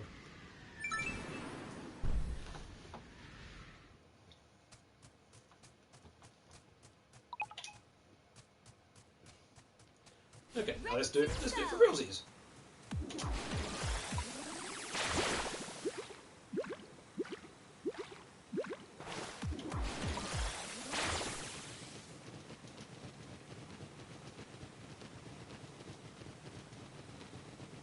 Three, two, one.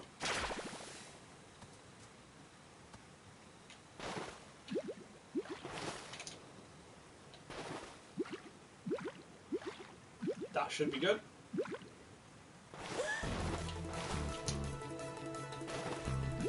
I'm pretty sure that.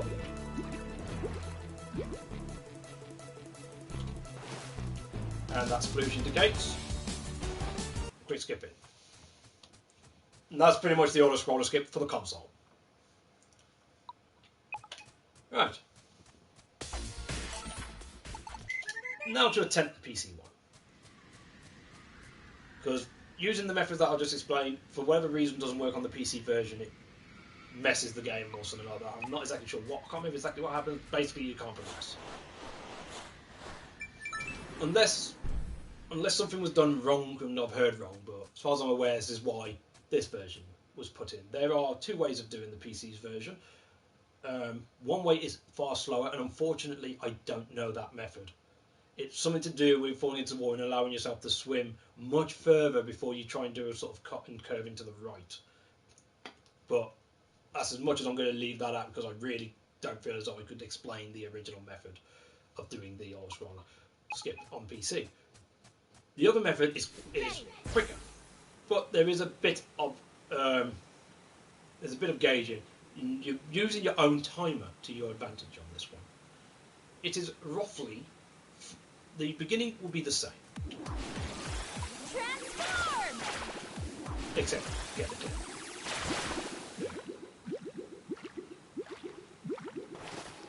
the ledge. Now, this is where it changes. Essentially, you are doing the same thing. You'll transform into Harpy, fly up. When the screen starts to scroll, you'll stop flying instead of continuing to fly. You'll stop flying and you'll just hold right constantly. From the moment you've transformed into Harpy down here and start to fly, it is somewhere in the range of 21 to 22 seconds that you want to keep a count on. Once you hit the 22 seconds, you want to start mashing jump again, because during this, when you fall off the ledge at the top, Harpy is still falling and going to the right. So once you start to fly, after about 10 seconds after that roughly, you'll hit a bed of water, and you should then, while still holding right throughout the entirety of this process, should reach the loaded zone, and it will just go straight into borders, and it should be good. But I say roughly 20 seconds because I've heard it depends on your flight mash, as well as one or two other factors that it could be, but it's somewhere in that range. So it's using your time to advantage essentially. So I'm on 10 there, so I'm going to go at about 32 on my elapsed timer. So I'm moving, I'll release that. But I'm holding right for the entirety of this. So I'm looking at my elapsed time, I'm waiting for the seconds to hit about 32. Then I'm going to start to fly. Hopefully I get this, because as I say, I don't usually do this method, because I'm on the console. You should hit a bed of water, probably 10 seconds after, so around 42.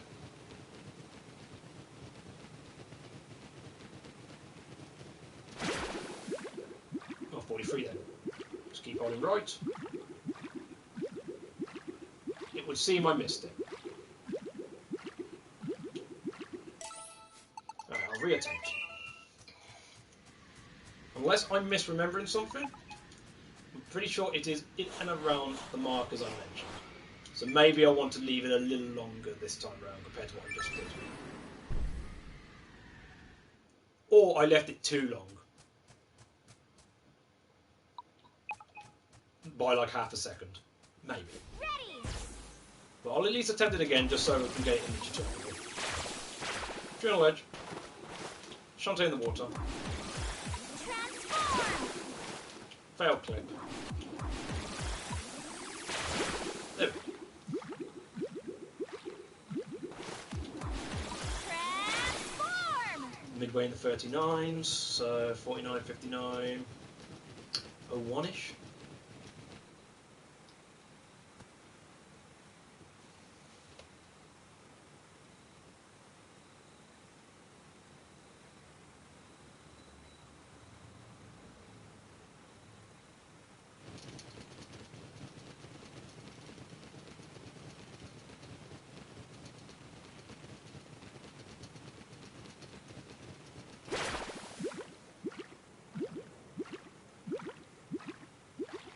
There it is. Okay.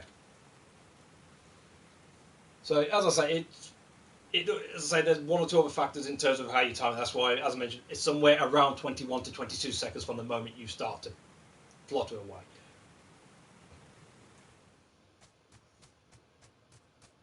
And then it's pretty much keep holding right, stop flying when your screen starts to transition to move over first, continue on forward, and you're good. Hopefully. But yeah, after about the 21 to 22 seconds roughly, as I say, you get a little bit of a feel for it, and then just mash away while still holding right, and hopefully you'll hit the bed of water about 10 seconds after, and then you'll go into the loan zone.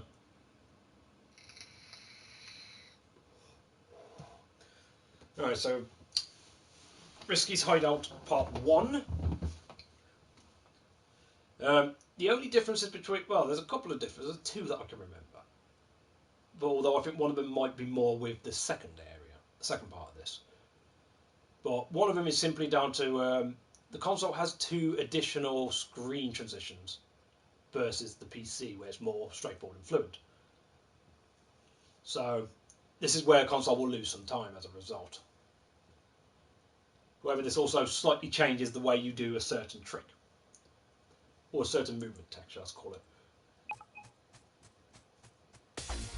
So straight away you go into the monkey, and monkey bullet off of that. Get yourself some forward momentum. Monkey bullet off of here. Just jump over these guys, onto this wall, bullet, switch to elephant, one stomp, delay, If you don't delay, you'll end up dashing into the spikes there.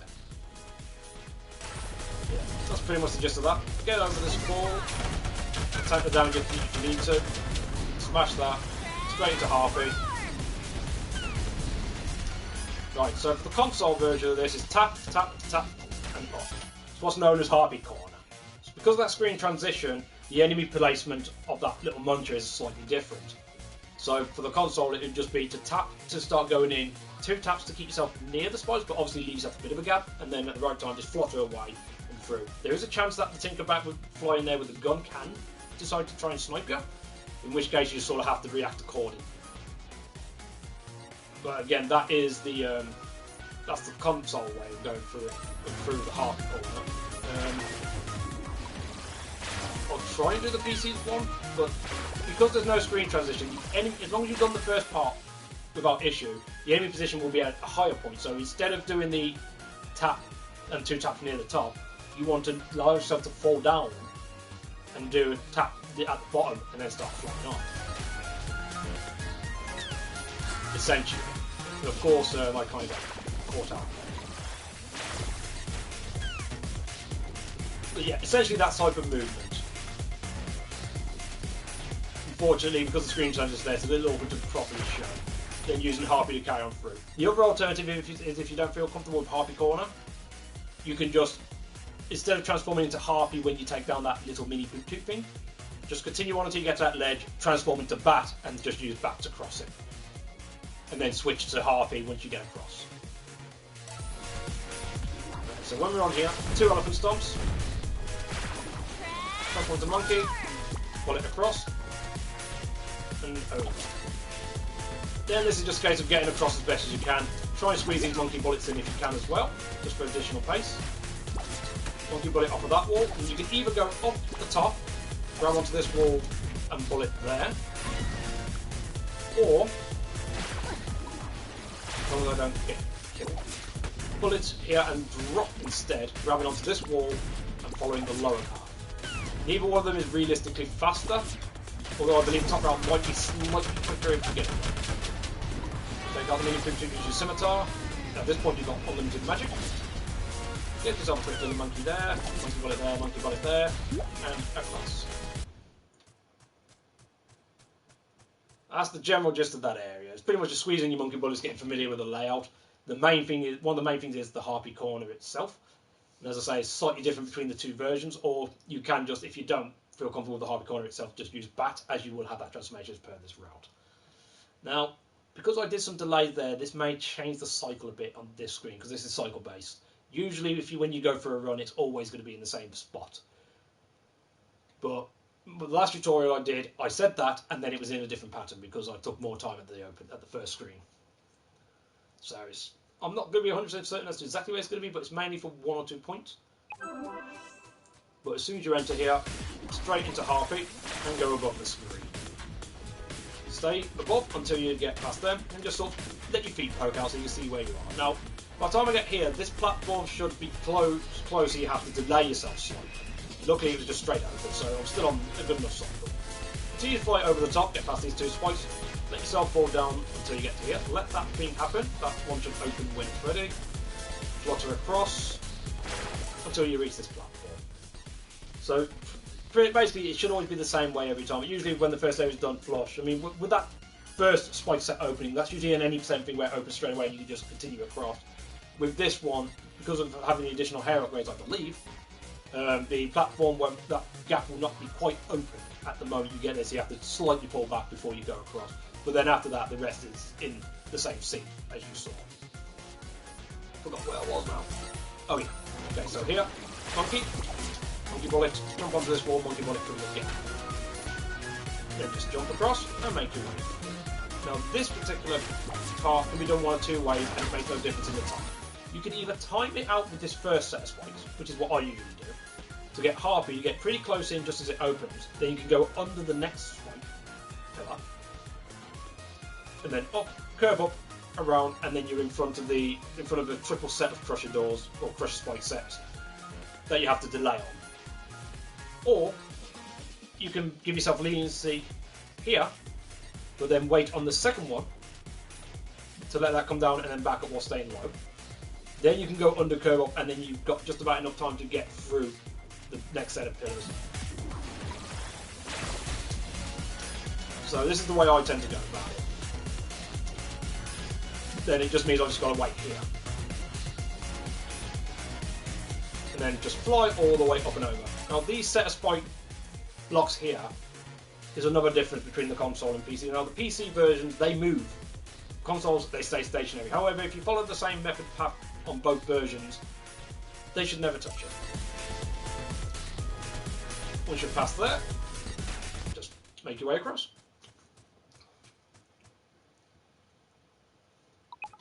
I'll redo the second screen again, just because it is more of a cycle-based thing. Yeah, I didn't save there intentionally for that purpose. Shantae, half genie hero.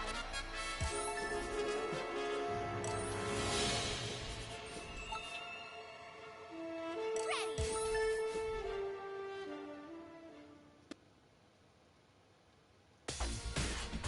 Right, so in, heartbeat, over the top. Now I'll try and keep momentum going forward just for the sake of the cycles. So you leave your feet out so you can see what you're doing. Oh, that's not in the right cycle. Is it because I reset it here, that's why it's not in the right cycle? Let me just reset once more and see what happens. If that's the case, then I'll just push on to the final part of the run, because the cycles aren't going to be where they should be.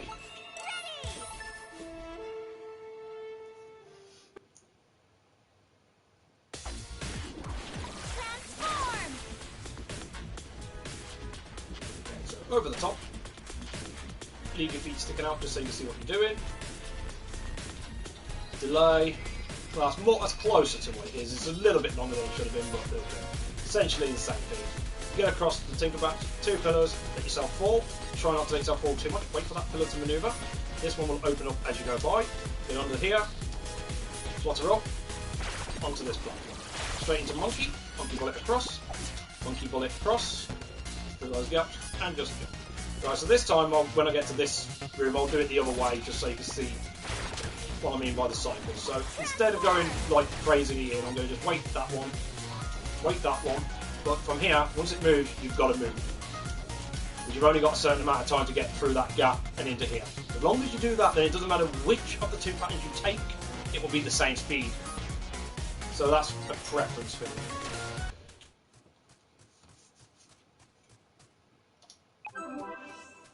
Okay.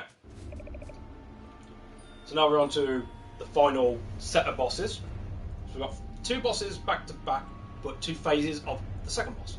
First one is going to be Risky Boots, and she does follow a script as well. There is some RNG to where her jumping patterns are though, because she does several parts of the fight where she'll jump. The question is how far away she's going to jump. So it's determining that. One thing I will try and show at least on this, just so don't accidentally do it to yourself, especially when you get to an end of a run, is basically when you screen transition here. Whatever you do, do not mash the living hell out of the skip button. If you end up skipping a bit too early, you'll enter darkness mode. So just for the sake of at least trying to show it off, or just try to show it, in general with this, because you've got full magic, you don't have to worry about using magic. As soon as you enter, you skip the dialogue. Just activate your scimitar to break them up to get yourself back to full health. But as I say, if you mash through this point, this can happen. Now the game is not dead. The game is still playing out, but you cannot see a damn thing. And basically, it becomes an impossibility to move.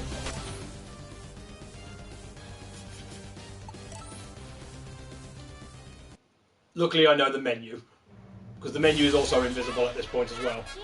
So, I mean, of course, you heard me do like a rapid match like I did, so I used 2 fingers just to show that. Usually with a single one, you probably won't hit it as much, but it has happened. It can happen. So, usually I'll say, when you screen transition, before you start mashing, wait till you see the screen start to light up again, so you can at least evade that potential. Because if that happens to you, I mean, yeah, okay, your run isn't technically dead if you can take Risky Boots out in darkness. However, the one thing we don't know, because I don't think anyone's ever successfully done that, is whether or not it stays in darkness for the remainder of the run. And if that's the case, good luck taking on someone like Tinkerbell in darkness. Risky's enough as it is. It basically just don't mash the hell out of it, because you could put yourself in a bad spot. So in general, skip the dialogue, just scimitar then to get your health back up to full, wait till the light comes on, then you can skip it. Right, as mentioned, Risky Groups follows the script. I'll try and explain it as I go through. So just start with doing 3 jumps. So you want to activate scimitar straight away, 1, 2, get as many strikes again, 1, 2, 3, 4 with the air upgrades, unless she does a big jump. Then she'll run to the furthest, wherever she ends her 3rd jump, she'll run towards the wall that is furthest away from her. Then what you want to try and do then is just hop over her and try and get a couple of like hopping whips in just to score some damage. When she's in the corner, she'll start to do some pistol attacks. 1 single shot and then 1 sprint shot. So when you get to the corner, just have the right spacing because you want the scimitar to hit as much as you can, and then just crouch and keep doing the attacks until she shoots off her single shot. Jump over that one. Then she's going to do a couple of charge dashes. Make sure to jump over the first. Jump over the second, and jump over the third. On the third one, you'll go in her direction to follow her in. Now, with 2 hair upgrades, usually when she starts her animation of charging, you can get at least 3 whips in, maybe 4. If she catches you with a dash, though, it's 2 hearts of damage, although your health does replenish, as far as I remember, from the end of this fight to the beginning of Tinker Brain Phase 1. So, you can afford to take some hits if necessary. You'll follow her around, 1, 2, 3, 4, 5, 6, 7, 8. Probably got about 9 in there. She'll do another 3 jumps, followed by running towards the first wall away from her. Unfortunately, she's right in the middle, so it's hard to determine. Jumps in the corner to fire off a spread shot. As long as you're close in, the spread shot won't hit you, but just do a crouch to be safe. Jump up, do a few more jumps. This time she'll do 2 jumps, followed by a spread. Jump to spread, 2 more jumps. And she'll always jump to the corner at this point, and then start to fire off some. Now we go into this mode. So the second part of the fight, she'll drop down twice with a big giant anchor, indicated by a shadow on the floor. Try and score as much damage as you can within this point. Right, so now she's just going to float across the top of the screen on her anchor. Now, pretty much like with Squid Baron, when he was in the air, you let the scimitar get most of the damage and just keep jumping up with her, try and get as much damage as you can. If you can catch her right as she's going across, you can get a couple of hair whip strikes in. But she's also chucking several bombs around in the place. It could be on either left side, right side, or straight in the middle. If it happens to be, if it happens to land directly on your head, that's 2 of your heart containers gone. If you only get caught by the flames, though, it's only 1. Whilst this is all going on, there's a bunch of Tinkerbats that's just going to keep jumping in and just start to try and walk towards you. Fortunately, because of your scimitar, they'll basically be dead before they have a chance to get near you.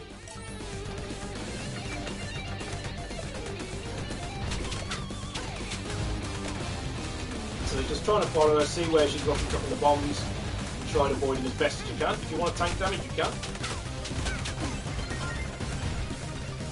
When she's done there, she'll start to slow down, get a few more hair whip strikes as best as you can, and then the cycle literally repeats. If it's done optimally, she should be down before she fires off that pistol. Or just after she fires it off. But as I say, she does follow that script. Every time you go into that fight, that's the exact script she'll follow. But as mentioned, because of her jumps, it can change. That'll change depending on how far she wants to jump and where her final jump will land before she runs. So you may not be sure which wall she's going to go to straight away, especially if she lands in the middle. But as long as you have the memorization of like 3 jumps, run, single shot, spread shot, dash in. 3 jumps, run to a corner, jump in the corner, spread shot, 2 jumps, spread shot, 2 jumps, final jump going into one of the corners, cannons, into anchor phase, chucking bombs, rinse and repeat. It's a lot of words to try.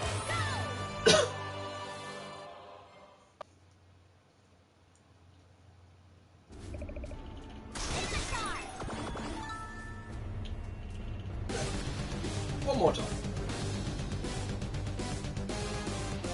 So activate scimitar straight away. Unfortunately, we've gone away from me there. Yeah, that was not a good start. But just try and do the best you can. Unfortunately, obviously that part is a bit of RNG.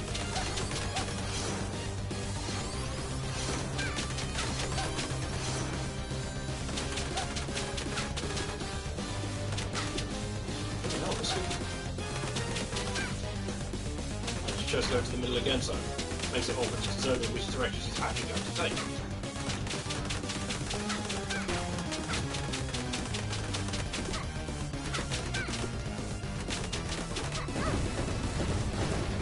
Okay, so that's the first part. For the second.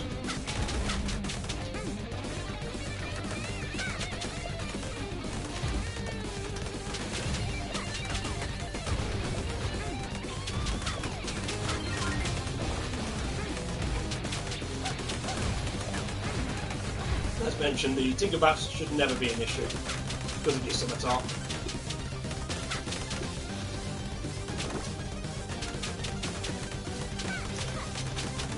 Probably won't go down after the first pistol because of that, how the way that fight went.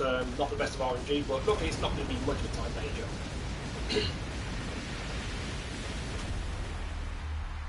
danger. If you are to skip out of the hair upgrade, you'd follow the same script. However, the optimal position of when she'll go down is after her final dash, her third dash on the second round. But if she doesn't go down at that point, again, she'll continue on with her script as normal if you're going in with no air upgrades. Right, Tinkerbrain, final boss, phase 1. Transform into monkey. So the way this fight goes, or the first phase goes, there's 2 screws in the side of its head. And you need to follow the circumference of the arena to cause that screw to turn. Once it's turned enough, there's going to be a couple of 5 pillars that come out of the ground. You need to get you need to do enough damage to each of them to cause Tinkerbrain to basically have a bit of an explosion, blow out one of the screws. Once that screw is done, you'll do the same thing but in the opposite direction. There's 2 attacks that you can do. You can either throw a cog at you, or he's going to fire a laser. If he throws a cog, you just need to jump it. And it's part of the reason why we use Monkey in this fight. Not only is it just a bit quicker, because of ground speed, making the screws come out a little bit quicker, but Monkey's jump height enables us to get away from the cog when it comes at you, as well as preventing you from being stopped, so you can keep that screw going. If it's a laser, it's always going to fire behind you, it'll never touch you. As long as you're constantly moving. Not a problem. But apart from that, this phase is pretty much a straightforward gimmick. Once you've got the first one out though, there is a slight difference in this cog. What you can do, what I'll do there, destroy the first and run over with scimitar, destroy the third, straight on. Position about there with the lines, and then continue to move. So hopefully by the time it pops out, I'll just be crossing over, get the damage in, and then so that screw will pop out. The only difference that changes in this fight is on this phase here. Once one screw is out, if he decides to use cogs, they'll be 3 instead of 1.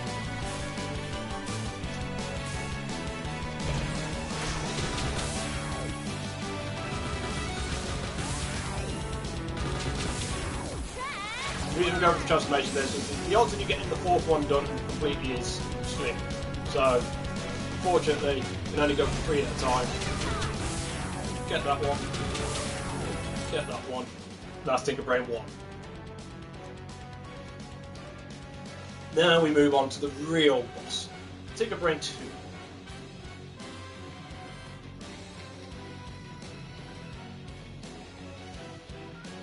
It's a Tinkerbrain 2. If you've ever watched the fight, it looks like it's relatively simple. You're pretty much just taking out one genie, firing it back in, and done. However, there's a lot more that goes into this fight. It goes into this phase of the fight than it seems. First off, the idea of the fight is there's going to be 5 genies around. They all have a shield around them. One of them will drop their shield at some point. At the start of the fight, the timing when it drops is always going to be the same. However, which genie drops it is up to the game. Ideally, you want it to be one of the 3 that you're going to be standing nearby. If it ends up being one of the back ones, there is a way of still being able to take around and get the shot in, but it's a little tight. After that, you're pretty much rinse and repeat in terms of get a genie down, fire it into the orb, and it takes 10 strikes. I need 2 hands for that. 10 strikes to take him down. The genies themselves are the ones that will be doing the attacking, and they can do one of two attacks, light or dark. If it's light, it'll be a bullet spray. If it's dark, it'll be a dark wave that follows the circumference of the arena. Now, light magic, the light attack should never touch you. As long as you're following the right position that we go with in the battle, the light shots will never hit. It's the dark waves you want to watch out for. There's a slight difference between the two versions in regards to this fight. One of them being console, you take a hit from a dark wave, you're going to lose 2.5 hearts worth of health or 10 points of damage. Whereas PC would take 8 points of damage or 2 hearts, giving PC a little more leniency in the health bar. However, in the PC version, the only way to hit the orb in is with a hairspray, whereas with the console, you can hit it in with the scimitar. So, which one you feel more comfortable with if you're a console runner is down to you. But as I believe most people would be PC, and to be honest, I personally prefer to do it without the scimitar as the hitter, at least when I go for the fast cycle. I'll be trying to show the timing off of that. The idea of getting this fight at speed is down to a bunch of visual and sound cues that can go off. The main visual cue you'll be using is Tinkerbrain. Once the first genie is down and you get the first hit in, once Tinkerbrain resets, it will bob his head over. It will bob his head over and bob it back to the middle. Bob it over to the left of your screen, then to the middle. When it comes back up to the middle, that's an indication. That's your indication of when the genie that was last destroyed will come back into the field.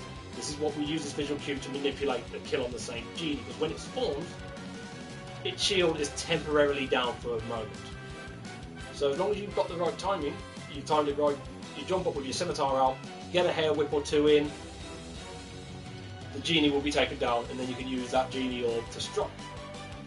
Now the fast cycle is then following Tinkerbrain's face. He will then move down to the right, his head will move to the right, he will close his eyes and he will shake his head. Pretty much the moment when his eyes fully close and he's about to begin to shake his head is when you want to literally strike the orb. So you want to time your jump just pretty much as he's about to close his eyes and then get the whip in. It's one of them things unfortunately you get a feel for, but the visual cue does give you a helping aid. You can wait if you choose to and go for the second cycle. Throughout the course of the fight, getting all the fast cycles versus getting the all second cycles is about 20 seconds loss to the waiting. However, if you miss an orb, that costs you around 8 seconds. 8 to 9, maybe 10 seconds, but give or take. I believe it's around 8. Basically meaning in principle, if you go for all fast cycle, or all fast shots, and you miss 2, you'll only get a small benefit. As soon as you miss 3, you're losing time. So, you've got to be pretty accurate to get the fast cycle. However, whilst that's all going on, you've got to worry about the genies, because after a certain point in the fight, I believe it's about halfway in, or halfway strikes in, they will speed up. And there will be more of them, and they'll end up firing off quickly. As mentioned, if it's light magic, you're safe. If it's dark magic, you've got to be aware of which genie's firing it, when it's fired, as well as roughly when it's about to come into you for you to jump it, whilst in conjunction of using Tinkerbrain's visual cues to know when to strike. So you know whether or not you can get away with getting the orb in and evading the wave, or if you have to evade the wave and wait another cycle, but wait for the barriers to come back around. If you're using visual cue, each of the genies will have their hands over their head, and it will either be white or purple. White being light, purple being dark. That'll be your indicator to know which, obviously using the visual cue to know which genies are about to fire, but it also gives you the visual cue of which attack is about to happen. You can use that to gauge. Unfortunately, you may find yourself paying attention to Tinkerbrain's visual cues, and one's about to do something. In that circumstance, you'll hear like a build up, like a type thing, to indicate that a genie is about to do something. If you have to use sound cues for that, whilst using the visual cues on Tinkerbrain, the sound cues would simply be, once the swoosh is finished and you start hearing some shots being fired from plastic bullets. But if you just hear it, if you hear like and then it just goes, that's a dark wave. Then you have to at least take one eye and look at the circumference of the arena to know roughly where it is, and then react accordingly.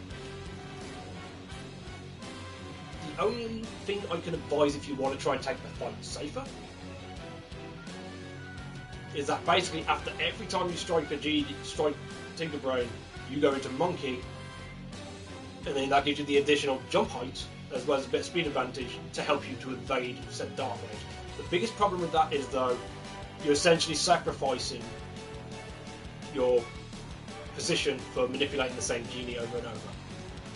Although you could hybrid it, in theory, get the strike in, turn to Monkey just in case, and then untransform when Tinkerbrain's ready to begin again. So, simply put, there's a lot to pay attention to in this fight to execute accurately, and this, out of any of the fights, will probably take the most time to get used to. Luckily, because you've got all the heart containers, you've got a better chance of survival versus an any percent. So, we'll give it a go. So the opening part is RNG. When the GDs attack are RNG, which attack they choose is RNG, but the visual sound cues that you could use to your advantage helps you take down this fight. I know that was a lot that I spoke on there before I began the fight itself, but it's a lot to explain what strategy of the fight would be a bit awkward. As soon as the borders come in, skip. Get underneath this genie, or just to the side of it, activate your scimitar. Now, as I said, you pay attention to the first 3 genies there, but hopefully you've at least got a visual on the one on your left. Once Tinkerbrain's head goes to the centre, because it, again, like as you would for getting the manipulation, it'll go left and into the centre. When he goes to the centre, if any of the first 3 genies or the one in the far corner has not had its shield drop, you know it's the 5th one. Then you can manoeuvre. If it ends up being one of the 2 at the back, you'll basically, to give yourself a little bit more advantage, you'll transform to Monkey just to give yourself additional speed to get over to him, untransform, get your scimitar out, get the strikes in, and hope that you get the timing right to get the strike in past him. Otherwise, the shield will speed up rapidly, and you've got to wait a number of time before you can actually get the strike. Right, so I noticed, so fortunately it was this one, so I just take that one out, get the orbit. So that's the first strike down, that's fortunate. So when you go for these attacks, you don't want to be directly under the genie because you'll end up hitting it. So you want to be to the side of the genie, enough that the scimitar is going to catch and that your strike's going to get. Ideally, when you go for the jump and strike, if you've gone with no hair upgrades, you want to do something similar to what you did with Hammer Baron. One whip as you're going up, one whip from the peak going down. Otherwise, if you're doing it with the hair upgrades, because of the additional 1 point of damage, one strike at the right time should be enough. But if you're doing console, be aware that if you end up striking a bit too soon on your upward arc, or you jumped a little too late, the odds are as you're coming down the scimitar might clip the orb. But with PC, you won't have to worry about that because scimitar won't hit it. Right, so from this point on, I want to stay with this one genie throughout the entirety of the fight.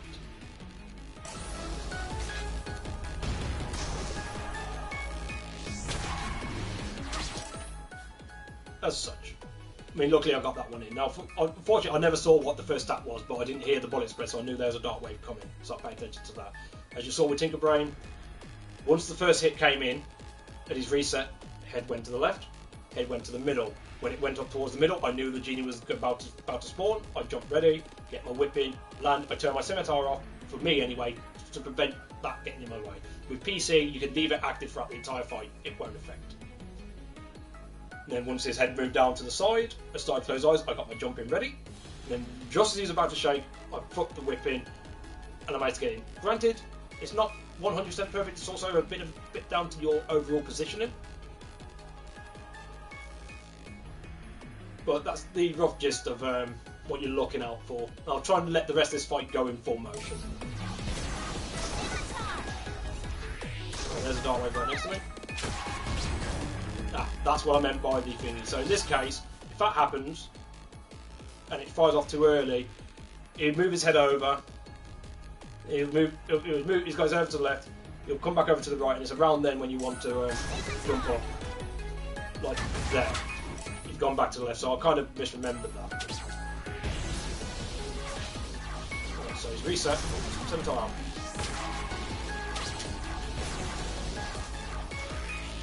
Dark wave is coming.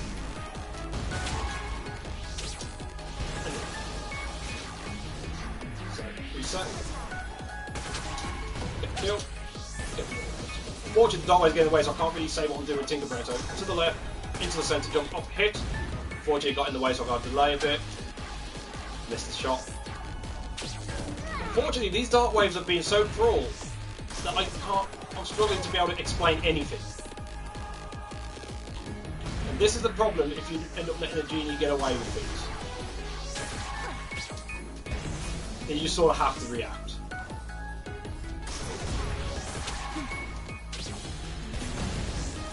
Right, so please let me at least try and explain going. To the left, intercepts a jump up, whip. To the right, closes the eye, starts to shake, whip. And as you can see now we're at the point where the fight is sped up. And that's the timing for the quick shot. Unfortunately, I mean, I'm so used to using quick shots that the delayed way, I'm not fully sure where the visual cue is going to be for that. I know the visual cue for going for a quick shot and it misses. Because then, as I say, there's the visual cue to take down the genie, and it's literally you take. If you go for a quick shot, it hits the barrier. Then you follow the visual cue where he's moving his head around. Then once he falls focus to the left, the genie's about to spawn. Kill it, and then just jump straight away and hit the orb, and you should reach the shield in. If that's on a missed first shot. But unfortunately, I would suggest speaking with a couple of other runners who are more familiar with the second round hits. JT is probably one of the main ones I'd say, because I know he's been working on going in fast cycles, but he's done quite a bit working with second cycle because it's more consistent for him. So it's probably the better runner to speak to in regards to that. Otherwise, as I say, the visual cues will help you. The sound cues will help you. But the RNG will then affect you, and then it's just more of a case of getting used to certain things and a certain experience of knowing what you can get away with and what you can't get away with, in order to keep getting the shot in quick enough. If you do decide to go for second round or second cycle in, so don't go for fast cycle, just wait for him to blink and move his head up. Just pay attention to the shield. When you see it just coming around, jump up and get a whip in. It's probably the best I can advise. I'll try and do Tinkerbrain more flush in. Hopefully he'll be a little nicer so I can at least talk over while I'm doing the fight. Unfortunately I've got to do risky boots. I've got to do the whole trilogy again, but I'll only do this restart once. Otherwise we'll be here forever. I mean, we've already got a 5-hour tutorial, so... because I don't know when to shut up. Straight in, summertile them, get them, do not mash, wait for the screen to show, and we go. Alright, so all in one, jump. Whips,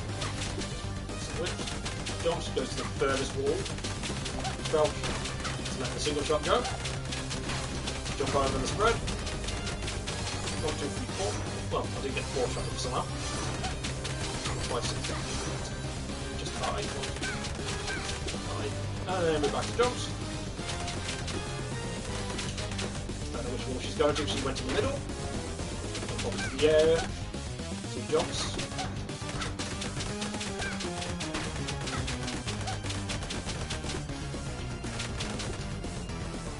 You can tank some of this damage if you so choose to, as well. But I wouldn't suggest tanking too much because you could end up putting yourself in a bad spot. Unless you've got yourself an issue.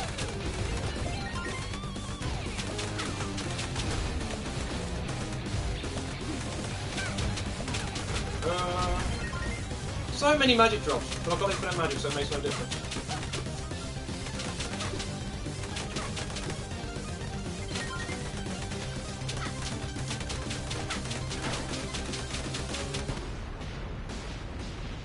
And then yeah, once the anchor phase is done and she floats down with the hat, she repeats herself.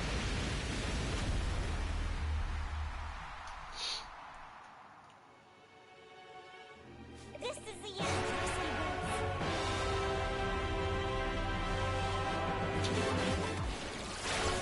Risky What? Whether or not you start going left or right is down to you. That makes no difference. I just generally go left. Take down 3. Position. And go. Made attacks where necessary. Get the next sword down. Look at the cute little monkey. Thank you, just leave alone. Then rinse and repeat. Whilst going the opposite direction that you went the first time. Find out for triple cogs. You may have to delay sometimes because crossing over the middle one.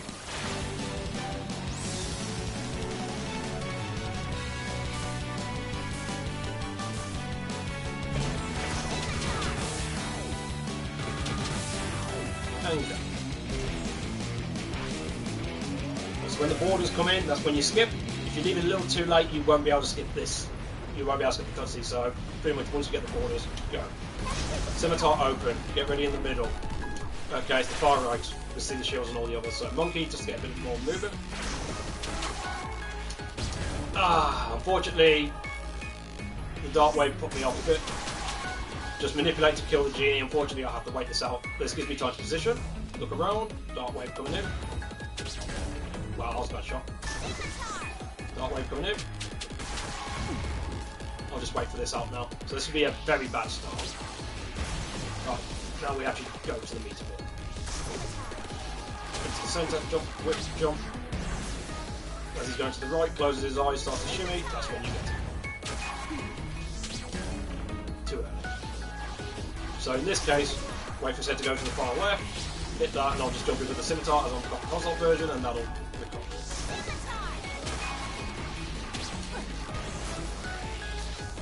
I'll try and get a second shot, second round. I had no choice there. Just as he starts to shimmy his head over to the right. I tried to get cheeky there. I knew I weren't going to be able to evade the hit, as well as get the kill on the genie, so I decided to take the tank.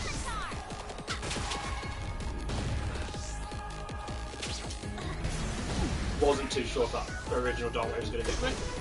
Left, centre. Had no choice but to wait. Yeah, and this is what Tinker Brain can be like sometimes.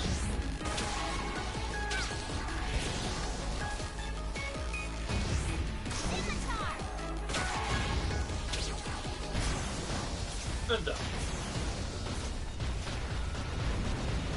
But yeah, if you watch the fight, a few times, you'll get an idea of seeing essentially what visual cues on. I mean, obviously I've spoken about it prior to the fights originally, but you'll be able to see what I mean by left, centre, kill the genie around that point, right, eyes closed, shudder, strike, or just on that moment. Either that, or by all means, just try and get a feel for the fight, and maybe you'll come up with a different form of timing that works better for you.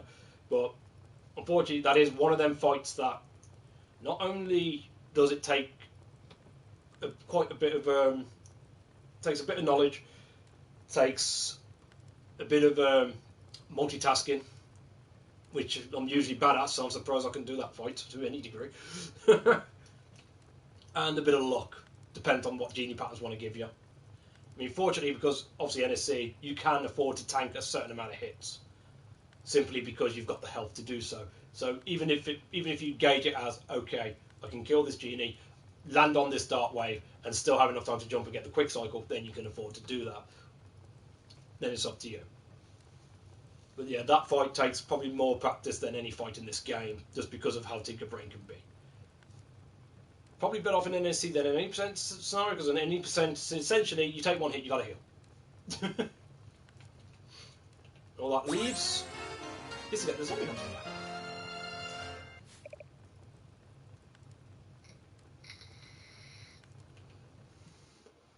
Okay, so we're on to the final part of the run. The Slide of Doom.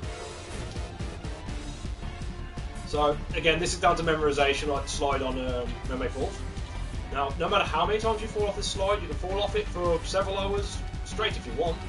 It will always start you back at the beginning of the slide. You have no health, so there's no way of physically dying.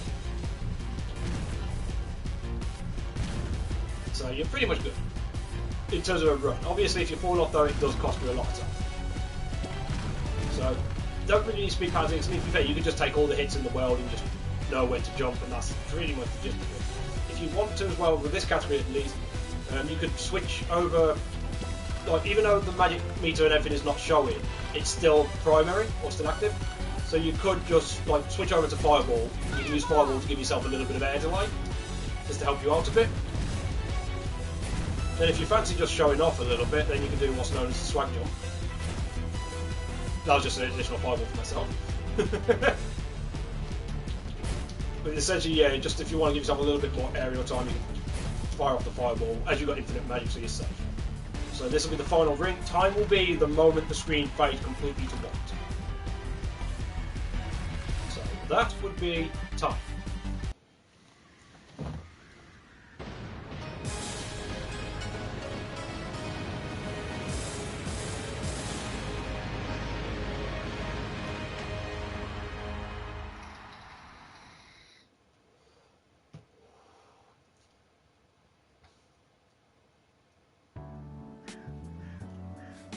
We made it. And that's all I get for good. Length. So yeah, the last difference with the two versions, what I just skipped like the ending sequence of events. PC cannot do that. However, PC can fast forward this to like major. Console, we just have to sit it out. And even with this tutorial, I will let it sit out for one particular reason. Of course, without like physically checking everything on the file, it's not really, you cannot be 100% certain that you've necessarily got everything, that you've got the NSC ROMs. Unless you choose to save prior to the risky boots and tinker brain fights, and then just go back into the file to make sure that you've got everything. But the way I go by it is, if I've got everything in the game and I purchase the same things from the shop, that doesn't include potions, just like fireball, silver fireball, scimitar, metronome, and the two hair upgrades, I will always end on 77% as long as I've got everything in the game alongside what I've bought in the shop. If you don't go with the hair upgrades, it's like probably 2% less, so you're looking at 75%. Although I'm not 100% on that, I'm just cheers, Nori. Well, no, I mean, I've done one Algin Hero tutorial, so it's about time a second one, because I've got a second one going. But yeah, I mean, this run can go on, well, I say tutorial can go on quite a bit even for this game, but it's generally longer, so I expect it to be a bit longer. But the only reason the Pirate Sketch tutorials end up being a similar length is because I can talk more on that game. I can't talk as much with this one because I don't know anyone. I don't have as much information on this game. I don't have all the ins and outs of like drop percentages or anything like that compared to it. So, yay, 5-hour tutorial. Plus, and the thing is, I'm not fully done yet. There's two things I'm just going to show. Basically, show that all the items are definitely done. Just so you know, the 77% marking with what I buy in the shop is all accurate. As well as I'm going to go over the something I'd left out because I didn't want to risk the crash and splitting up the tutorial. And that was back on Cape Crusty 2. To try and keep within the cycle of the lasers.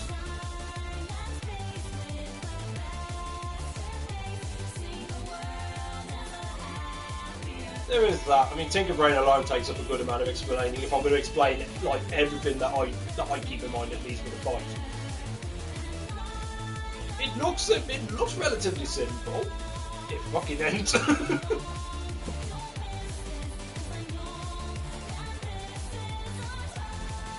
Hell, that. I mean, trying to learn the game, Tinkerbrain I thought was going to be the reason why I couldn't run the game, so I couldn't fight him.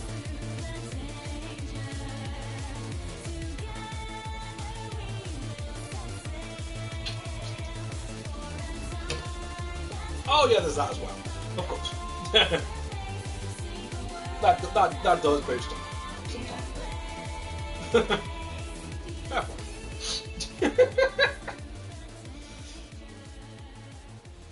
Yeah, it depends on your item management, doesn't it? I can't. This is just how it goes. But yeah. At least there's some consistency. I mean, it depends on the category. It's going to be anywhere from like 4.5 to 5.5 hours. But again, that's just the way I choose to do a tutorial. I'd rather just offer everything I can. Even if I'm repeating information from one run to another run in the same game, at least then they've got all the information in one video. Unfortunately, you can't win either way, because I mean, in that case, it's like, oh well, I'll keep fast forwarding these things, but if I did it the other way, then it's like, I'm basically saying, So if you want to learn more of this tutorial, you've got to watch this video for these particular methods. So, you know, you can't win either way.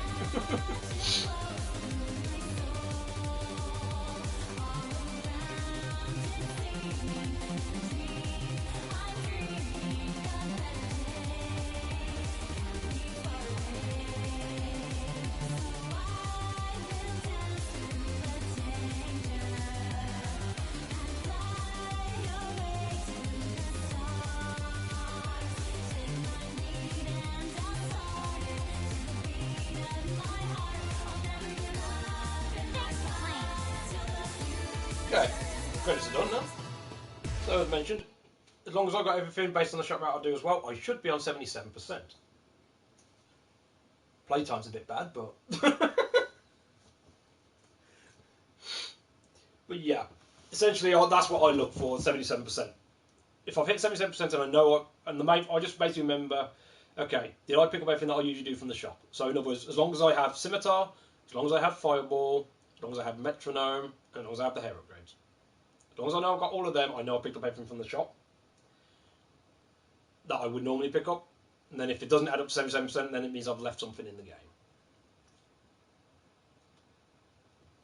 Alright, so before we finish this off, as mentioned, two things I'm going to do. I'm going to quickly go back to Cake Krusty 2.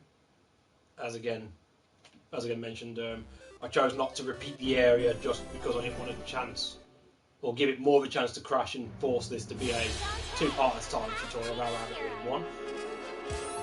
But the only thing that's really soon go over that is down to the laser patterns. If you can keep it in pattern, then you can keep it going in a certain way. However, obviously, if things go wrong, then you have to keep in mind that certain things are not going to be quite where you would expect it to be.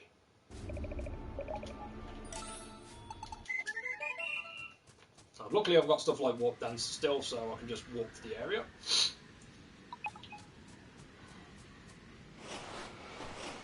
I lied, we're going back. I said we don't return to Cake Krusty. I lied, we're doing it. Obviously, in terms of the run, we wouldn't, but...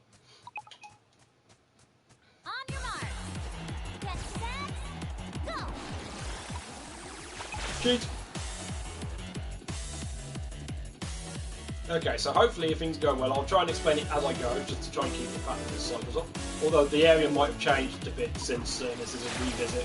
I think it's pretty much the same though, so you jump over that guard, delay to avoid him. You go into here, into there. I've got to sort of gauge this out. Bang, bang, whip that, collect that. You get the charm there. I think that does stop the pattern, so I can just go. Cross, mid jump to strong jump. Strong jump when you get relatively close to the cannon. Oh no, the laser patterns off differently, slightly. So I may not be able to keep it on the cycle I was expecting, but we'll see what happens. So be in there. I'll just wait for the laser to get to bow. There. That should be about roughly right. Try and avoid that guy. Onto the cannon. And now hopefully if the laser pattern's in the right position, I should be able to use that. No, it's not. Damn it. Alright, well, okay, I guess I'm not going to be able to quite do it the way I want to, but I'll still at least finish this out. And then, yeah, you'd have to wait this one out, I believe. I think if you get everything spot on, you might be able to just creep in here, but that's about it. So, yeah, unfortunately, probably not the best example I could give for showing this area. Unfortunately, that has passed now. But, you know, just continue on, tank through, go across here, and then continue to attack. So, you know, unfortunately, this part of the tutorial is not really going to be worth looking at, but I guess it's there. I didn't need to quit, I just needed to whistle. Yeah, the last thing for me to do, just to show. And guarantee, I know I showed them during the run, but just show it all in one now. All the items with everything off of them. The fact that I have the magical polarizer already tells me I've got the data chip, I've got the 10 sucker souls, I've got the 5 scrap metals, and I got the squid poster sorted. So all of them already eliminated because I have that. The fact that I got infinite magic is a clear indication that I got all 10 gallery keys and opened up the doors for it. So that's a guaranteed set.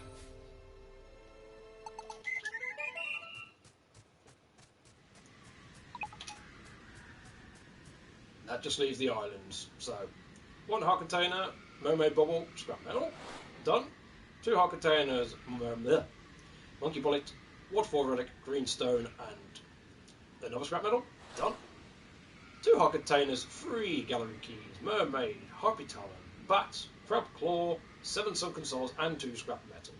Mermaid falls, done.